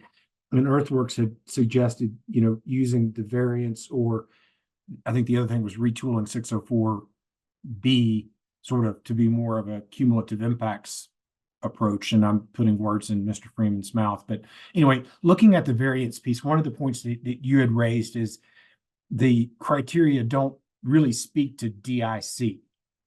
There were developed outside of the concept of that. Do you believe there's room for thinking through something that would allow for protections if whether it's a variance or a departure or whatever you want to call it, did have things that were important to protections of DIC? I mean, have you thought about it from sort of that angle? Yeah, that was actually me. Oh, sorry, I was looking at the wrong lawyer. As I mentioned in the presentation, I think, our first line is that variance should be a rare exception, and there is a variance provision in the rule. Yeah, I mean, I think we're open to how to best incorporate DICs in there. Like I said, we could have redlined that provision, but it's not part of this rulemaking. So I think it would have to go somewhere else, probably in the Rule 600 rule. And as far as the various options that Earthworks put forward, I think our preference is to see a strengthening of the variance provision for the 604C informed consent provision over trying to define substantially equivalent in a different way. Okay, just wanted to see if there's room for discussion there. Another area that my notes I don't think it had to do with the community liaison. And one of you, and now I'm not going to pretend like I know which one it was, spoke to the fact that you've had some discussions with our lawyers about the independence issue in state law employment, and then spoke about community benefits agreement and the hiring processes. I didn't see red lines on those pieces. Do you have red lines for those pieces? Do you want to share them? Do you want to email them to us? Are you developing those red lines? Yes, Chair Robbins. We have developed revised red lines that respond to some of the concerns that were raised by the Attorney General's office, and we have shared them with the Attorney General's office and are in discussions with getting feedback around whether that language, that revised language, appropriately addresses their concerns. I also have the revised language in slides, so I'm happy to share that and walk through that now if that would be helpful, or wait to continue to have conversations with the ECMC staff and provide those at a later date. Well, since I'm going to call you back anyway, maybe I can give you a little more chance to chat with our AAGs, and then we can have two discussions at that call back. One involving that earlier issue, and then secondly talking a little bit about the community liaison red lines. Is that fair? Yeah, that sounds great. Okay. Those were my sort of final questions. I think the other commissioners had finished up their questions. Going once, going twice. All right, we thank you very much for the presentations, the hard work of your communities as you provide us with good perspective on a lot of issues that we're working on. So thanks again. Commissioners, it is almost 12:30. I know that Hearings Manager Thomas is working with parties on allocations and timing, et cetera, for afternoon presentations. I would suggest we return at 1:15. That's an hour and 15 minutes. I would let all the parties know procedurally, at least one commissioner and maybe more have hard stops today at 4:30 and tomorrow. So I do not believe that's going to preclude us getting through all the cases in chief with a 9 o'clock start time in the morning. And then that would give us an opportunity to start figuring out what we're going to do on deliberations probably late tomorrow or Friday. We do have all of next week set aside, and in case it's needed, and I guess I'm throwing out there, folks need to probably be thinking it's probably going to be needed. So with that, we will take a 45-minute break and come back at 1:15. Thanks, everybody. Really appreciate a really good morning's worth of work. All right, welcome back. This is the Colorado Energy and Carbon Management Commission. It is Wednesday, the 18th. It's 1:15. We will continue in docket 240600145. And we have before us now the allied local governments for their rebuttal closing. Welcome. We look forward to hearing from you.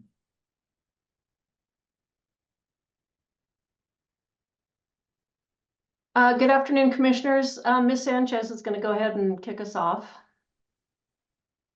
Okay, good afternoon, Commissioners. I'm Kim Sanchez with the Allied Local Governments. I wanted to start off on behalf of our group by recapping some of the important themes that we're trying to get across in this rulemaking. So first off, with the cumulative impacts analysis, we're really wanting to shift the agency from looking at permits on a permit by permit basis, and looking at OGDPs in isolation to addressing the total resulting impacts in an area when you're evaluating new operations. In order to do that, we will suggest examining the singular impacts of an oil and gas facility. So that is one of an OGDP, as well as its incremental and collective impacts within a region. To do that, you would evaluate and address the additive impacts of each new oil and gas operation on top of the existing land uses and development. So the formula for that is basically starting with your baseline, looking at your planned activities and the additive impacts in order to get the full picture. Next slide, please, Kate.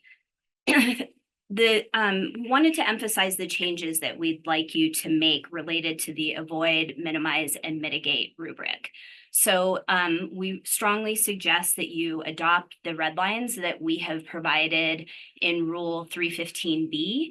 And as we discussed in our testimony on the 5th of September, this is primarily to disaggregate the avoid, minimize, and mitigate analytic framework. So we've really strongly suggest that in order to apply that rubric correctly, that you need to march through those tiers methodically, and that they are hierarchical, meaning avoid takes precedence, then you look to minimize, then lastly, you look to mitigate. We'd also suggest that you build in that synthesis piece to evaluate all the incremental impacts, that is each of the 8 resource impact descriptions that you're requiring in 315 together. That's because individually, each element may not be too impactful, but they have to be assessed together in order to gain a clear picture of the cumulative impacts. Lastly, we want to increase the transparency on how operators evaluate and address cumulative impacts. And so we've asked for some additional language in 315B2DI. The next thing is that I went back and listened to our dialogue on September 5th to see if I could help address some of the questions that came up, including the $1 million question, which I think is the tough one that we really would like to try to revisit today. So when I look back at some of the questions from Commissioner Robbins in particular, one of those questions was, how does the ECMC turn cumulative impact analysis into a permitting protocol if an operator comes to ECMC with only one location versus a cap? So we would suggest 3 steps to do this. So again, first, just look at the singular impacts of that facility, of that proposed facility. You need to require and obtain all the necessary information. So all of the plans, the estimates of the impacts for the planned activities from an operator to review that singular well and its cumulative impacts.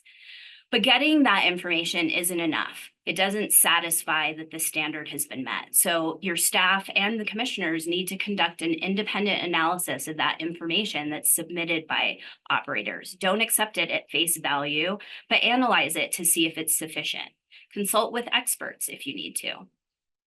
The second step, next slide, please, is to look at the singular impacts of that facility then in the context of the impact area. So that impact area is a key feature to doing the cumulative impacts analysis. So to look at the singular impacts of that facility in the context of the impact area, you're evaluating the incremental impacts. So how does that OGLA add on to the impacts of the area? You're looking at the planned activities before permitting any new activities. You're looking at everything together. So all of the collective impacts in that impact area. Then lastly, next slide, this is probably the toughest part. So ultimately, the ECMC must weigh the information and analysis against the standards and criteria. So last time Ms. Pranos gave you a quantitative example. And so that was, how do the additional emissions from a planned operation impact compliance with greenhouse gases or NOx intensity? The agency should not be permitting new wells without consideration of the impact on that prospective emission will have on air quality or climate. That you have a very clear quantitative standard by which to judge some of these. Some of your standards are going to be more subjective. So next slide, those are going to be examples in 305B, 307B1, and 314. So these standards also still provide you with some guidance, because essentially it's saying that when you're recommending approval or denial, you need to make sure that the plan that you're reviewing complies with the requirements in your rules and protects and minimizes adverse impacts to public health, safety, welfare, the environment, and wildlife resources. Next slide. So in doing this, looking at all of these steps, you're applying that analytical lens. Can the impacts be avoided? If they can't be avoided, can they then be minimized? If they can't be minimized, then and only then are we really looking at mitigation measures as a solution. Next slide. So the $1 million question is how you make the determination of whether the standard has been met. So one of the questions that came up in our exchange with Commissioner Robbins was, how do you tell if it's absorbable or not? How much is too much? So this isn't easy, but I think this is the crux of it, and this is the role that you have. So the idea is that you need to make an informed judgment by applying the governing standards and the criteria to the facts. So your role is no different than that of, judges, juries, county commissioners, city council members, town trustees, or any other type of regulator or arbiter. So you use that expertise that you bring to the commission, and you rely on the expertise of others, including members of the public that are providing input. But at the end of the day, there will be judgments that you need to make. So did the applicant meet the burden of proof with the evidence provided? You have to weigh that evidence and review it and determine if it's credible. But given the mandates, your responsibility is to ensure that a new permit protects and minimizes adverse impacts to public health, safety, welfare, and the environment and wildlife resources. So we think you have what you need to do that. And hopefully the framework that we've offered helps you sort of systematically kind of go through the logical steps to get there. Go ahead. Okay. Sorry. Yes, so we're on to Ms. Parañas. Great. Thank you, Kate. And good afternoon, Chair Robbins and commissioners.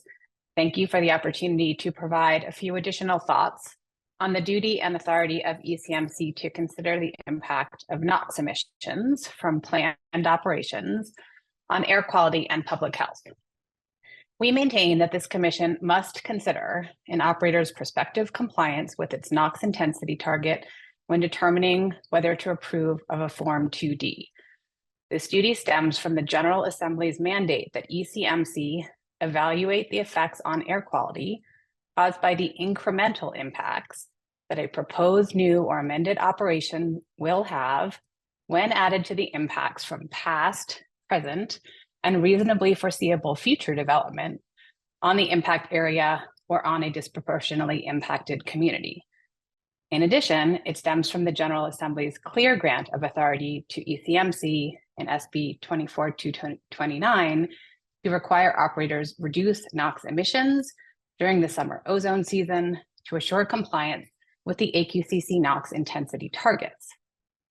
The duty to evaluate the effects on air quality caused by the incremental impacts that a proposed operation will have on air quality is clearly and explicitly prospective. Incremental impacts are added impacts from proposed new operations, as Ms. Sanchez just discussed. A review of an operator's past compliance with its NOx intensity target does not satisfy this mandate, as it does not consider incremental impacts. An evaluation of the incremental impacts that a proposed operation will have on an operator's compliance with its NOx intensity target must consider planned emissions. Next slide, please. In SB 24-229, the General Assembly was very clear that ECMC may require operators to take actions to reduce NOx during the summer ozone season in order to assure compliance with NOx intensity targets. This grant of authority also clearly contemplates this Commission's consideration of an operator's prospective compliance with its NOx intensity target. AQCC has set a different NOx intensity target for 2024, 2025, and 2026 for operators. Actions that an operator takes to reduce emissions in 2025 cannot bring an operator back into compliance with its 2024 target if it missed that target, as that target is in the past. The targets are based only on emissions between May through September, so the only emissions reduction actions that matter are actions that occur within the summer ozone season. As an example, per the current staff proposed rules, an operator will submit its Form 2D request to conduct pre-production operations in the non-attainment area during the summer ozone season in February. Let's say it's February 2025. At this point, the operator either has or has not complied with its 2024 target, as that target was based on 2024 summer ozone season emissions. Any actions that the director or this commission may require the operator take to reduce NOx emissions during the next summer, so summer 2025, will have no bearing on that operator's compliance with its 2024 target. And that is true even where AQCC will not determine if the operator actually complied with its 2024 target until it receives that operator's annual report in the summer, well, in June of 2025. However, at the Form 2D stage, the operator absolutely can take steps to reduce its NOx emissions during the upcoming 2025 summer ozone season, in my hypothetical, where the operator submits the Form 2D in February 2025. The General Assembly's grant of authority to ECMC to require operators take action to assure compliance with NOx intensity targets contemplates consideration of whether the operator will be in compliance with its 2025, in my hypothetical, NOx intensity target for Form 2D submitted in February 2025. Next slide, please. We have been in discussions with Oxy and are pleased to say that we support their revised Form 2D process that they will share with you during their closing presentation. Notably, this process, like staff's August 2nd proposal, acknowledges that the director must consider prospective compliance with NOx intensity for the upcoming ozone season, as well as past compliance with the prior ozone season or seasons. In particular, both Oxy and staff's August 2nd Form 2D include information to inform the director whether an operator will be able to meet its NOx intensity target prospectively. Both Oxy's and the staff's Form 2Ds require operators provide, quote, a narrative description of the operator's ability to not exceed its NOx intensity target for pre-production operations proposed between May 1 and September 30th, end quote, as well as, quote, a narrative description of the enhanced systems and practices pursuant to Rule 316C that the operator plans to utilize to reduce emissions and or ensure that their NOx intensity target will be met during the upcoming year. Thank you. That concludes my portion of the presentation, and I'm happy to answer questions at the end of our presentation.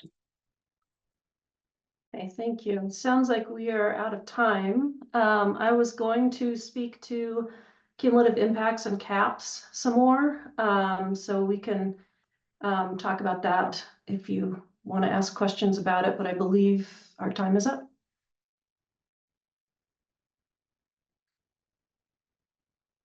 All right.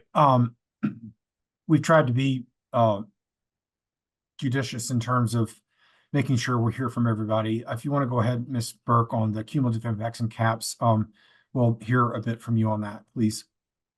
And Okay, thank you. So it's my time, not yours. Thank you. I did want to distinguish a little bit. What we're looking at is what the rules actually require today.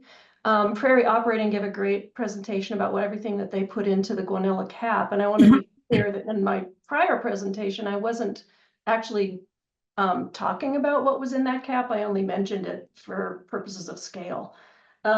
So what I'm interested in looking at is what the rules actually require, not what that operator did in that instance or what other operators may do in other instances. So I just want to be very clear that there really is no real cumulative impacts analysis at the cap level right now. These are all the things that do not happen under the rules in Rule 314 unless the operator chooses to do it differently. They're not required to do anything with specific site information.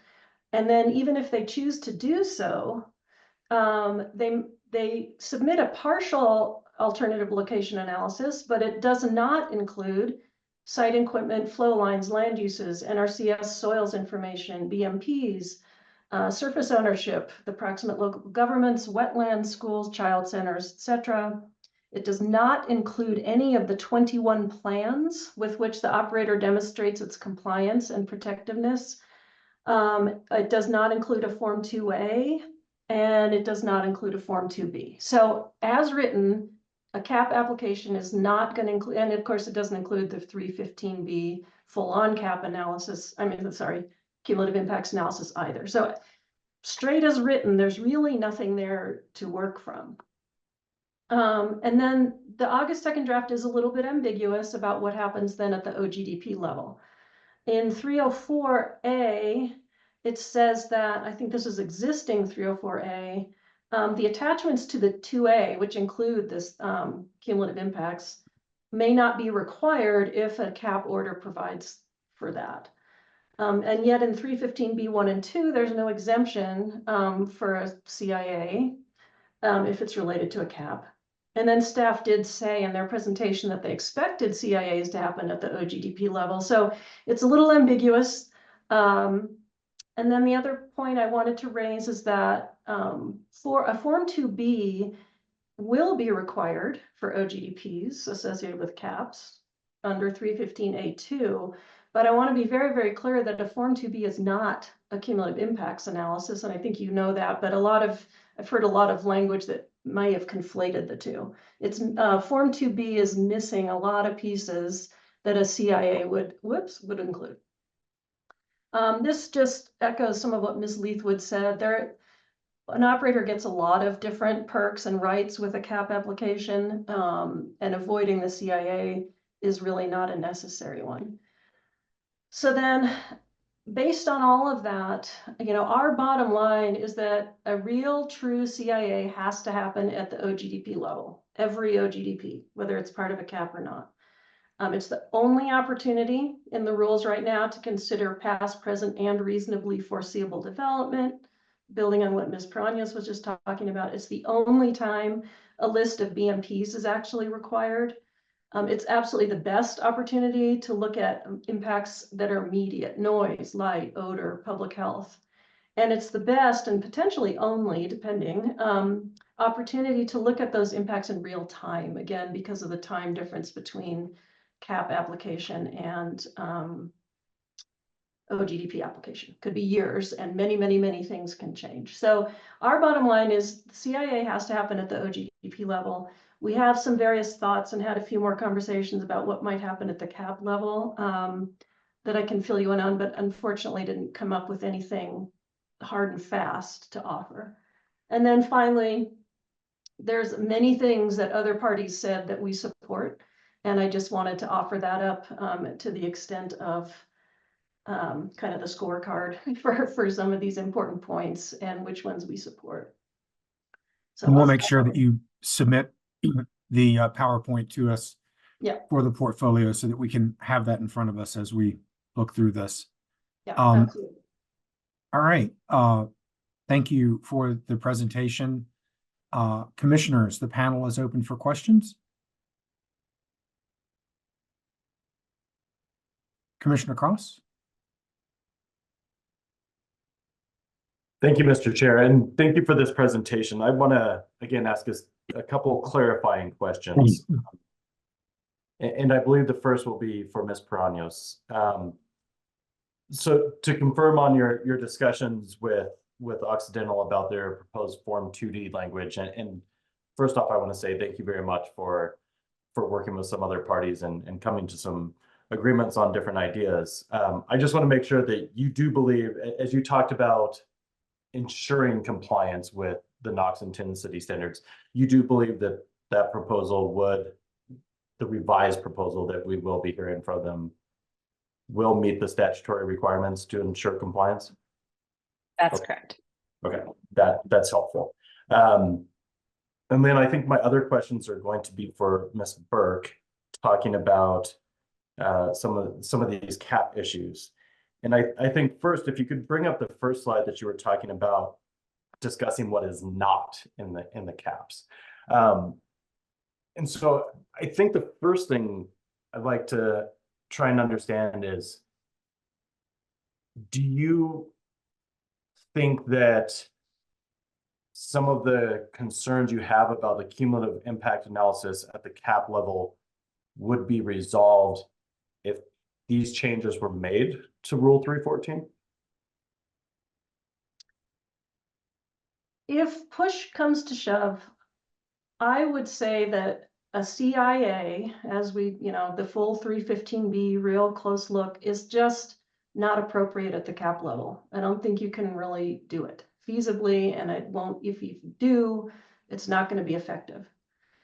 I think there's the cap review should take cumulative impacts into account, but that has to be tailored to that landscape level at which that application is looking. So my interest is not so much in filling in all these no's, as much as the no's show us why you really have to do the OGDP the CIA at the OGDP level. So if we only get one bite, I'm saying do the CIA at the OGDP level and do less at the cap level. If I had more time, and when we had a good conversation with Civitas about this. We have talked amongst ourselves about this, how to do the Form 2B light idea that I raised before, where we try to make some tailoring at each level so that it dovetails nicely. I think everyone, I believe Civitas, I hope I'm speaking correctly, are interested in the concept and think there may be a workable concept in there, but that it was we just didn't have the time. The details are tricky. And mostly because of what Ms. Leithwood was talking about, the time issue, that if you do a bunch of work at the cap level and then 6 years go by, it's really hard to say that you don't have to redo it. And so to work out how that was going to come together took more than a couple of days and a couple of conversations that we had to work with. So the concept's there, but so that would be my preference. But I think after looking at that and thinking about it, if we have to come down and be very cold-blooded about this, our position is do the CIA at the OGDP level, do whatever you can and make some kind of sense at the cap level, but the emphasis for CI purposes ought to be at the OGDP level, except for, ozone and climate and GHG, that kind of thing, that is regional in nature. Okay, that's helpful. And I think your answer kind of touched on the other two questions I had planned on asking as well. And one of which, and I'm not sure if you were able to listen to some of the earlier presentations, but there was also the question I asked previously about dealing with that length of time in the cap. So completely understand if it's 6, 7, 8 years down the road, a lot of times the information can become stale, et cetera. But if you're looking at something that's being proposed 2 or 3 years later and there haven't been changes, and I'll admit, I think this is probably going to apply to, for example, we had Pioneer discuss their plans to potentially do a cap, and that would be much closer, and their assets are much closer to the Wyoming border where there's not a lot of people. So there's less likely to be changes as compared to maybe a Civitas doing something closer to metropolitan areas. But what are your thoughts on if you could resolve some of that, as you said, kind of the difficulty or inability to do the analysis, potentially allowing that at the cap level, so long as there haven't been changes, whether it's land use planning changes, whether it's changes in what's there, changes in habitat, et cetera. So two things. first of all, as I said at the start, I don't think you can do a proper CIA at the cap level, particularly with things like the public welfare issues, noise, light, odor, those air toxics that we've heard about that may, be concentrated closer to the wellhead, although they also travel further. And we do support that additional evidence, but there certainly increased impacts very close to the site that I don't think a cap can really address, period. And then, so something has to happen at the site level with those pieces particularly. And then secondly, I did want to, in the talking about it, people were sort of defaulting to a shorthand of, if there's land use changes, then we'll do this. And I just want to say it could be climatic changes, atmospheric changes. We might learn more about public health. It could be wildlife usage patterns. It could be any number of things besides land use. So I just want to put that out there. But when we were talking about timeframes, so we created a list, and if I were smart enough, I could pull it up for you, but a list of things that are in the Form 2B that maybe we could negotiate on. And then we're trying to attach timeframes to them, and it was just very difficult because they were so different from each other. And a little bit unpredictable. As I understand wildlife, at least maybe on the smaller scale, I know in Boulder County, there'll be herons will come in and use a rookery, maybe for 2 straight seasons and then go away for 3 and then come back and then go away again. And we never really know. And then they might move over a little bit. So it's unpredictable. So that's where we and then you have your air, the NOx intensity issues and the GHG intensity issues. And we don't know if we're talking interim reports or final reports and all these things that play into that. And those are already in arrears as far as data. So that it just became really tricky. All that said, we might be able to say something like, if an OGTP came in 12 months, maybe even 24, although I don't know, after the cap, maybe it could have reduced requirements with it, submissions with it, or just resubmittals, I guess would be a better way to say that. And then much after 18 to 24 months, I think it's going to start getting really tricky. So I don't know if that is something operators would actually do enough to make worthwhile. So That's helpful. And I think you again touched upon it a little bit, but at the very end, you said you talked about, had some ideas, but nothing really kind of hard and fast. I mean, to the extent you can, any other potential ideas you had that, even if they're maybe not fleshed out, or would you rather flesh them out? Oh, yeah, no, it wasn't any new and different ideas. It was simply how to implement this Form 2B light idea. And we just didn't come up with something that could be reduced to red line yet. Okay, that's helpful. And then I think my final question would be for Ms. Sanchez. You talked again about the disaggregating the mitigation hierarchy in 315B. And I want to try and ask, is that something you also talked about with some of the other parties to this rulemaking, and if you had some productive conversations on that? We did not focus on that in our discussion with Civitas. No, and I'm not sure if Ms. Paranos, if that came up in your conversation with Occidental. So unfortunately, no. But to me, it just seems like a logical flow for an analytical framework. So hopefully there's not too much objection in trying to understand what our suggestions are trying to accomplish there. Okay. Thank you. Those are my questions. Other commissioners, Commissioner Messner? Thank you all for your presentation and your information, and I found it super helpful.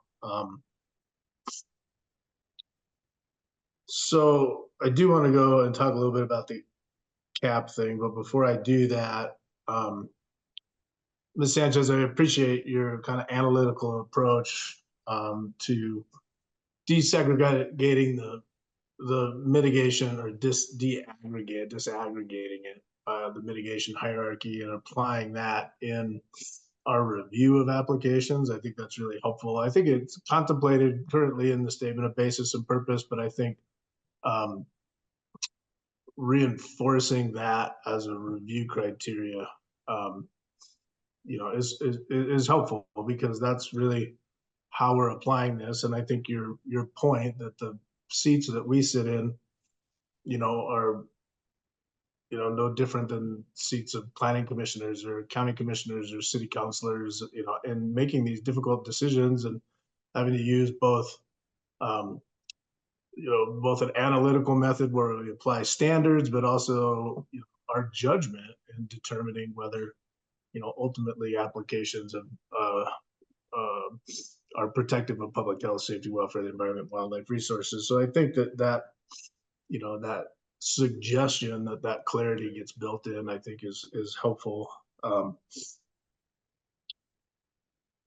And I think what I'm hearing you say, and I just want to clarify this, is the thought that you had is that both we as commissioners walk through that kind of desegregated mitigation hierarchy as part of our review, but that also staff recommendations would also walk through that as part of their findings and incorporate some of the things that you may have suggested that aided them in their determination of that, whether that's particular findings from an application or expert referrals that may be incorporated as part of that, but that they're able to walk through that helps kind of clarify in a transparent way both how they've reviewed it, and then we would do a similar approach, which is typically, at least I've seen that done at the local government level with a staff report and then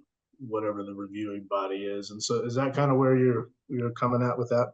Yes, I think that analytical framework and sort of the approach of the steps of looking at the facility itself and the localized impacts, and then how those localized impacts impact an impact area, and the additive and total impacts in that area can really be done at both levels, at the staff level and at the commissioner level for the applications that come to you.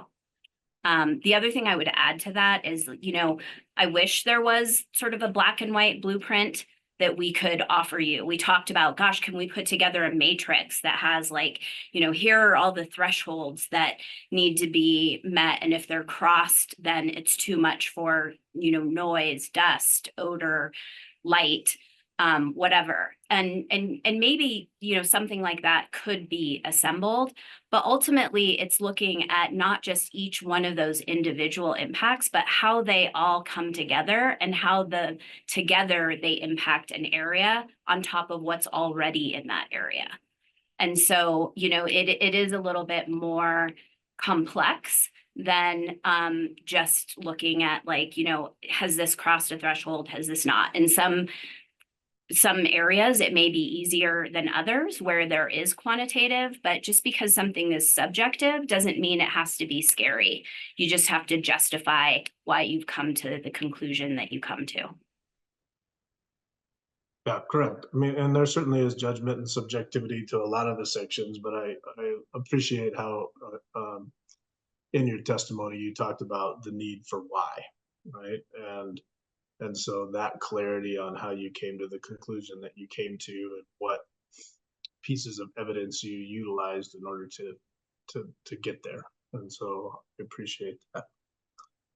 Commissioner Messner, can I just add one piece? In our red lines, we really only did the aggregation sort of mechanical piece for what the operator does in their 315B CIA. There weren't any pieces that were readily susceptible on behalf of staff's review or your review.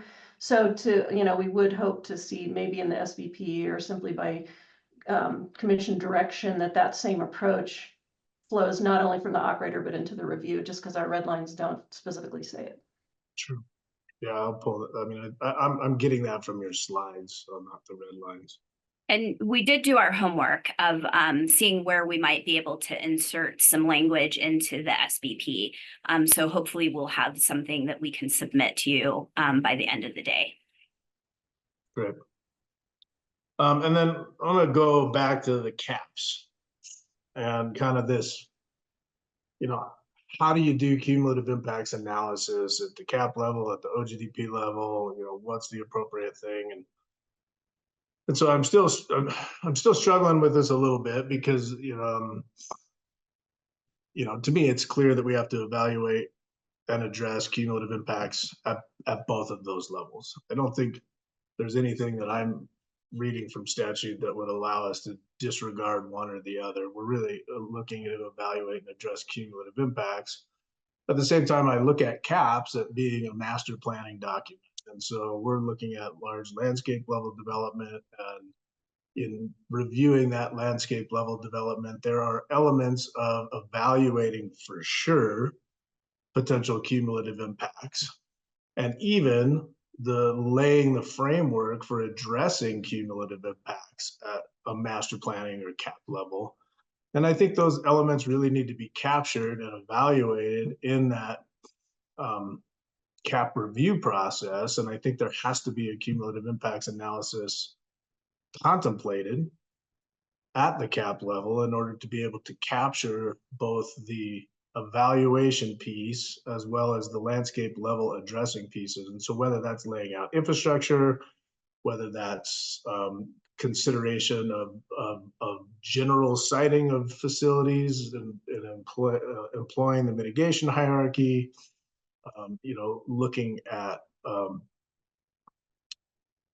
elements like that are bigger, higher level master planning or comp planning type pieces. Now, I acknowledge, as you all have brought up, that some of the specificity that may come out at the OGDP level is not always available at the cap level, either because it's not required or even that someone may not be requesting citing at the cap level, and so preliminary citing.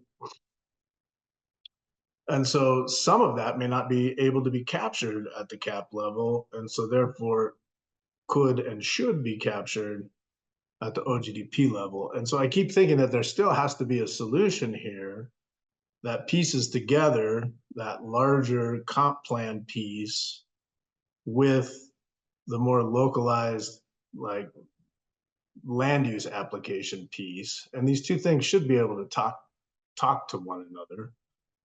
And so I guess I want to continue to hear your thoughts on that, but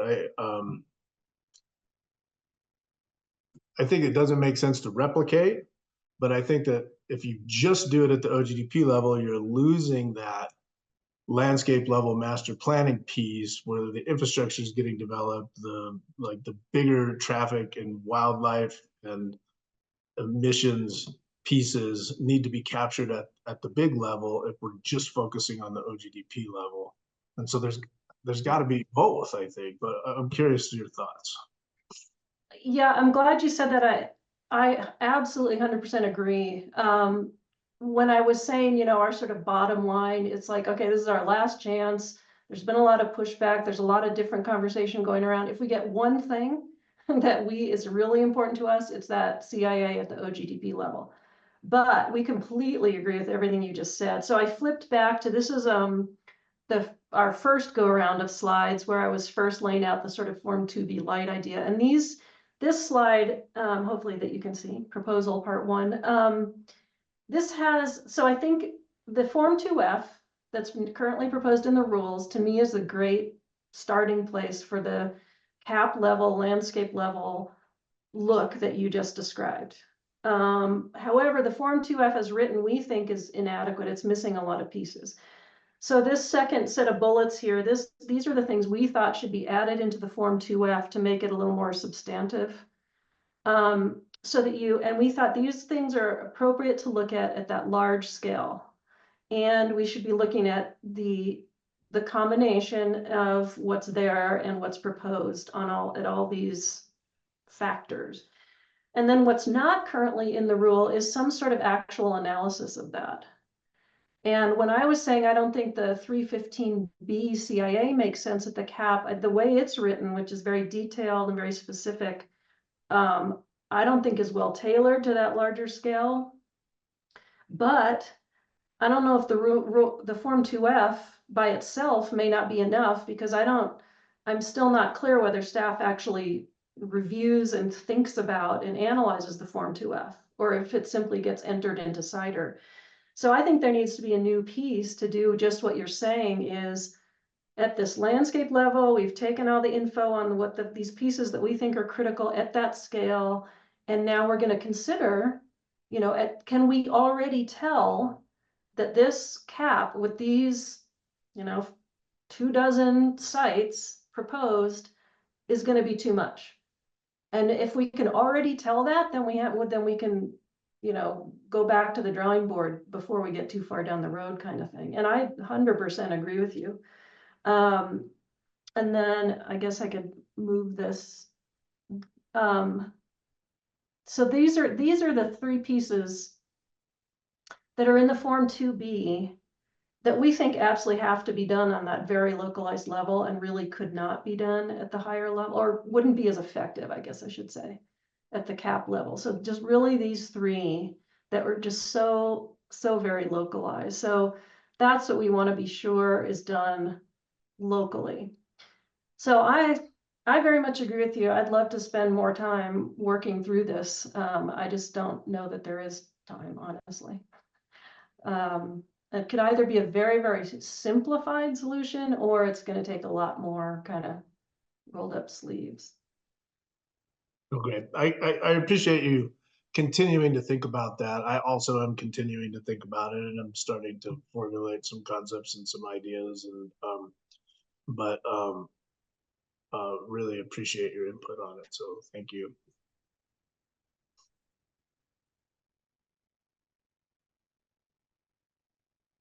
Further questions for the panel?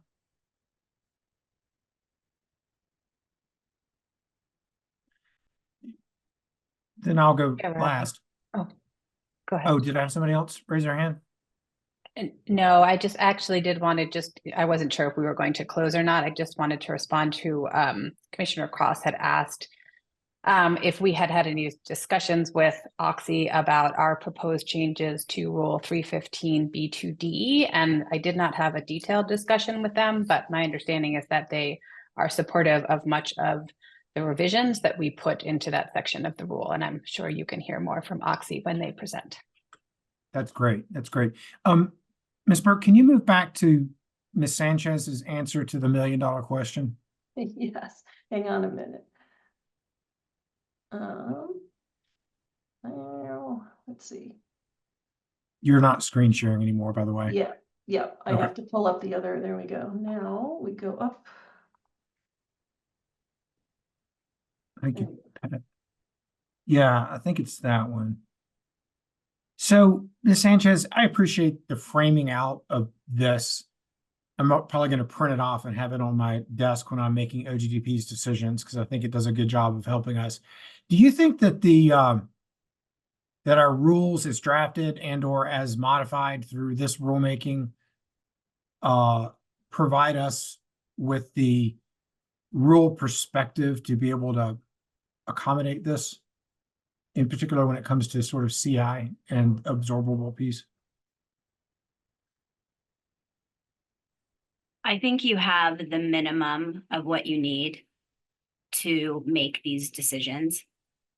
I think it's an evolution of practice. And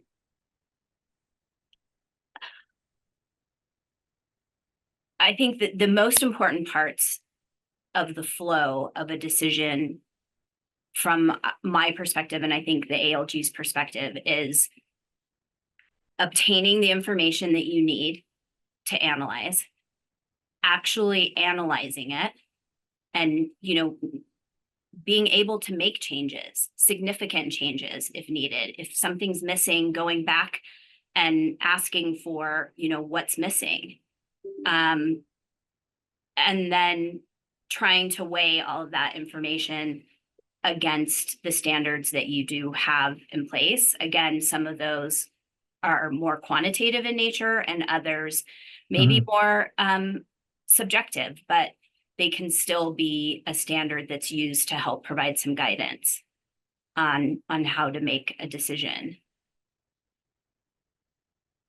So I guess to answer your question more directly, I think yes, you do, but I think it's going to take practice and, you know, refinement and sort of being critical of the information that's submitted to you. And it doesn't, you know, I don't mean critical in a way that you don't believe what's in front of you, but it's of actually having an independent analysis of it and being able to make judgments of your own. And I think that's the expertise that each of you as individuals bring to this commission. And, you know, what all of us bring with our own unique perspective when looking at these things. Yeah, and I think you would probably agree with me that that's probably part and parcel of all sort of land use processes and land use rules and regulations is you know, they evolve as you apply. And then if you see areas that need refinement or a retuning, you know, it's going to continue to be an evolutionary process. I appreciate that answer. Ms. Burke, I really appreciated the discussion that you and Commissioner Messner had about sort of cap at or cumulative impacts at the cap level, and then doing something or Form 2B light with an OGDP that comes in after the cap, or having a more robust OGDP if it's not associated with the cap. I just wanted to make sure that I was right in my understanding, or that we were all right. Even if we're doing if we have a cap and it's approved, even with preliminary siting, you still have to roll through the Form 2A approval, which includes the plans, and it includes whatever form of Form 2 CI light that we come up with. Do you agree with that? Is my analysis out in left field? Yeah, let me quickly, I made a note here that it was unclear to me whether, so you go to do your OGDP after your cap, and at that point, when you're getting your final approval, so you've gotten preliminary siting approval through the cap, but then you have to get your final approval at some point. It was unclear to me whether you have to do a 2A at that point, because Rule 304B, and I was going to look it up, but it might take me too long to get there, and I didn't put the language in here. Rule 304B. Yeah, makes it unclear whether there's even ever a 2A. Yeah, I've been informed that there's a 2A always. Okay. So when you do your OGDP, whether it's preliminary siting under a cap, or it's cap without preliminary siting, or it's just an OGDP, you're going to do a Form 2A. And then that's going to implicate all the requirement of all the plans, and under whatever we end up with, some form of CI analysis. Well, okay, well, I'm not sure that's what the rules say, because in 304A, it says you can do a 2A, but it specifically says you don't have to do the ALA and the CIA, which would be attachments to the 2A. It says you may not have to do those if the cap allows you not to. So that's where I'm worried about. Let's bring in the SME. Ms. Trask, are you with us? And if so, can you visualize? And can you introduce yourself to the folks and tell us who you are and what you do? Yeah, of course. Thanks, Chair Robbins. My name is Sabrina Trask. I'm the manager of the Cumulative Impacts and Energy Transition team here at ECMC. And for a little bit of extra context, I'm the former manager of the Planning and Permitting Unit, so I do have some expertise with the CAP process and the OGDP permitting process. Were you listening into Ms. Burke and my mumblings around about applicability of Form 2A, whether it's a cap or not, et cetera? And could you weigh in with your expertise? I mean, let's just get to the, nut of it. Yeah, I have been listening in, and I do appreciate the conversation. Let me try to clarify that when a cap is approved, it may be approved with preliminary siting approval, which is for specific oil and gas locations. Or the cap may be approved without preliminary siting approval. So there's two different pathways for caps for location-specific information. Regardless of how the cap was approved, either with or without preliminary siting approval, the OGDPs are required subsequent to the cap. So for every location that is either a new location or an existing location that is proposed for expansion, an OGDP is required after that cap is approved. The OGDP always requires a Form 2A. The question here is whether or not the OGDP should require a Form 2B, and whether or not the Form 2A should include either an alternative location analysis or a cumulative impacts analysis. So the Form 2A is always required. I think we're trying to answer the question in this rulemaking about is the ALA required, and is the Form 2B required, and is the cumulative impacts analysis required when the CAP has approved preliminary siting approval of a location. Hopefully that helps, but I'm happy to continue to answer questions as they come up. No, great. That was helpful. Ms. Burke, do you want to follow up? If I understood Ms. Trask correctly, I just think 304A may need another look for clarity and wording, because I think it's unclear what it's saying. And yes, so our concern would not be the Form 2A itself, but it's these specific pieces of the 2A or attachments to the 2A that it's unclear to us how and whether they're going to come in. And then also, again, distinguishing the Form 2B from the CIA itself. That makes sense. But I have a feeling we're all heading in the same direction, but maybe some of the wording is a little funky. I do too.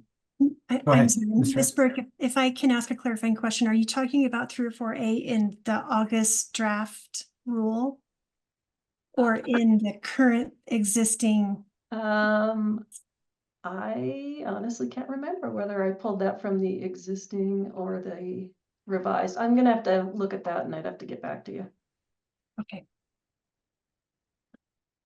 Okay, well, this has been a great conversation, as have most of our conversations today. I don't think I'm seeing further questions. I'd love for you to stick around and listen into the rest of the work that we're doing. And with that, unless there's anything further from the allied local governments, we thank you for your participation today. I just Ms. have Sanchez? one clarification, Commissioner Robbins. When you ask if you have what you need in the rules, I guess the caveat to that would be if you adopt the red lines that we're proposing. I think those are really helpful to clarify the analytical framework and really get your staff and the decision making sort of in the place where it would be helpful to frame how to look at the impacts. No, I'm If glad that you wasn't said clear that on, glad you said that on the record. That was in my notes, but I don't want things to be implied. So Yeah. thank you. Thanks. All right. Thanks for that. Mr. Thomas, if you could visualize, I believe we're going to go a little bit out of order to accommodate one of the parties. Yes, thank you, Mr. Chair. We are going to go next to Physicians for Social Responsibility, as they have a hard stop at 3.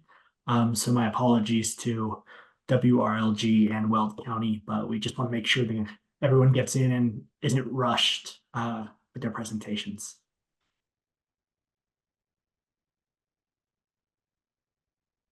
And then if we could pull down the, there we go, pull down the slideshow.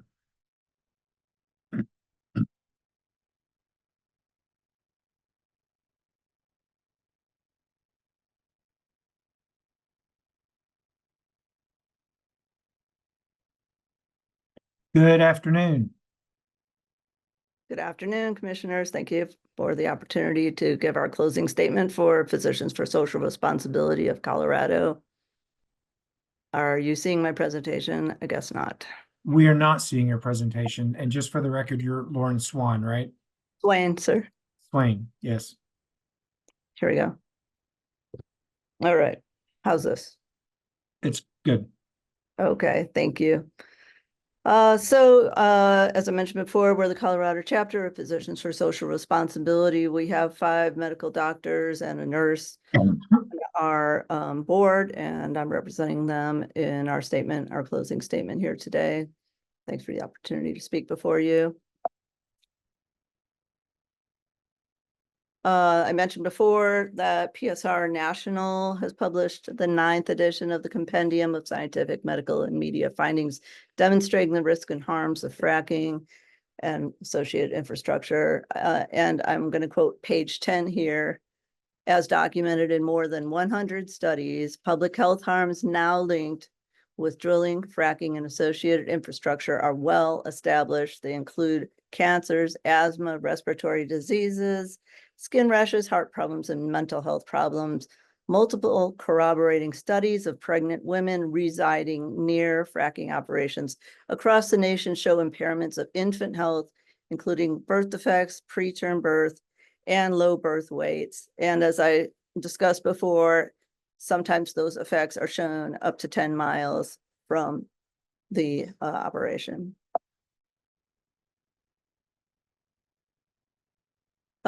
We really do want to know what evidence demonstrates that CAP approvals avoid, minimize, or mitigate cumulative impacts. We support full cumulative impact analysis for OGPDs within the CAPs. And this is a map of Denver, Aurora, and the CAPs. The CAPs are almost the size of Denver and Aurora, and these are just 2 of the CAPs that have been approved. Box Elder CAP for 150 wells, and Lowry Ranch CAP for 160 plus wells. These are both in the ozone non-attainment area. How could the approval or even pre-approval of this many wells in any way, shape, or form avoid, minimize, or mitigate cumulative impacts when already both of these CAPs are near DICs and in the ozone non-attainment area? Obviously, each and every OGPD within each CAP must be fully analyzed for cumulative impacts. A 2023 study, Air Pollution and Health Impacts of Oil and Gas Production, shows conducted by Boston University and others, that the air pollution from oil and gas production contributes to thousands of early deaths, childhood asthma cases nationwide, totaling $77 billion in annual health costs. The study showed that 410,000 asthma exacerbations, 2,200 new cases of childhood asthma, and 7,500 excess deaths were found in 2016 alone. And the highest contributor was NO2, followed by ozone and PM 2.5. We haven't even discussed benzene yet. We know all of these things are harmful to health, so it is not adequate, although it would be helpful to at least reduce pre-production activities in the summer ozone season. And these impacts were largely concentrated in areas with significant oil and gas production, including eastern Colorado. Another 2022 study, Exposure to Unconventional Oil and Gas Development and All-Cause Mortality in Medicare Beneficiaries, studied 15 million Medicare beneficiaries from 2001 to 2015, finding evidence of statistically significant higher mortality risk associated with living in proximity to and downwind of unconventional oil and gas wells. And we're grateful to Earthworks for bringing up, also listed in the compendium, a study that in Colorado that finding residents living within 1 mile of multi-well unconventional oil and gas development, which is our conventional way of conducting development in Colorado, reported more frequent health symptoms than residents living over 2 miles away.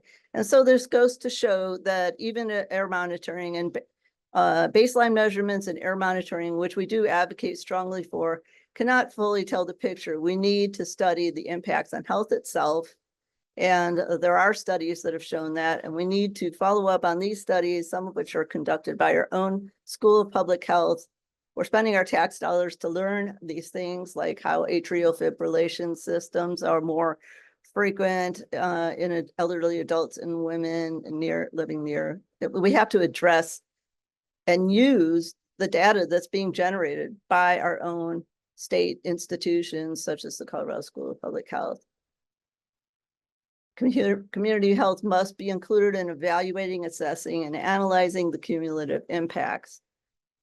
Health surveys and a review of production-related complaints should be conducted to evaluate the impact of proposed operations before permitting, to establish baseline health vulnerabilities in DICs, and at designated stages of the operation to assess the health impacts of operations on the DICs as one of the ways of monitoring the impacts, because you have to prove it. You cannot just project it or foresee it. We have to show that it's effective, at least to learn for the future. We don't have to reinvent this model alone. Massachusetts adopted a cumulative impacts analysis model earlier this year, became the first state.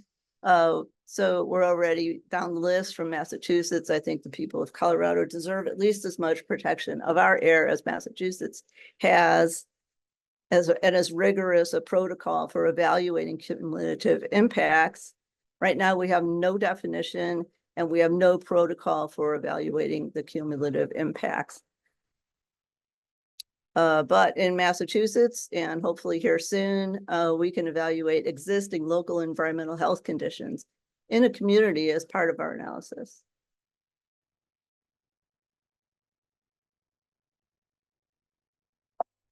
There we go. All right, so we do support Citizens for Healthy Communities denial criteria. This is more important than just about anything else. We do have criteria we have to identify cases under which denial is a must. So if the communities, if the proposed operation fails to or cannot be confirmed to avoid adverse climate, environmental, and cumulative impacts, etc., as laid out here, the commission shall deny the OGPD, and the commission will identify on the record the basis for the denial or approval by publishing the commission's findings regarding the cumulative impacts of the proposed operation. We need to know why it's yes or no.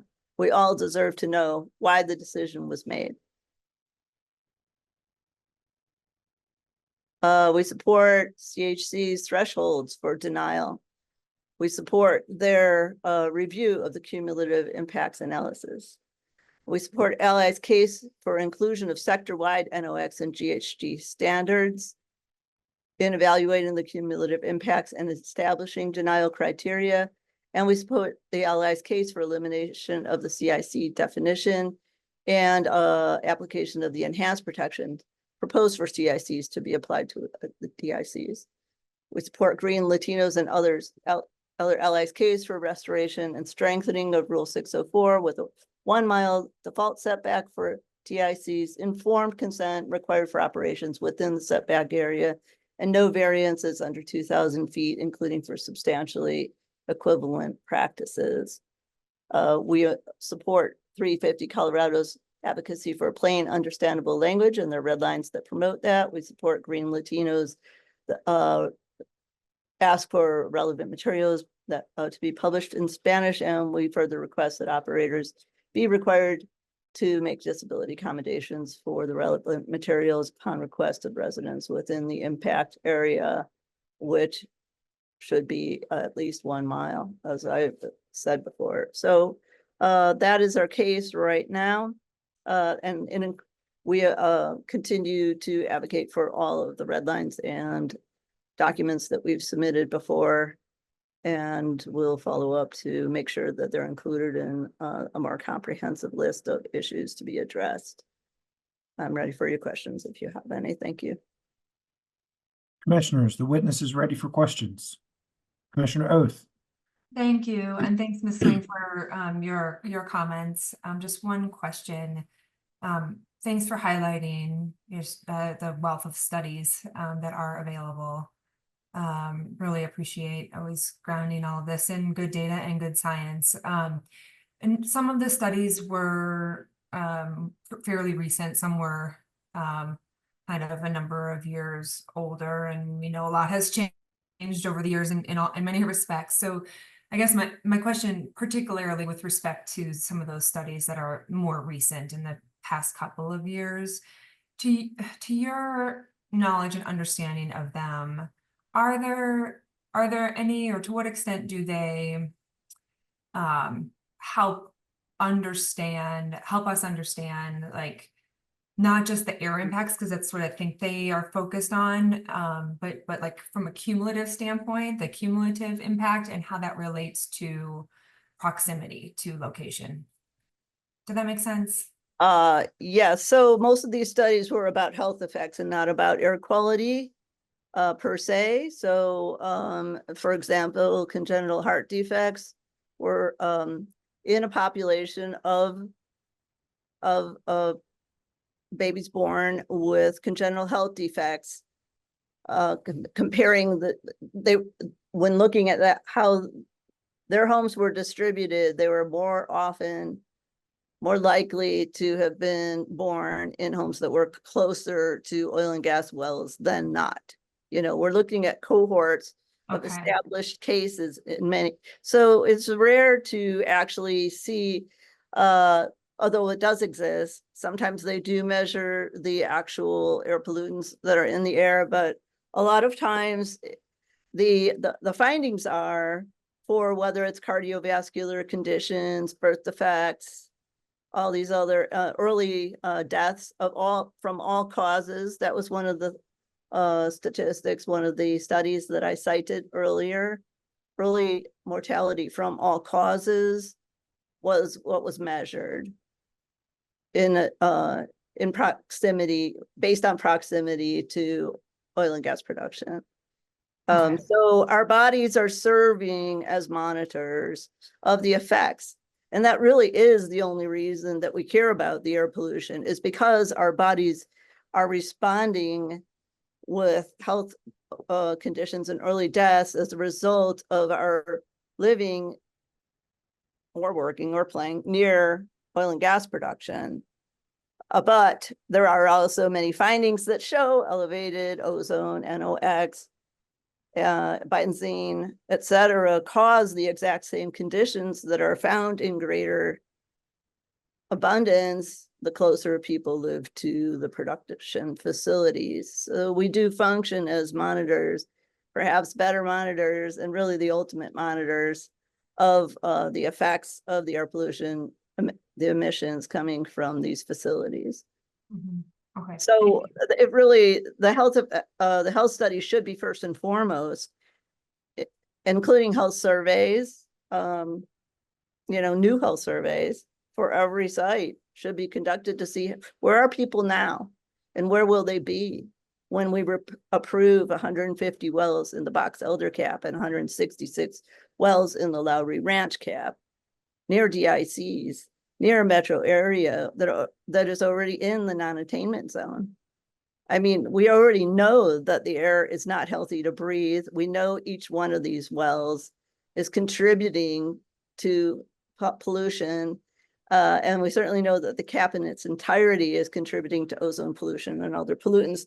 There is really, if an honest cumulative impact analysis was done, it's hard to fathom how this could pass the test. Okay, thank you.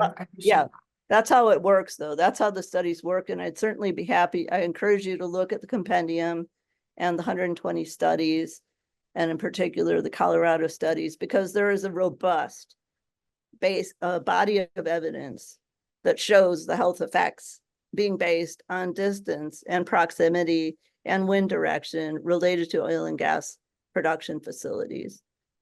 Thank you. Other commissioners with questions?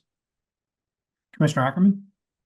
Thank you. And thank you, Ms. Swain, for being here and for participating in these lengthy hearings. It's very helpful to have you and your group on board here. And I think you may have touched on this. I'm just following up on Commissioner Oath's question here, and I've been kind of pondering through your presentation and through your comments here on how we create a replicable process through which current community applicable health data could be included and analyzed as part of the cumulative impact analyses. And I think you mentioned initiating some surveys and studies. Just wanted to see if you have any further expansion on some of those thoughts. Well, definitely there is a body of health data already available, and I know there are maps that show health conditions that map out the density of certain health conditions in certain areas. So you don't necessarily have to completely reinvent the wheel, because some of that data does exist, and it should be you know, a data search can be conducted if necessary. I certainly encourage all of you to contact the School of Public Health, because that's you know, a nationally recognized resource in our community that could provide you with a lot of guidance on how these studies were conducted, other ways that have already been used to map health conditions throughout our state, and especially in DICs. But I think also health surveys are an important thing to conduct as well. You do have to establish a baseline, and then you do have to monitor the actual impacts on community health.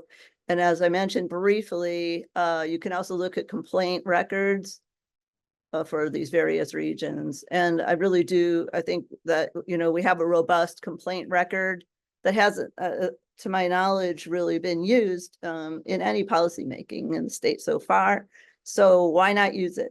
Let's look at the pattern of complaints in these areas where more wells are proposed before we contribute to more complaints. Let's monitor those complaints. Let's talk to the people submitting those complaints if they are willing to discuss. Otherwise, you know, what are we doing with this data? It exists. You know, you could just start right there. Thank you. And just to clarify what you mean by the complaint process, do you mean through the ECMC complaint process, or are you talking about some public health complaint process that I'm not aware of? I believe the CDPHE has a complaint process as well, complaint record, and the ECMC certainly does. So, yeah, I would definitely consult all the state resources that compile these types of complaints. But I think those are the two main bodies that would collect them. Thanks. I appreciate your comments and insight. You're very welcome. Further questions?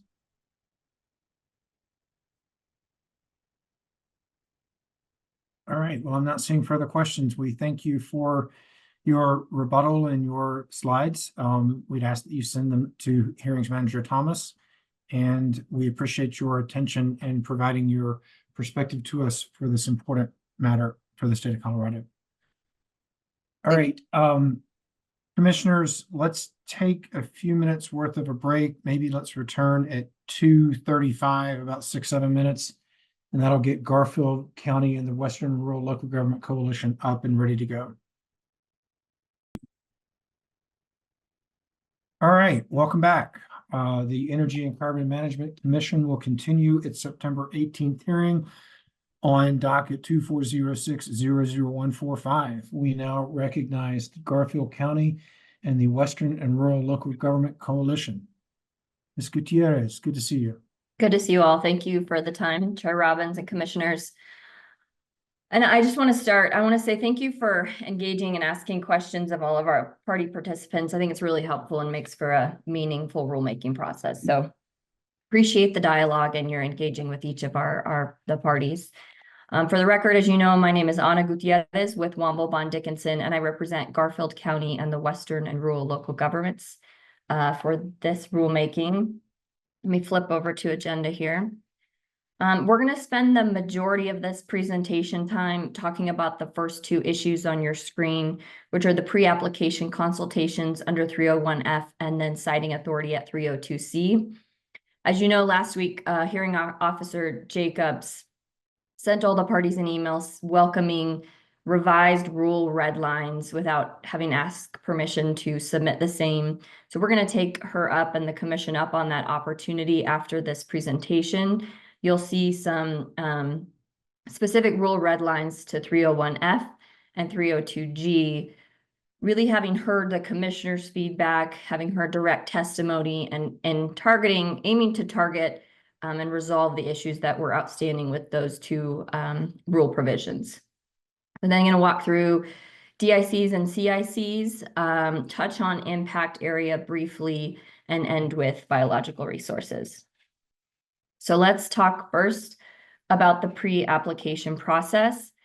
I do want to spend just 1 minute on the Garfield County pre-application process. I don't think we necessarily had an opportunity or took the time to walk you through what that looks like at Garfield County before an application is submitted. And it's really important to this conversation.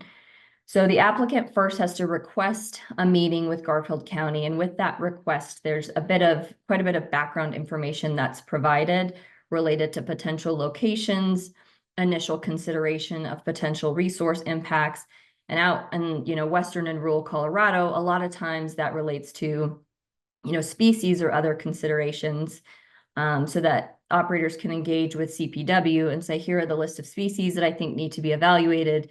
And CPW can come back in and say, actually, I think, we have this new updated information. We may also need to look at this species as well. So it's extremely preliminary conversation and not necessarily a specific location, and helps the operator and the government, I think, to both understand what the process would look like if it might involve a variance, and what the sequencing would be, for example, in the local government's queue. So then Garfield County schedules that conference and invites ECMC, so the director has to attend, as is written on your current rules, and then other agencies that are relevant, typically CPW and CDPHE. And they have a discussion, right? Nothing is finalized, nothing is formal. It's an opportunity to present really preliminary information.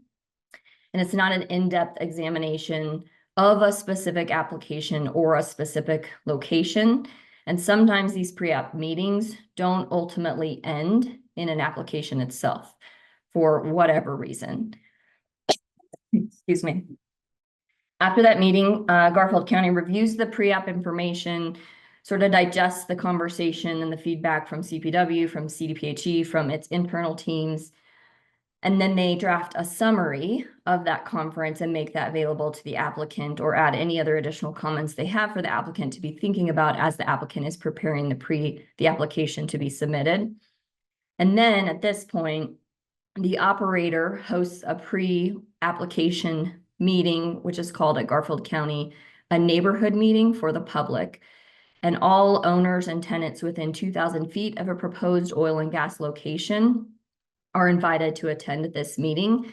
And this is the meeting where there might be a more specific ALA analysis, a more specific resource analysis that has had opportunity to incorporate the initial feedback or direction from CPW, from CDPHE, and from Garfield County itself.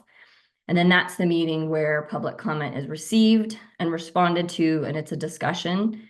And Garfield County, and then not until that neighborhood meeting happens is an operator allowed to submit an application. So that's a prerequisite to an application going into the Garfield County queue, if you will.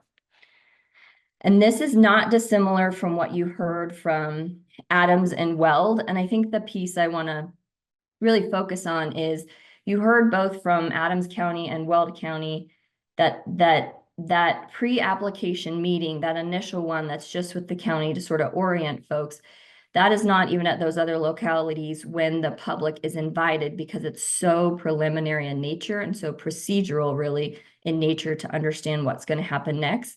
But each of those counties do require a public meeting pre-application in order to make sure that the input from the public is incorporated into any final application that goes through. So with that background, and again, having heard from Adams and Weld, who have, I think, similarly robust processes, what is important to us is to refine the language, both for clarity and practicality. So this is also responsive to, I think, a question that Commissioner Messner, you asked me. So to say it another way, our goal is really to make an objective standard on whether a robust local government process satisfies the pre-application requirement, right? So we've had this discussion where we do have strong processes at Garfield, Weld, and Adams, and I know there are others out there, so I'm not leaving anybody out who might also have a process, but there may also be a local process that doesn't necessarily hit the standard that is intended to be set by what ECMC's expectations are. So that this is supposed to, one, accommodate those strong processes and practices that are in existence at localities. And I just want us to recall the reason that ECMC has this draft rule 301F and 301G is to mimic the local government process. So again, we want that strength of that process in place, and then allow ECMC to step in and offer that process to the public where it's not already available. I think the key here that I just want to flag for you is you'll see that we specifically state that the local government process has to hit the substantive content, right? That's in the 301G1. So again, we want to make sure that local process is talking about all of the same substance that occurs. And then for A, this is where it allows that neighborhood meeting by Garfield County, for example, to qualify as invitation to the public in the pre-app process, so long as they invite that same group of people that are requested to be invited at 301F1. But I think the crux, the maybe subtle difference between that is the neighborhood meeting is not the same exact meeting as the pre-application meeting in all circumstances, but it predates the application itself so as to satisfy, I think, what we're all looking for, which is this pre-meeting and this early public input. I think that is, let me just missed one piece here. Nope, that covers it. Okay. It really allows these local processes to continue in course as they have continued and been the strength of really the pre-application process, as I mentioned, that ECMC is looking to mimic, but also address this issue of what are we doing in the pre-app meeting? How are we addressing this local government authority? And then how are we meaningfully involving the public? And that's the goal here with our 301F changes. As I mentioned, we will be submitting these after this presentation. Welcome consideration both from other parties. We are open to discuss them as well, of course, from the commission itself. So then let's jump into Rule 302C, which is co-equal siting authority. So on this one, the discussion is really how do we make sure our purpose and our intent are codified and clear. I think I want to be clear, I appreciate the commission's most recent draft that includes SBAP language that clarifies intent in a more narrative form.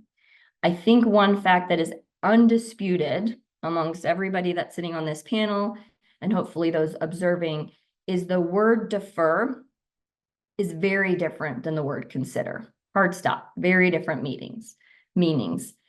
So with those wholly different meanings, it's hard to say that the SBAP takes care of all of the resolution when we've all agreed there's not that much broken that needs to be fixed.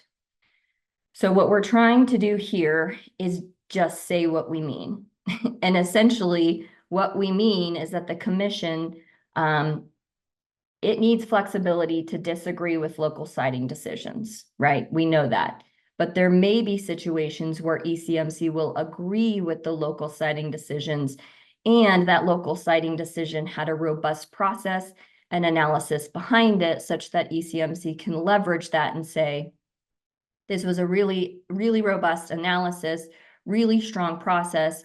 We agree with local government XYZ for these reasons, and that will help streamline your process, right? Recall when we were in mission change, a lot of the discussion around both engagement with the local governments as well as the federal, is how do we do this so we're not duplication upon duplication upon duplication?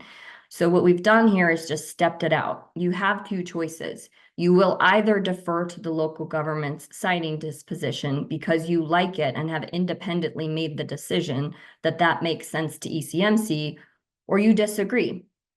For these reasons, we don't think the local siting, or we don't think the location B should be approved, and that should be explained through your reasoning and rational decision making. But for each of these, whether it predates or postdates, ECMC's permitting process, there's ultimately two decisions, and all we're writing out here is that you would take one of two paths, and this is what it would look like. We think this adds the absolute necessary clarity for this rule to have durability.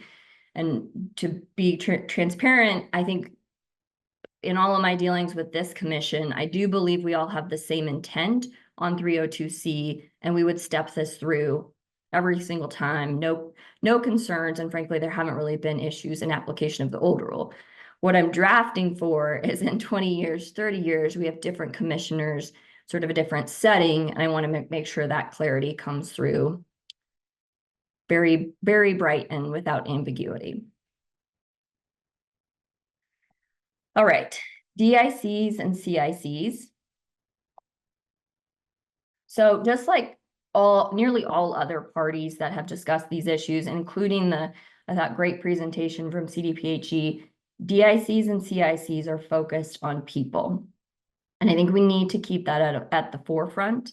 So we believe that retaining the 2,000 foot, the DIC plus 2,000 feet, which is proximity to humans, really gets at that goal of making sure whether it's additional process or heightened substantive obligations are required in a manner that is focused and will put that goal into action with respect to what we're targeting with respect to protection of DICs.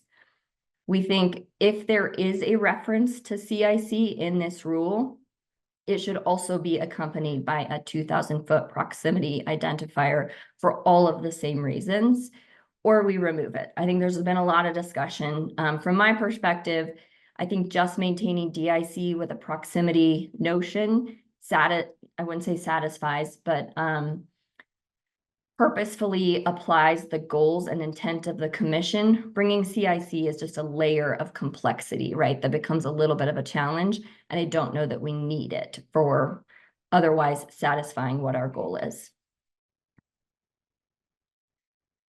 I want to touch briefly on impact area. The big takeaway here is that we need to make sure that impact area is not just thinking about urban Colorado, but we're also thinking about rural Colorado. And these two pictures, as you can see, they're really just trying to show through visual a distinction where in the rural towns in Western Colorado, they're often nestled between two ridge lines or mesas, and they're massive, large geographical features. And no noise, no light, wind doesn't blow through these mountains, right? It's a very different experience than if you're on sort of the expansive plains in a different region of Colorado. So on par, our preference is for a more flexible approach. We think the 1 mile is probably, it's a big distance. But I will say what we don't support are the larger references to air quality regions or DMUs, right? So management units for species, which would cover millions and millions of miles. Those are the types of spatial impact areas that are just going to be overwhelmingly intense and resource intensive to evaluate for purposes of minimal impacts in the area. So our preference is really to keep it flexible to make sure it fits the particular proposed location. If the commission goes with a presumptive 1 mile impact area, WRLG's ask is that we recognize that there may be circumstances and folks may request that to expand, but it also must be able to retract, right? To be appropriate for the analysis that is required in the particular area. The one other sort of note or piece I want to respond to, which I believe was a question from Commissioner Messner during direct testimony. You had asked me sort of what our position was on the no net impacts concept. Talking about impacts area is probably the best piece to talk about this. But WRLG does not support the no net impacts. I think the problem is it is creating a structured standard for which there is no structure, right? So I think narratively, we can all talk about it and say there will be impacts, but they won't be net. But that's easier said than done. What essentially we're having you do is compare apples and oranges and say they equal 2, right? Which is not necessarily the case on balance. So it's not a scale that's going to specifically weigh out one way or the other, because the impacts from one particular resource or to one particular resource, if you will, it's not a comparable, if you will. So I think we really struggle with the no net impacts proposal. And I think it's difficult, if not impossible, to really create a clear formula or approach to be able to discern what is no net impacts. Where the way we see it, and this is partly the way folks have articulated no net impacts, but I've heard it articulated several ways, is we have to consider, the way I see it is we have to consider impacts that are qualitatively and quantitatively, how those fit together. And it's not black or white, right? To what Ms. Sanchez was saying in her last presentation, we would love to put together a matrix that just says, if you're on this, y-axis and this x-axis, here's the answer, but it's always going to be fluid with respect to, impact to one resource versus impact to the other resources, to the benefits here, retiring wells in another area. So it's just far more complicated that I think that sort of more black and white formulaic approach would allow for. And then I'm going to end on biological resources. So for this one, I do think that our 1202C rules are extremely strong, right? There was a lot of work put into those with respect to, how do we avoid, minimize, and mitigate? And I know there's a lot of discussion about that hierarchy, but do that in that order for those particular species and particular species and habitats of concern. And that's something that's implemented at the permitting stage, especially for folks in Western and rural Colorado who come across species all the time, which is probably the resource that they interact with most. They put together really comprehensive wildlife mitigation plans that they work with CPW on. So they work with CPW to say, what are the species? What are the habitats? How do I step through this hierarchy of avoid, minimize, and mitigate? And then that is a part of the package and implementation. So again, I think I said this last time, but if it's, a question of analysis, I think it's there. If it's a question of phrasing, I think we can work on that. I do just want to reiterate, I think consultation with CPW on species is really important. It's ultimately the commission's decision, right? That's where the legal recourse is. If someone had didn't agree with the decision and needed to appeal, it's not an appeal to CPW, it is to ECMC. So that decision should sit with ECMC.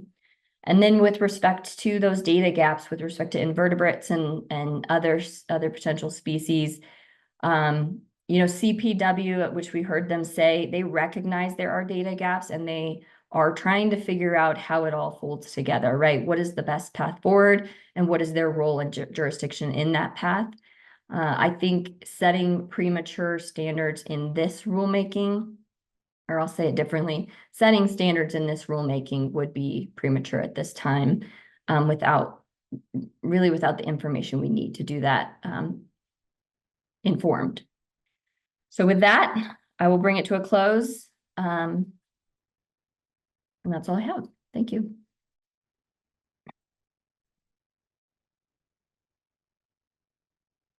unmuted. Thank you very much. We appreciate your being with us and providing the rebuttal testimony this afternoon. Commissioners, the witness is open for questions. Commissioner Messner?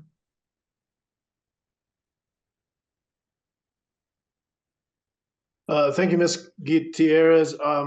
Really appreciate, as always, your pragmatic approach and thoughtful ideas. On the one piece, on one of the pieces that you brought up, the no net impact one, I appreciate your thoughts on that. I actually don't remember asking you that. I remember asking you another question to think about, and maybe I did ask that question as well. I'm sure I did. But the one question I thought I asked was your thoughts on Conservation Colorado's proposal, and now I've also heard it from Green Latinos, Earth Justice. There's some a number of groups that are proposing it, but acknowledging that evaluating cumulative impacts in disproportionately impacted communities is kind of human centric. Yeah. There was some consideration of not utilizing cumulative impacted communities, particularly from a procedural standpoint, but then some aspects of protection standpoint, although not all aspects, would consider a mile around a particular location. And wanted to hear your thoughts on that. I mean, I hear what you've said. You've said 2,000 feet, and so I acknowledge what you said, but I didn't know if you had any reaction to the mile, understanding that in a lot of parts of western and rural Colorado, there wouldn't even be that many people inside of a mile, let alone 2,000 feet. No, I appreciate the question, Commissioner Messner. And as I understand the proposal that I think came through really clearly this morning from Green Latinos, it was a proposal for 1 mile, and Green Latinos, forgive me if I don't say this exactly right. I'm doing my best. 1 mile for procedural justice protections for DIC. But then I think what I heard them say was there would not be a proximity sort of modifier, if you will, with respect to the ESP, so the enhanced practices. So that's my understanding as well. I think there maybe were some other protective pieces that incorporated a mile besides just procedural, but I have to go back and review it myself. Yeah, and agree, the procedural piece is what I heard, as well as the ESP piece being throughout the disproportionately impacted community. So my response and reaction to those proposals is that as a starting point, we would want any association with DIC to also be associated with a proximity identifier, because as I think we're getting sort of circling the wagon around what is the purpose of DIC. People, let's remain focused on that purpose. So however we define DIC, that proximity modifier should attach to, procedural justice, substantive obligations, enhanced practices across the board. With respect to the 1 mile, our Western and rural local government's position remains the 2,000 feet, largely because that's where most of the research and, historical data on impacts or potential impacts to humans is, right? And so when we start picking numbers that are outside of that, and, we could pick 1 kilometer, we could pick a mile, we could pick whatever, it becomes a little bit more arbitrary. So from that position, I think we remain at 2,000 feet, but I hear them and I understand the request for the 1 mile. Okay, thanks.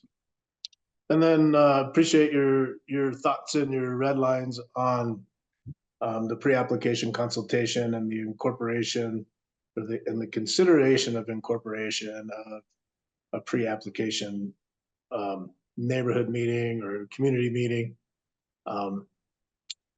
That makes a lot of sense to me. And so I appreciate your thoughts on that, and other local governments' thoughts on that. But I did want to talk about the defer piece, and I want to walk through the existing rule with you a little bit, because the defer at least the way I read the rule right now, is a pretty finite subset of applications that come in. And so, and I just pulled this up a few minutes ago and reread it. And so I could be missing another section that I didn't review, but in 302B3, which I think you had on your slide, that indicates that the relevant local government regulates the siting of oil and gas locations, and the proposed oil and gas location does not meet any of the criteria listed in Rule 304B2B, which is the elements that require an alternative location analysis. That's Rule 304B2B. And then for the director's review of local government siting information, the defer piece is in 302C3, which indicates for the proposed oil and gas locations listed in Rule 302B3, which I indicated before, the director will defer to the relevant local government siting disposition. And so, unless I'm missing something, that's the only place in the current rules where there is the defer language. Otherwise, the director independently reviews that oil and gas location, and I'm sure considers the local government's siting disposition even when there is an alternative location analysis. In fact, in the alternative location analysis review, it contemplates that. But I just wanted to make sure you agreed with me there, and that we're having this conversation about a finite number of applications, not including applications that include alternative location analysis. Yes, so I think one of the revisions that staff made, and Ms. Trask can correct me if I'm wrong, is that they will all have alternative location analysis going forward, right? In the August draft. So our anticipation is we're all in ALA land, if you will. And you'll see, and let me pull my screen share back up. Sorry, I have too many screens. I agree with you that the defer language is only in 302C3, where it was revised to be consider. But I also, to your point, it's this sort of decision point, this independent analysis conducted by ECMC takes place at both 3 and 4. So I drew it out to both of those, right? Staff didn't make any proposed revisions to 302C4, but we did, just to make this point you're making, which is each of these points are an independent decision from ECMC. And either you have local siting decision with you, or it's not in front of you yet. And then it comes later, which is 4, right? It comes later in time, and then ECMC needs to figure out what they're going to do with that, right? Yeah, I mean, I hear your proposal and I understand it, but my understanding from your previous arguments is that the root of that was that, and the root of the heartburn around consider instead of defer, is that there was some indication that local governments always had the, or ECMC was always required to defer to local governments. And so it should carry through to these rules. And I guess my point is it was a very finite subset in the current rule, in our current rules of applications that actually utilize the word defer, and that anything that included an ALA really had been treated as consider in the current rules. And so that is perhaps why consider carries through to the existing draft without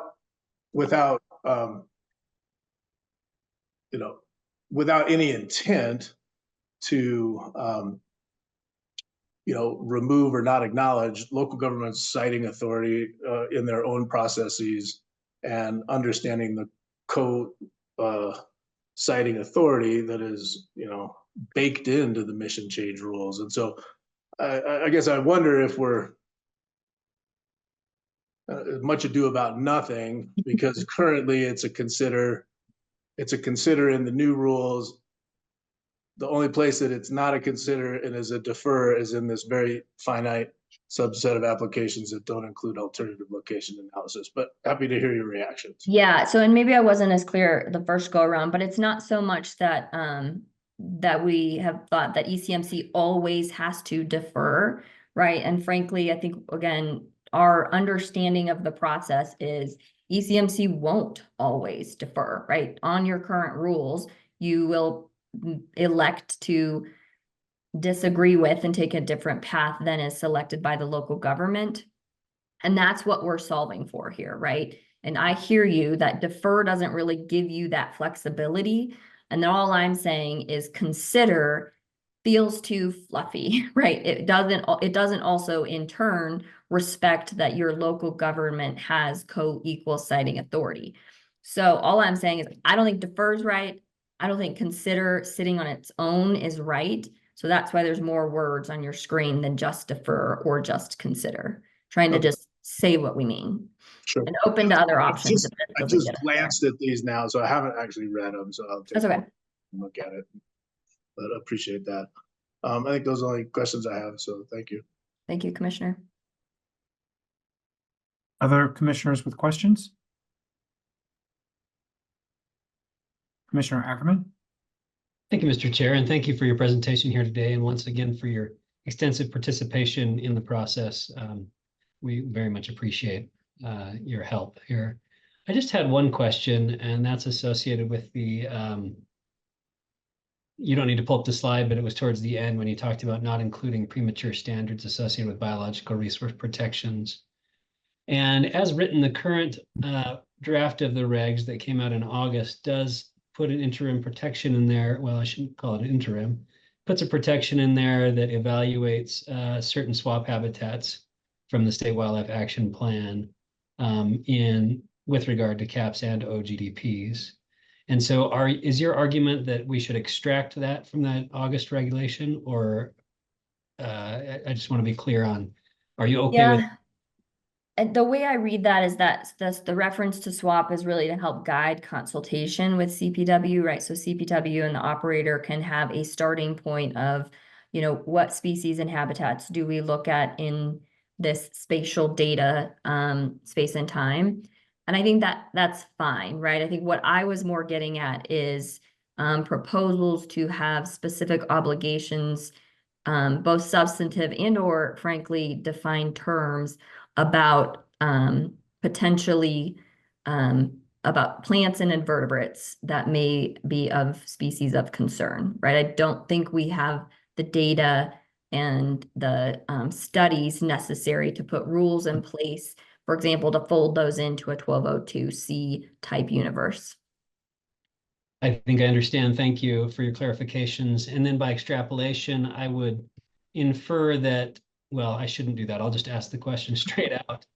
There's been some discussion about including a biological resources definition in this rulemaking narrowed down to the scope of rare plants and invertebrates. Does that fall in kind of the former or latter category for you? It falls in the category of I don't know that we're quite ready for that, right? We struck a definition of biological resources, and my understanding is in large part based on feedback from CPW that that was a challenging, the proposed definition created challenges. It was very vague. It was difficult for them to sort of implement and apply in any context that would allow them to look at cumulative impacts, let alone the operator. And I think the same would be true for plants or invertebrates at this time.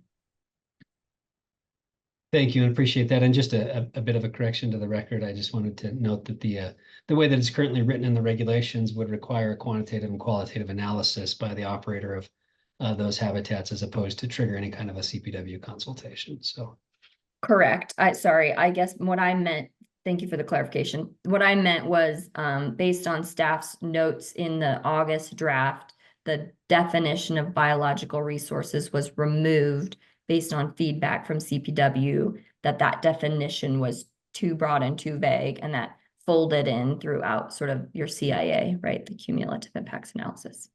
Understand, thank you. And just kind of one follow-up to that, just to make sure we've had CPW on since suggested the revised definition. And so I think you're still stating that you're uncomfortable with its inclusion, even given CPW's suggestion. Is that correct? Yeah, and I heard CPW's presentation and would love to have a conversation with them because, again, my understanding was that they weren't comfortable with the earlier definition. So my question is really, you know, where do we land? What does that look like? So in theory, a very articulate, well-drafted, well-defined regulatory certainty scope of definition could be manageable, right? But I think I'm just not sure what it would look like or what I would be reacting to. Thank you for that conversation. I appreciate that. Thank you, Commissioner. One question, I appreciate all the questions from the other commissioners. On the impact area, I realize that the West Slope folks have concerns based upon topography that seems to be reasonable to me. But I think my notes reflect that they would agree on 1 mile as long as there was an ability to retract that, depending upon case circumstances where 1 mile would not be reasonable. Our preference is just to have it flexible in its own right, but I'm reacting to sort of what I think the status is with this commission right now based on your line of questioning. And I get the lean towards a 1 mile. So, you know, making sure I say it when I have the opportunity to say it is that if we do have a 1 mile, again, not our initial preference, we need to go up or down because it is a lot of work and takes a lot of resources to look at a mile in our areas where that may not be worth that yeah, fair, and I understand the point. Okay, thank you. Any further questions for the witness? Again, as Commissioner Messner mentioned, we all appreciate your pragmatic and reasonable approach to providing ideas to us as we work through the issues from various perspectives. So thank you very much. And we thank the Western Rural Group, whatever they're called, as well as Garfield County. We'll let you go. Commissioners, let's move on. Weld County is next. That should be pretty quick to get them up. So maybe we'll not take a break and see if we can bring in Mr. Maxey and probably Mr. Conroy.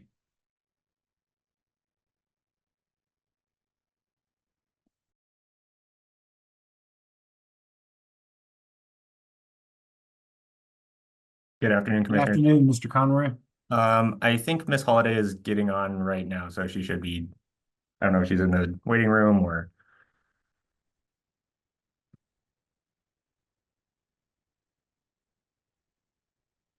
She's being elevated now. Okay, cool.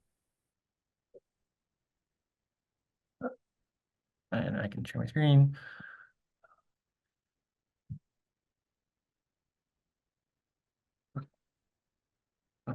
Well, so good afternoon, Commissioners. I'm Matt Conroy, Assistant County Attorney for Weld County. It's good to see you again.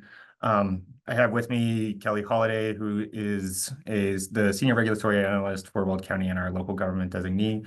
I only have a few minutes, so just wanted to briefly touch on some issues. Heard the presentation of Anna, and I had not seen that language before, but it all looked good to me for her suggestions to both Rule 301F and 302C. We prepared some minor changes to Rule 301 as well that for your consideration. I think depending on how the commission wants to go. But essentially, we definitely agree with everything that they were saying. And as we were saying in direct testimony, that the public, it's too early to get them involved at the pre-application process. And so I think the way that Anna proposed to solve it and increase transparency makes sense. Or also, so this is just striking the inclusion in 301G of any residents. And then our suggestion would be to, currently it's 301G5, the results of the pre-application consultation requiring a summary. So essentially move that to its own subsection H, so that the summary is required for both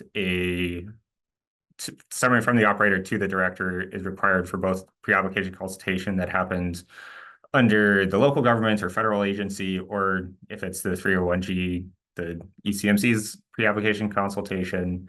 And then in the which is in the notice that's in the existing August draft rules, making sure that the notice also includes a summary of the pre-application consultations, that it goes out to the members of the public.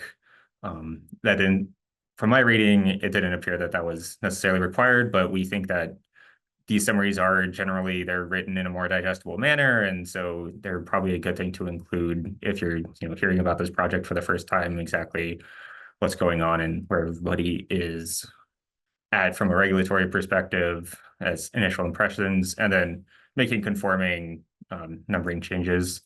So we will also be submitting a red line for the commission's consideration. But hopefully we can come to a good resolution on this issue. And then the only thing I also want to again reiterate is that for the definitions of industrial facility, we believe that dairies should be struck from the definition, as we do not believe they're an industrial facility. And we've heard several concerning comments during the pendency of this rulemaking on that issue. And with that, either I or Ms. Holiday are available to answer any questions. Great, thank you very much. Questions? Commissioner Oath? Thanks. Mr. Conroy, on the first and on the last slide, so I'm thinking about the fact that, environmental justice is about involving people in decisions that have the potential to affect their life. What's your thinking about why folks within 2,000 feet should not be involved in the pre-application consultation meeting? So I think it's a question of when is the right time to get them involved, right? That sort of just dropping people into a meeting where nobody knows what's going on is not necessarily the appropriate time to do so, because, right, like if they have any questions, or if the the practitioners like the operator and the regulatory agencies want to use jargon and like actually figure out what's going on and figure out, oh, what about these alternate sites? What ESPs, what do an ALA, right? Like to me, it's sort of an issue of, you can be sort of just basically transparent of like, oh yeah, come watch the meeting and don't have anything explained. Or we can all get on at least an initial like understanding of what the stage is, and then for the people to get involved, then they can ask questions of either ECMC staff, local government staff, federal agency staff, or of the operator, and actually have all of these individuals can have an informed conversation, which actually leads to, in my opinion, better information exchange than just here, you're invited to this meeting. So don't disagree with wanting people to have the ability to ask questions at that stage in the process as well, which I don't think there's anything that would stop that if they were also involved in the pre-application meeting, where some fairly substantial things are being talked about, specifically as Lisa's proposed would be like this impact area, and some other things. So for you, it's really about the right time. Right. And it's the right time, and again, the ability to, I don't think it's very helpful if sort of local government, like other resources, don't have the information to help discuss before the public does, right? Like obviously the public should have access to all the information that we have, that we base our decisions on, but I think it's very important that we digest it first in order to have a more meaningful conversation. Okay. And Ms. Holiday, did you have something to add? I just, as far as the timing and when to get the public involved, I think one of the big concerns that we see or foresee happening, if you are getting the public involved at this very early planning phase, where land use planning experts are having a big picture discussion going into alternative sightings, a lot of times operators are coming to these pre-application meetings not having a surface use agreement in place yet. And are you then pitting people against each other and possibly jeopardizing those negotiations that operators are trying to have with surface owners whether surface owners are for or against oil and gas, I think there's the opportunity for, I want this on my property, I want them to go here, or, oh, they're negotiating this with my neighbor, I'd rather it over here. And I think that there's just too much unknown at that pre-application meeting phase that it would be poor timing to have the public involved versus having access to the information that was discussed, but an actual planned location coming forward out of that pre-application meeting. And I would add on again, as previously mentioned by the WRLG, that sometimes these pre-applications don't actually turn into actual applications and actual potential sites. And so I think there's sort of cause of extra confusion of, well, maybe we're considering it, and then we decided to go a different direction, and then knowing, right, like there's more certainty. Obviously, getting the public involved prior to even like as proposed, like prior to the application, there's still lots of time for review and lots of time to be involved in the decision, and it's well before the matter has gotten before any of the actual decision makers. But it's just, again, yeah, there's the timing issue. Okay. Thanks for your perspective on that. That's helpful. Commissioner Messner?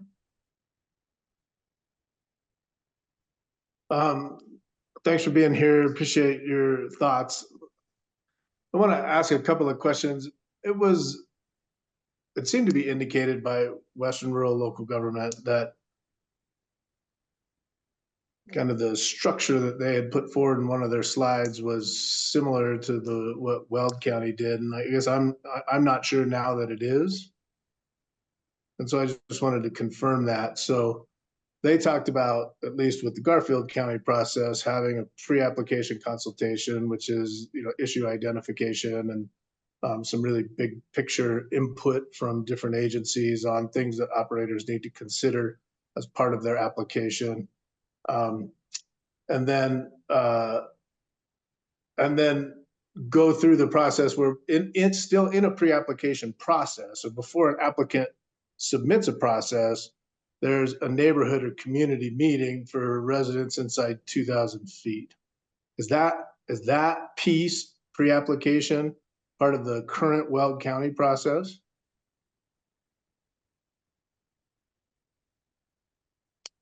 I can answer that question, Commissioner Messner. Thank you. It is not currently part of the pre-application process. There is a notice that would go out to all property owners within 2,000 feet prior to an application submittal, which invites those property owners to engage in the process. So that is before application submittal. There is not the requirement of a community meeting, though. Okay. So, all right, that's good to know, because that process that was laid out, at least by now, Adams County, Boulder County, and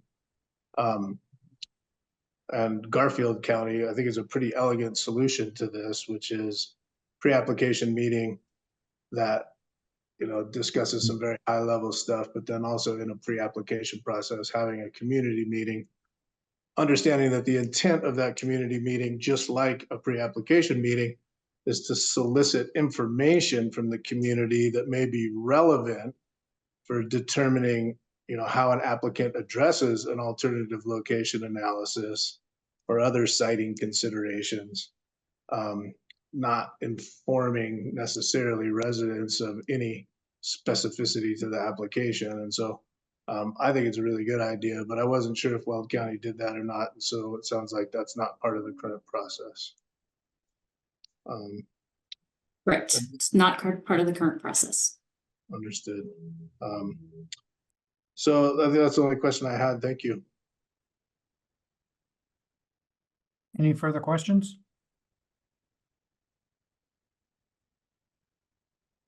All right, thank you very much. We appreciate Weld County being with us once again. As always, you provide a really good information to us as we work through these issues. So thanks again. And we will allow you to move on and hope you stick around and work with us as we move forward. Let's take one more, the Greenhouse Connection Center, Harmony Cummins.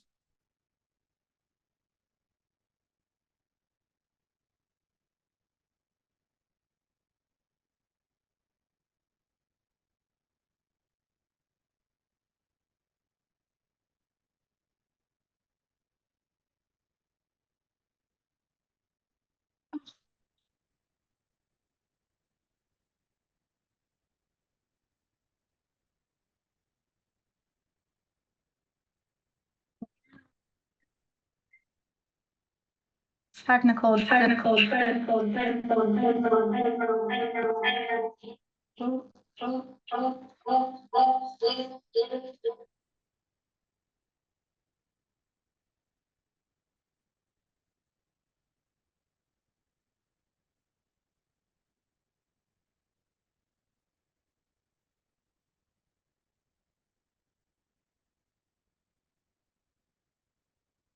Ms. Cummins, for what it's worth, you are echoing quite a bit when you turn your audio on. I heard that, and I am having, of course, a camera issue on one phone. Can I be elevated as a panelist on my cell phone as well? I think I might be in here twice, and then that way I can do my camera from that side. You know, for what it's worth, you're not echoing anymore. So do you want to try your video again? I asked if I could please be elevated as a panelist. I'm also on my cell phone because my camera is not working from my computer. Okay. Mr. Thomas, do you find her as in the waiting room for panelists? I do. We're sending her the offer, so just make sure to accept the promotion and we should be able to get both up here.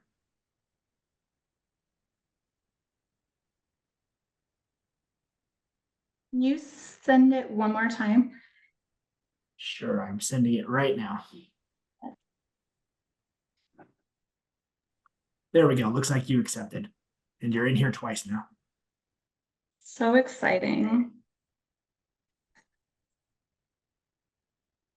And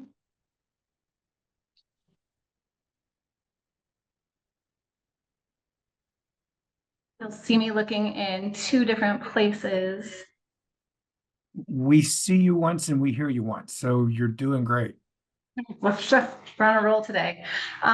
Yeah, here we go. Time is limited, so I just want to start and say I sit in a lot of community spaces. Was just in a meeting last night with APCD, and community says the same thing over and over. Would you want to live next to what you are permitting? Would it feel safe for you and your family? Is money worth more than people? Please include all subsets in the DIC definition. There's a need for better data to do better permitting. Imagine, if you will, Cider Plus includes estimates, actuals, cap data. The ECMC dashboard on GARE has a human interface with the ability to sort and have totals. CPW also spoke to the importance of looking at cumulative impacts over time, where we can see trends over years. Adding this information in the CI annual report needs to be included, also including annual totals, cumulative totals for emissions, water usage violations. Please ask me more questions on this. The need to demystify language and the ECMC processes. The liaison should be a bridge for this, supported by staff and the commission. These processes are very difficult for community and marginalized voices. The scales of impacts, resources, and benefits are very off balance. Many government staff have shared that they don't have the resources they need to adequately do their jobs and have protections. In addition, the industry's profit-driven push to automate field jobs has negative impacts. Less field workers, a less trained workforce, and less oversight happening in the field. Yesterday, CDPHE mentioned these disconnects between operators to contractors to subcontracts to workforce training issues when it's not the A team. We shouldn't be so strained for resources and staff to fully protect communities when the industry made $25 billion in Colorado in 2022 and continues to make record profits. The scales of who financially benefits and who truly pays the price are significantly off balance. The cost to impacted communities is so much greater, with higher rates of disease, missed days of school, work, caring for sick relatives, funerals, and many impacted communities don't have access to health care. Please consider the operator's previous year shareholder payouts and profits when assessing what they have resources available to put towards environmental and public health protections. More than anything, I am a mom who is scared and depressed when we know it's unhealthy for our babies to breathe and play outside in the summer. And families and DICs experience these impacts so much more every day.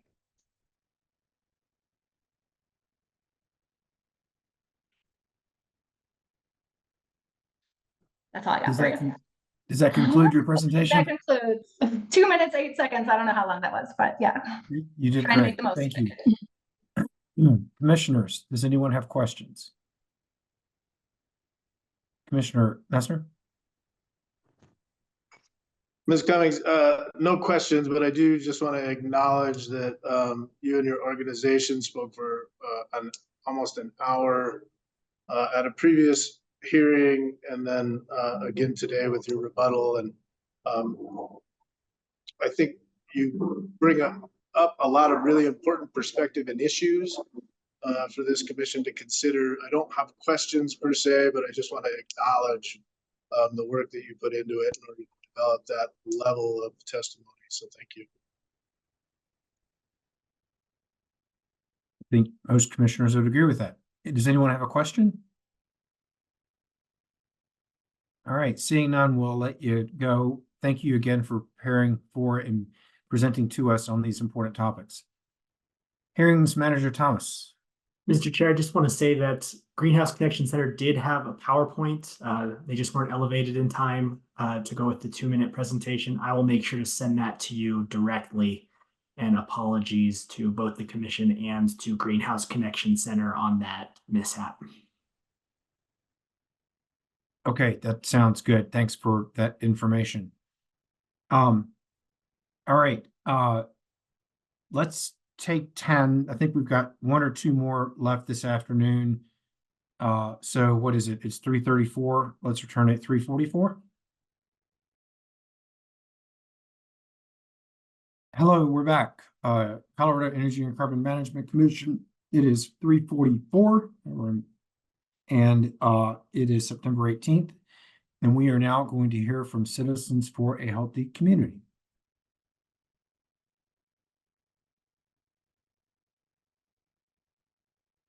Put my video on.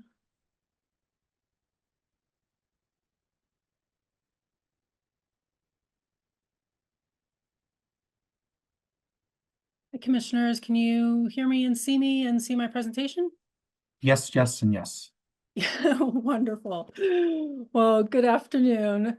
Natasha Leger, Executive Director with Citizens for a Healthy Community, and thank you for the opportunity to comment this afternoon. We agree with many of the rebuttals by Earthworks, Sierra Club, 350 Colorado, Physicians for a Social Responsibility, and will not repeat them here. We will address red lines to the SBP, cumulative impacts framework, thresholds, federal lands, and denial criteria. These rules should be about getting to certainty for both the public and industry on how cumulative impacts will be addressed by the commission. To date, there is no certainty in the draft rules that cumulative impacts will be addressed beyond requiring more process, procedure, and information from the operators. We discussed the purpose of cumulative impacts rules and analysis in our opening presentation and now offer language to include in the SBP. In listening to the party presentations and commissioner questions, it's clear that a framework for thinking about cumulative impacts within the context of the definition are missing. Kate Fury with CDPHE mentioned that cumulative impacts analysis is hard to do and agencies are struggling with it. We also did a search for frameworks to illustrate cumulative impacts analysis and couldn't find one. So I'm offering this Venn diagram for consideration. What also prompted me to do this was Mr. Lepore's comment that landslides are not cumulative impacts following our presentation. Breaking down the definition of cumulative impacts, we need to first start with public health and the environment as a baseline. We seem to have lost track of the umbrella requirement, instead focusing on resource subsets. Then we need to look at past, present, and future development. Baseline plus past, present, and future development are the state of public health and the environment. Then on top of that, add proposed oil and gas activities to identify the cumulative impacts And all that needs to be done within the context of the impact area. The impact area here is not a perfect circle because impacts don't exist in a perfect circle, nor do they respect political boundaries or an impact radius. I want to focus on the baseline circle. The environment is not limited to surface impacts, but includes subsurface impacts. During the mission change rulemaking, leading geotechnical engineers and geologists in the state submitted a letter stating that oil and gas was treated differently from other industries with respect to geohazard analysis and planning.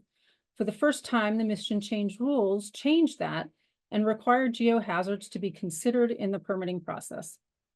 Rule 304B7I requires a geohazard map within 1 mile and a secondary map if geohazards are identified beyond the 1 mile radius. Geohazards include earthquakes, landslides, subsidence, and radioactivity.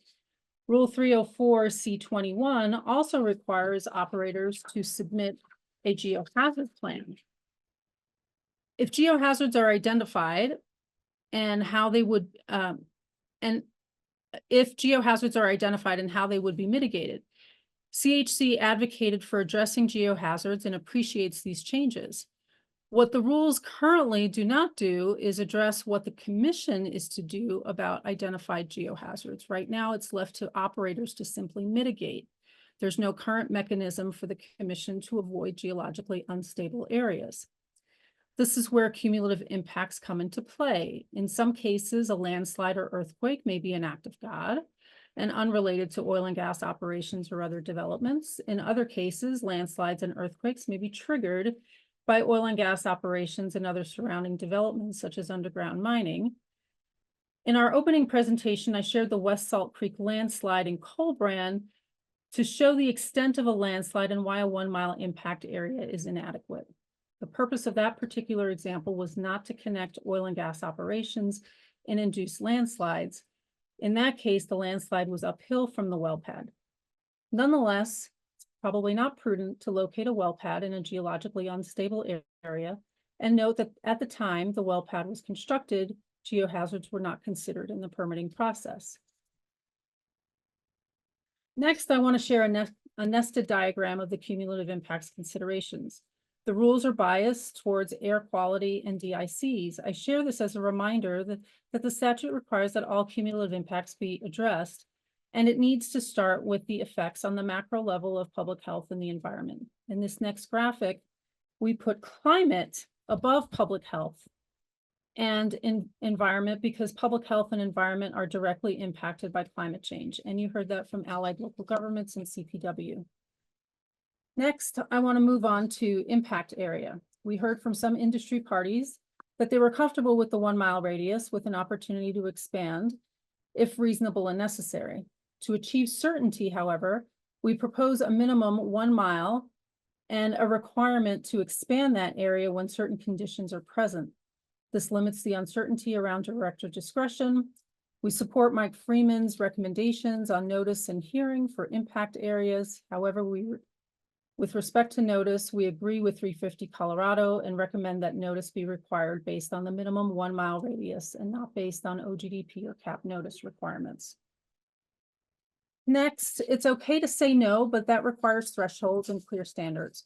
We made recommendations earlier and support WCA's recommendations for thresholds and offer the following recommendations.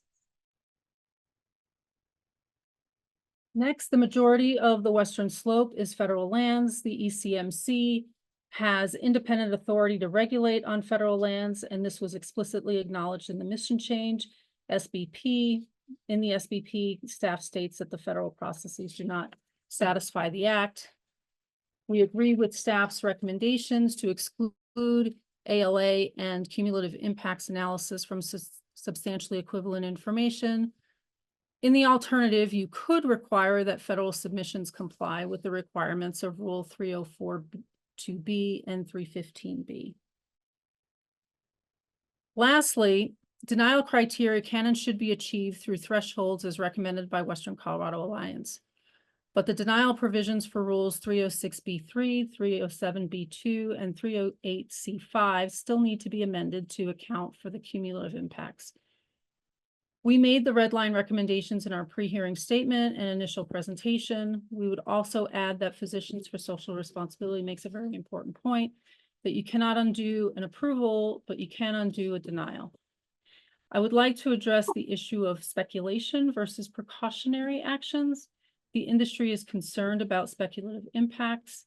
However, you heard from several parties in CPW on the state of our ecosystems, wildlife, and also real life experiences on the state of public health, especially in DICs.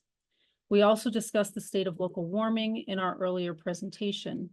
So the question is how much damage needs to occur before this commission takes action?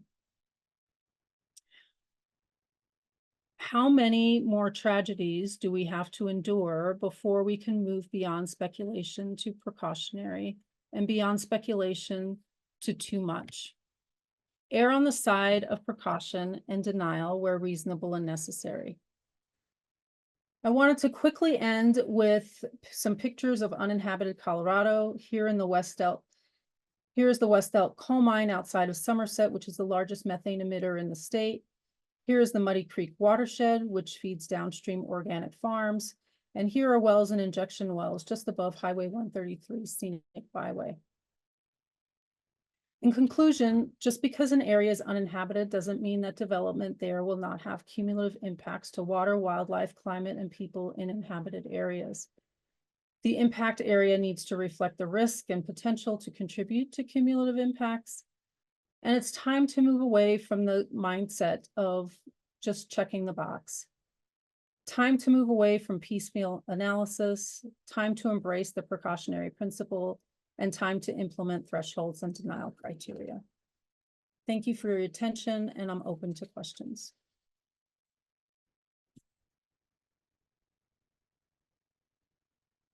Thank you for the presentation and for continued work with us on these issues. Commissioners, Ms. Leger is open for questions.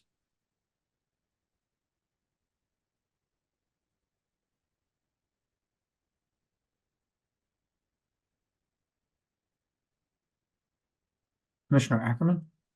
Thanks, Mr. Chair. This one, it's a bit broad. And I know we've had some presentations and some thoughts on this, but just wanted to jog your brain for, you mentioned at the end there, it's time to implement thresholds and denial criteria. And wanted to get your further thoughts on what you think are appropriate thresholds and denial criteria. I stopped sharing my screen, but I should probably go back to the slide where we had red lines for Western Colorado Alliance. And if you would indulge me for a moment, let me go back and share my presentation. Thank you. Yeah, that'd be great.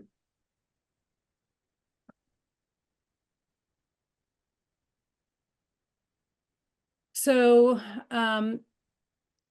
in red, starting from A, cumulative impacts thresholds, including, these were the recommendations that were made by Western Colorado Alliance for thresholds. And they focus on the resource impact areas under the definition of cumulative impacts, air quality, water quality, climate, et cetera. And we agree with those. We added 4 other ones, which would be under the broad umbrella of public health and the environment, which would include the CDPHE EnviroScreen of 80th percentile, although I recognize that not a lot of activity is in that 80th percentile right now, but nonetheless, we think that that is a threshold level. A geologic hazard area, or if a well pad or wastewater injection is proposed within 3 miles of a sensitive infrastructure. And then we had raised this also, we had raised these points in our previous recommendations for thresholds, and then also a watershed or river basin that has specific withdrawal limits, and then also the local warming piece, which is that the commission should deny a project or facility in an area that has already warmed 1.5 degrees Celsius. And I also wanted to add that at the top of 315B3, we had commented on this in our pre-hearing statement in regards to the adequately evaluates and addresses standard for review. And we feel that it's important to incorporate the avoid, minimize, and mitigate standard into that. Adequately evaluates and addresses is just vague and ambiguous. So we wanted to put some more certainty around that. Thank you. Thank you for your work on these draft suggestions and for pointing us in that direction. I appreciate your input here. Thank you. Thank you for the question. Other questions from commissioners?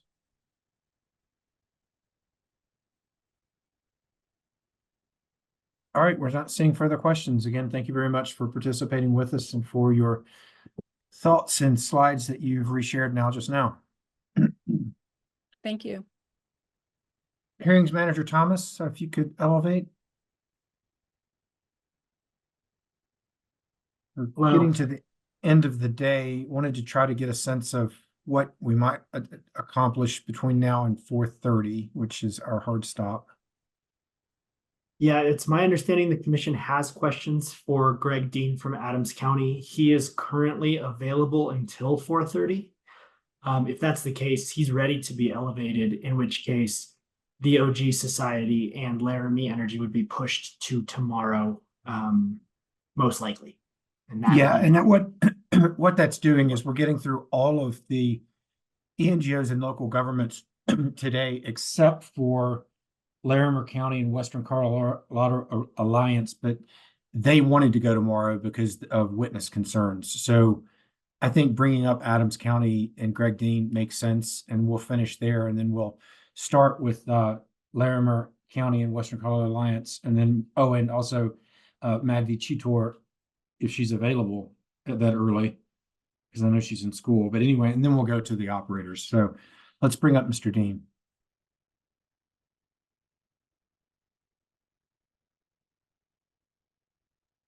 Hello, Mr. Dean. Welcome. Hello, I'm in the process of sharing my screen. One moment.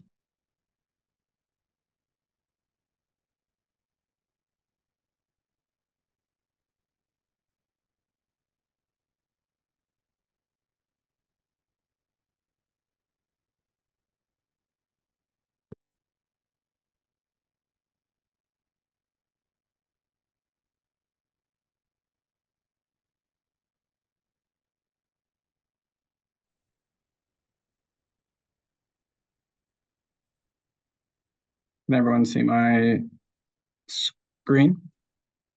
We can see your screen. It's not in screen share mode, but that's okay. I know that your time was used up, but I wanted, you had a lot of good points that I think commissioners resonated with during your opening. And so I wanted just to bring you back because I felt like we might have some questions for you, and having a screen up might be able to help you answer questions. And all of this is unanticipated, so we'll see where we go with this. We have the opportunity as commissioners to bring witnesses back if we think they're going to add value or not. And we think you probably do add some value. So with that, commissioners, does anyone have questions? Commissioner Cross. Thank you, Mr. Chair, and thank you, Mr. Dean, for being available to come back. I know that you submitted additional red lines, and so I was hoping to try and get a little more clarity and some explanation on some of those red lines. I think it might make sense to start with 301G, especially as we've had some of the pre-application consultation discussions in some of these. And I don't know if you were able to listen to Western and rural local governments and or Weld County as well. But one of the things that I wanted to look at is you had a 301G, if I can pull it up here, that talked about having the director make a determination on the impact area and provide it to the operator, persons in attendance, the local government for this pre-application within 14 days.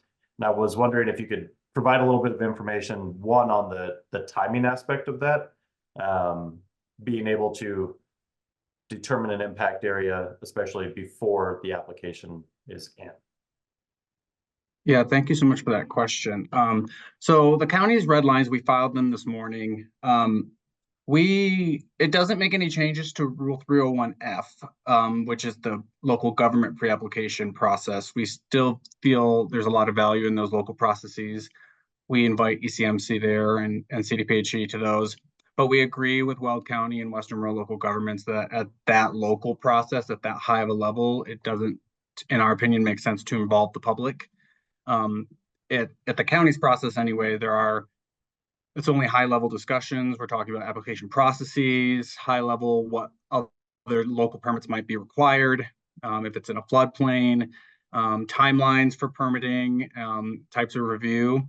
But we agree with a lot of the community groups that said that there should be some community involvement pre-application. So we have proposed in our red lines to turn 301G, the general pre-application consultation, into what we call at the county a neighborhood meeting. So it's a pre-application meeting, but it expands local government notice to 3 miles. So because in our opinion, you're reviewing reasonably foreseeable future development, that local government notice window should be very broad.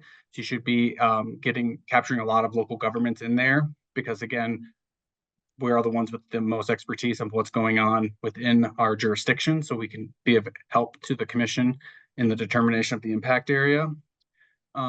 We also do believe at this stage that the community should be involved. Our recommendation in our red lines is for 1 mile from all residential building units, high capacity building units, school facilities, and childcare centers should be involved in this 301. I've been calling it a 301G meeting. It's essentially the community meeting. And then at the conclusion of those meetings, and again, we anticipate it might need to be more than one meeting. And I think the rules as they're drafted allows there to be more than one. Potentially it could be local governments, the operator, ECMC, CDPHE discussing things. And then there's a community meeting where members of the local government can also attend, community members, community organizations. ECMC will also attend those. And at the conclusion of those pre-application meetings, the director has 14 days to make her official determination of the impact area. And when that determination is made, similar to a director's recommendation, a report will be released to everyone in attendance, the public. Will be posted on the website, similar to how a director's determination would be. And that happens pre-application. So it sets the impact area at the conclusion of all these meetings, so the director and staff can take into consideration local governments, CDPHE, and the community. And I put 14 days. It could be 21 days. I think I wanted to keep it shorter so that it doesn't unnecessarily delay the timeline for operators, but long enough so that the director will hopefully have enough time to make a substantial determination if it's 1 mile or needs to be greater than 1 mile. And then once the operator has that director determination of impact area, then they can submit an official application to the ECMC through the other Rule 300 series processes. Okay, that's helpful to kind of understand it, and I think very similar to what, as you said, the Western and rural local governments talked about, how they have, at least in Garfield County, have the pre-application meeting without the members of the public, but then also the neighborhood type meeting, the community meeting there. I'm curious your thoughts on, because I know Weld County, for example, in the past has expressed a desire not to change their local processes. And so I'm curious your thoughts on maybe if you're able to hear what Western and rural local government said, that the local process stays the same as long as it does account for the opportunity for that community type meeting that you're talking about. And if not, then using a process like this. Yeah, and I was able to listen to Western rural local governments and Weld County's testimony. I would certainly never want to require another local government to change their local process. But I like that idea that you just proposed, that if they do meet the requirements as we've drafted them in our red lines at the local level, then maybe that would suffice for the 301G meeting, as long as it has some sort of community engagement. Now, if Weld County or another local government chooses to not change their process, that's 100% fine, and that doesn't negate the director's responsibility to attend Weld County's local process meeting, pre-application meeting, but it just wouldn't suffice for the state's 301G meeting because it doesn't involve the community. But if it does, then it can then that local process can supplement the 301G meeting. Does that make sense? So I would never want to force another local government to change the process if that process works for them and that's how their land use regulations and code are written, then that's fine. But then it would just require another meeting facilitated by the ECMC to satisfy those requirements. And I think at the end, the whole culmination of it will be the director's determination of impact area. And then it goes through the formal application process after that. Okay, that's helpful. And then I had, I think, two other questions I wanted to touch on. One was you have the 301J with, you talk about confirming direct notice prior to notices going out. And so I was hoping to get a little more information on that as well. Yeah, I think that rule only would make sense if the ECMC is the one facilitating the 301G meeting. The county's concern is there's not anything in ECMC regulations that confirms who is being invited to these 301G meetings or these pre-application meetings, or even honestly, there's no really confirmation at the ECMC level that the notices that would go out otherwise, even post completeness, are being sent to the correct people. I think there needs to be some provisions in the regulations that confirm who the invitees are and who the noticed residents, landowners, tenants, and agents would need to be for all notices that would otherwise be required in the commission's rules. Okay, and you said that currently Adams County does 3 miles for their notices being sent out. Is that Ours correct? are currently at 1 mile. We suggested 3 miles for local governments, specifically because of the reasonably foreseeable future development implications. Our regulations were adopted before reasonably foreseeable considerations were enacted and before even cumulative impacts were a thing. So there's a chance that our board might suggest we increase our radius, our notice radius as well.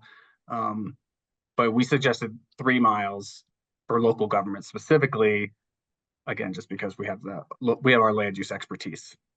Okay. Thank you. And then the other one I wanted to touch on is some of your changes in 316, specifically looking at, make sure I get the number right, 316 C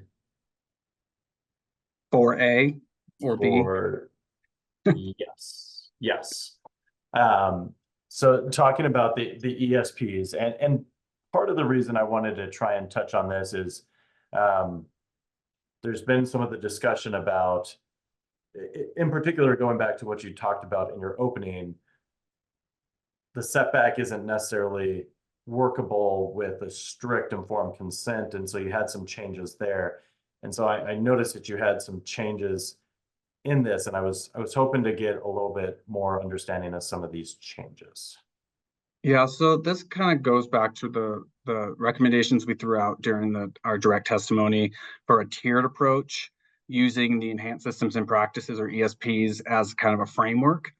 And in the last week, I've been trying to work through 604 and how to build this language in, setback language in there. And I just, the more I think about it, the more I don't think they belong in 604C. I know setbacks do, but what I was thinking about doesn't really fit into Rule 604C. So I built them into 316C.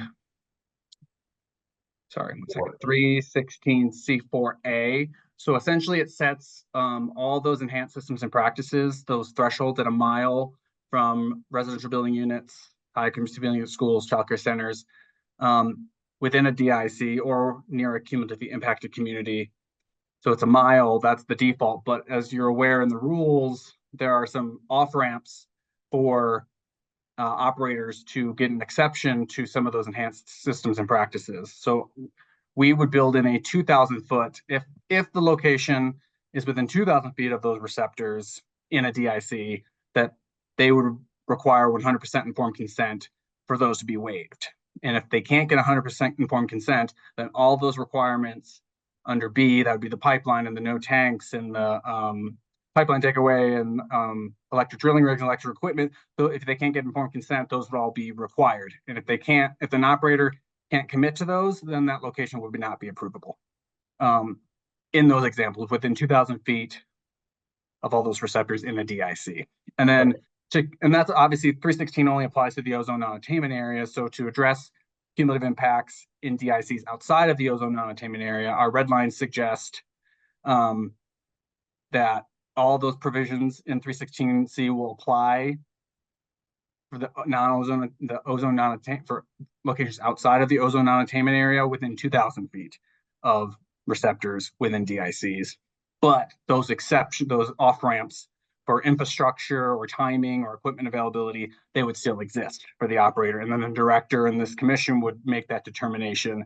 So it kind of builds in a setback. It also gives a little bit of that informed consent, especially in the ozone non-attainment area when these types of impacts are most likely to have more significant potential adverse impacts to community members. So that's kind of our way to build in a setback and a tiered approach to protections for public health while acknowledging that 100% informed consent, in our opinion, is just not really reasonable. Again, as I iterated in my testimony, we have a hard time getting 100% informed consent for anything at the county. And oftentimes we'll send out hundreds of notices for public comment and we'll get three comments back and they're all three in opposition. So it looks like everyone's against it, but if we sent out 150 notices and we only got 3 responses, even those 3 are in opposition, they could be within 2,000 feet and could tank an entire project. So we use informed consent again as a tool that our commissioners can weigh in totality of an application, BMPs, conditions of approval, if they've made facility design changes, timing of the application or timing of the operations, our board can make those determinations in totality. So instead of it being a setback of no operations absent informed consent, it's no operations without the ESPs absent informed consent. Correct. That's correct. Okay, that's very helpful to understand. Thank you. As I said, I think those were my only questions. I wanted to make sure I had clarity on those issues as I looked through the red line today. Thanks, Commissioner Cross, and thanks, Mr. Dean, for the discussion. I think that was helpful. Further questions? Commissioner Messmer? Thanks, Mr. Dean. I want to flesh that one out a little further. I figured you might. Because I'm also trying to figure out, we're going to have operators that say it's not practicable to do these ESPs. And so therefore, what? Like, what's the ramification? Because it may be just as hard for an operator to commit to the ESPs as it is for them to get informed consent. I feel like in reading the draft regulations, a lot of the ESPs and a lot of the exceptions that would be evaluated by the director in the ESPs are timing, availability, infrastructure in place. I feel like that's more on the operator, and I feel like that's something the operator can actually fix, as opposed to someone maybe not being open to signing a big, long legal document for informed consent, or maybe one person saying no and that tanks an entire project.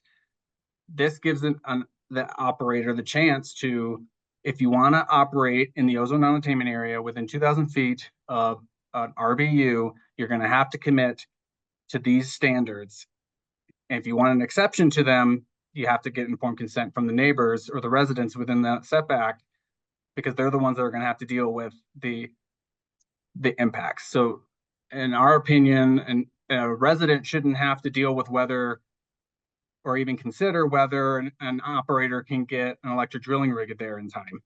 That's not really the resident's fault. That's the operator and their lack of planning. And I'm not calling any operator out. I'm just saying, I think these enhanced standards, these ESPs, are really really well drafted, and I think they're really important. And we're open to and recognize that there are certain instances where it might be appropriate to have an exception for them. But we would argue in the ozone non-attainment area within 2,000 feet of residences would probably be the time where we wouldn't want those to be waived. And so in your proposal, all consideration of as practicable gets eliminated from these ESPs in this particular instance.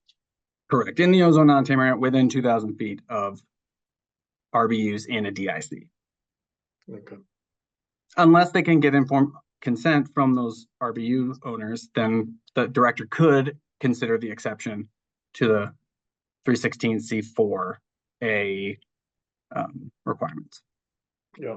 All right. I'm following your concept at least. And so that's helpful. It's just challenging in the setback rules to have this because, again, I think with these ESPs, all things being, what they are, I think a lot of these locations, even near DICs, could be approvable with all of these. I mean, these ESPs are very robust. And so I think having all of these it should be leveraged versus no, it can't be permitted, or yes, it can be permitted. And again, I'm always very nervous about letting one landowner, one resident potentially derail an entire project. And so in your initial concept, you had talked about tiers, plural. And so now we've got the tier for inside 2,000 feet. What other, and then there's another tier between 2,000 feet and a mile. Is that what you're proposing, or am I making that up? I added the mile to the ESP language in 316C for all the ESPs. It's a mile, and then there's added requirements where they're not waivable, or there's no exceptions that can be granted without informed consent within 2,000 feet of the RBUs in the ozone non-attainment area. And then there are currently no protectors or ESP requirements for operations outside the ozone non-attainment area. So our language would put certain protections in place outside the ozone non-attainment area for DICs and residences within 2,000 feet of RBUs and schools and childcare facilities outside the ozone non-attainment area. So those are the kind of tiers. You have a mile, that's pretty much everything that's in the ozone non-attainment area. And then you even have even higher protections where they're gonna be required no matter what if you're within 2,000 feet in the ozone non-attainment area. So that's another tier. And then if you're outside the ozone non-attainment area, there are still ESPs in place for locations that are near homes and schools in DICs. So I did try to have, I tried to build a tiered structure in 604, and it just didn't make any sense the way that I was trying to, because again, at the end of the day, I truly believe that a lot of impacts can be mitigated or avoided through these ESPs, through facility design changes, and through BMPs. And I felt like that was getting lost in 604. And so that's why I put them in 316 as an alternative way to address it. Okay. Okay, well, let's talk a little bit about impact areas there. I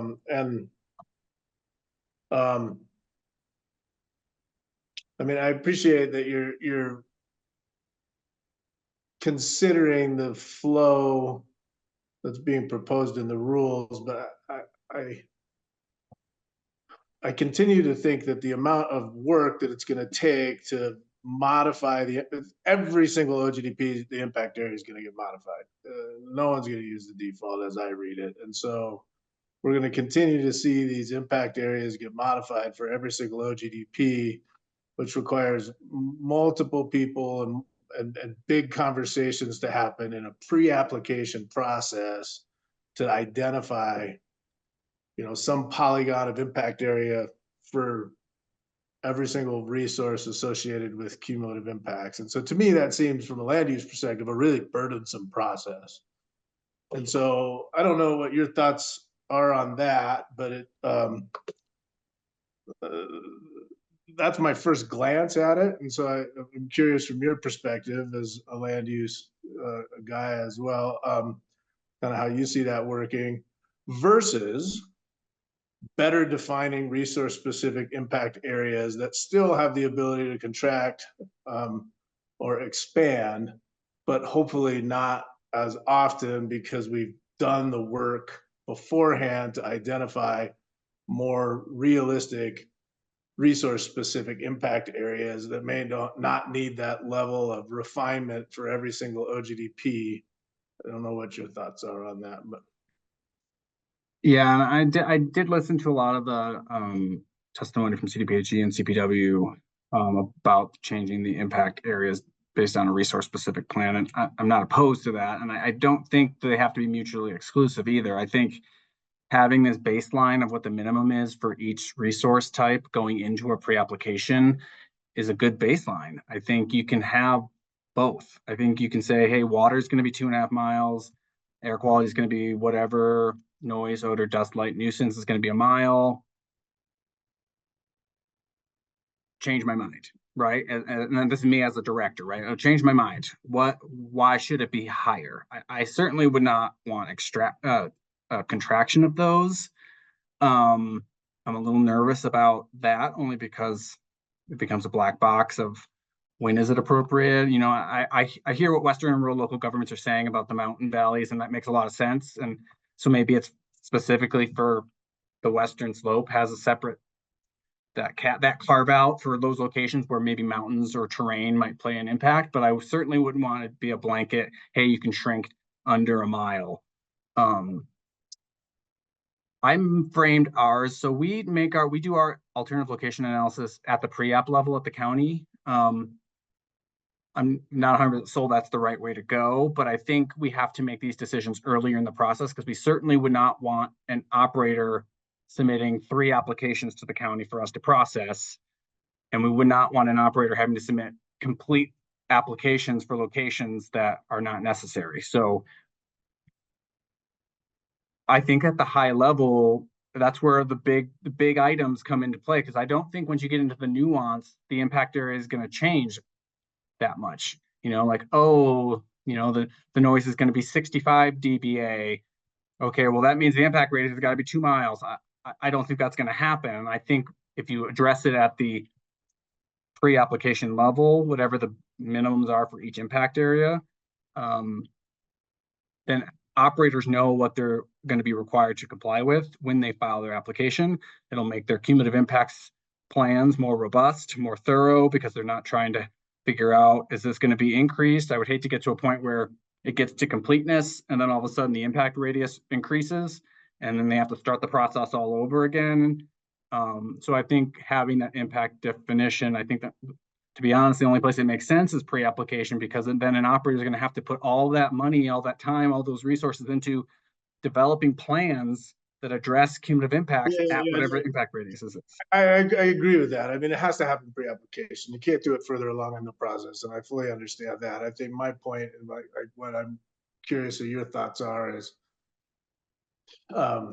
trying to get more realistic impact areas besides a default mile from a resource specific. I mean, if there is different ones, right? So I'm open to like people making their arguments a mile isn't appropriate for particular resources, but rather than just saying, well, we're just going to set everything at 1 mile and then we're going to manipulate it at the pre-app meeting, that seems challenging, because now you're having to bring in tons of information in order to be able to manipulate it for every single OGDP versus let's have a presumptive one based on science or based on like real data that hopefully wouldn't be modified as much. But these are the things that I'm thinking about. So I get that concern. We certainly wouldn't want every single application, and we wouldn't want it even to be at the, okay, this one's 2.7 miles, this one's 2.37 miles. Like, you know, I don't want that level. I'm thinking like mile increments, kind of. That's in my head what I envision an impact area determination will be. But we also have to recognize that every application is unique and it's got a time component to it. And we live in a cumulative impacts world, which is kind of a complex, nuanced, multifaceted topic as it is. And so I get not wanting a million different, and I think through trial and error, we'll figure that out. But unfortunately, every application is so unique, and the sources of impact that could contribute to cumulative impacts, I think, are such that I think it's going to be necessary. Okay. That's just my opinion. No, I appreciate your thoughts, and I don't have any further questions because I acknowledge we have a hard stop at 4:30, but thanks for being here. Any further final questions? Mr. Dean, we appreciate you letting us ambush you this evening without foretelling you that we were going to do so. You do bring a lot of really good perspective from a community that's got oil and gas and that's got a lot of land use, and appreciate the dialogue between you and Commissioner Messner. So thank you very much for being with us this afternoon. Thank you. Okay, commissioners, we are going to halt for the evening. We've got the parties identified for tomorrow. We're going to start at 9 o'clock. We've got approximately 3.5 direct hours and then Q&A. So hopefully we'll be able to get through things tomorrow, and then we'll see about, sort of next steps moving into deliberations. To all of our stakeholders, all 85 of you that are with us, we thank you. For the people that came to Case in Chief closing today, we thank you. There's been a lot of thoughtful participation by Coloradans in this work that we're doing. And I think all 6 of our commissioners are grateful for the work that we see from everyone, even in times when there's, not consensus and there's varying viewpoints on important issues for the state. With that, we'll adjourn on September 18th, and we will reconvene on September 19th at 9 a.m. See you tomorrow, guys.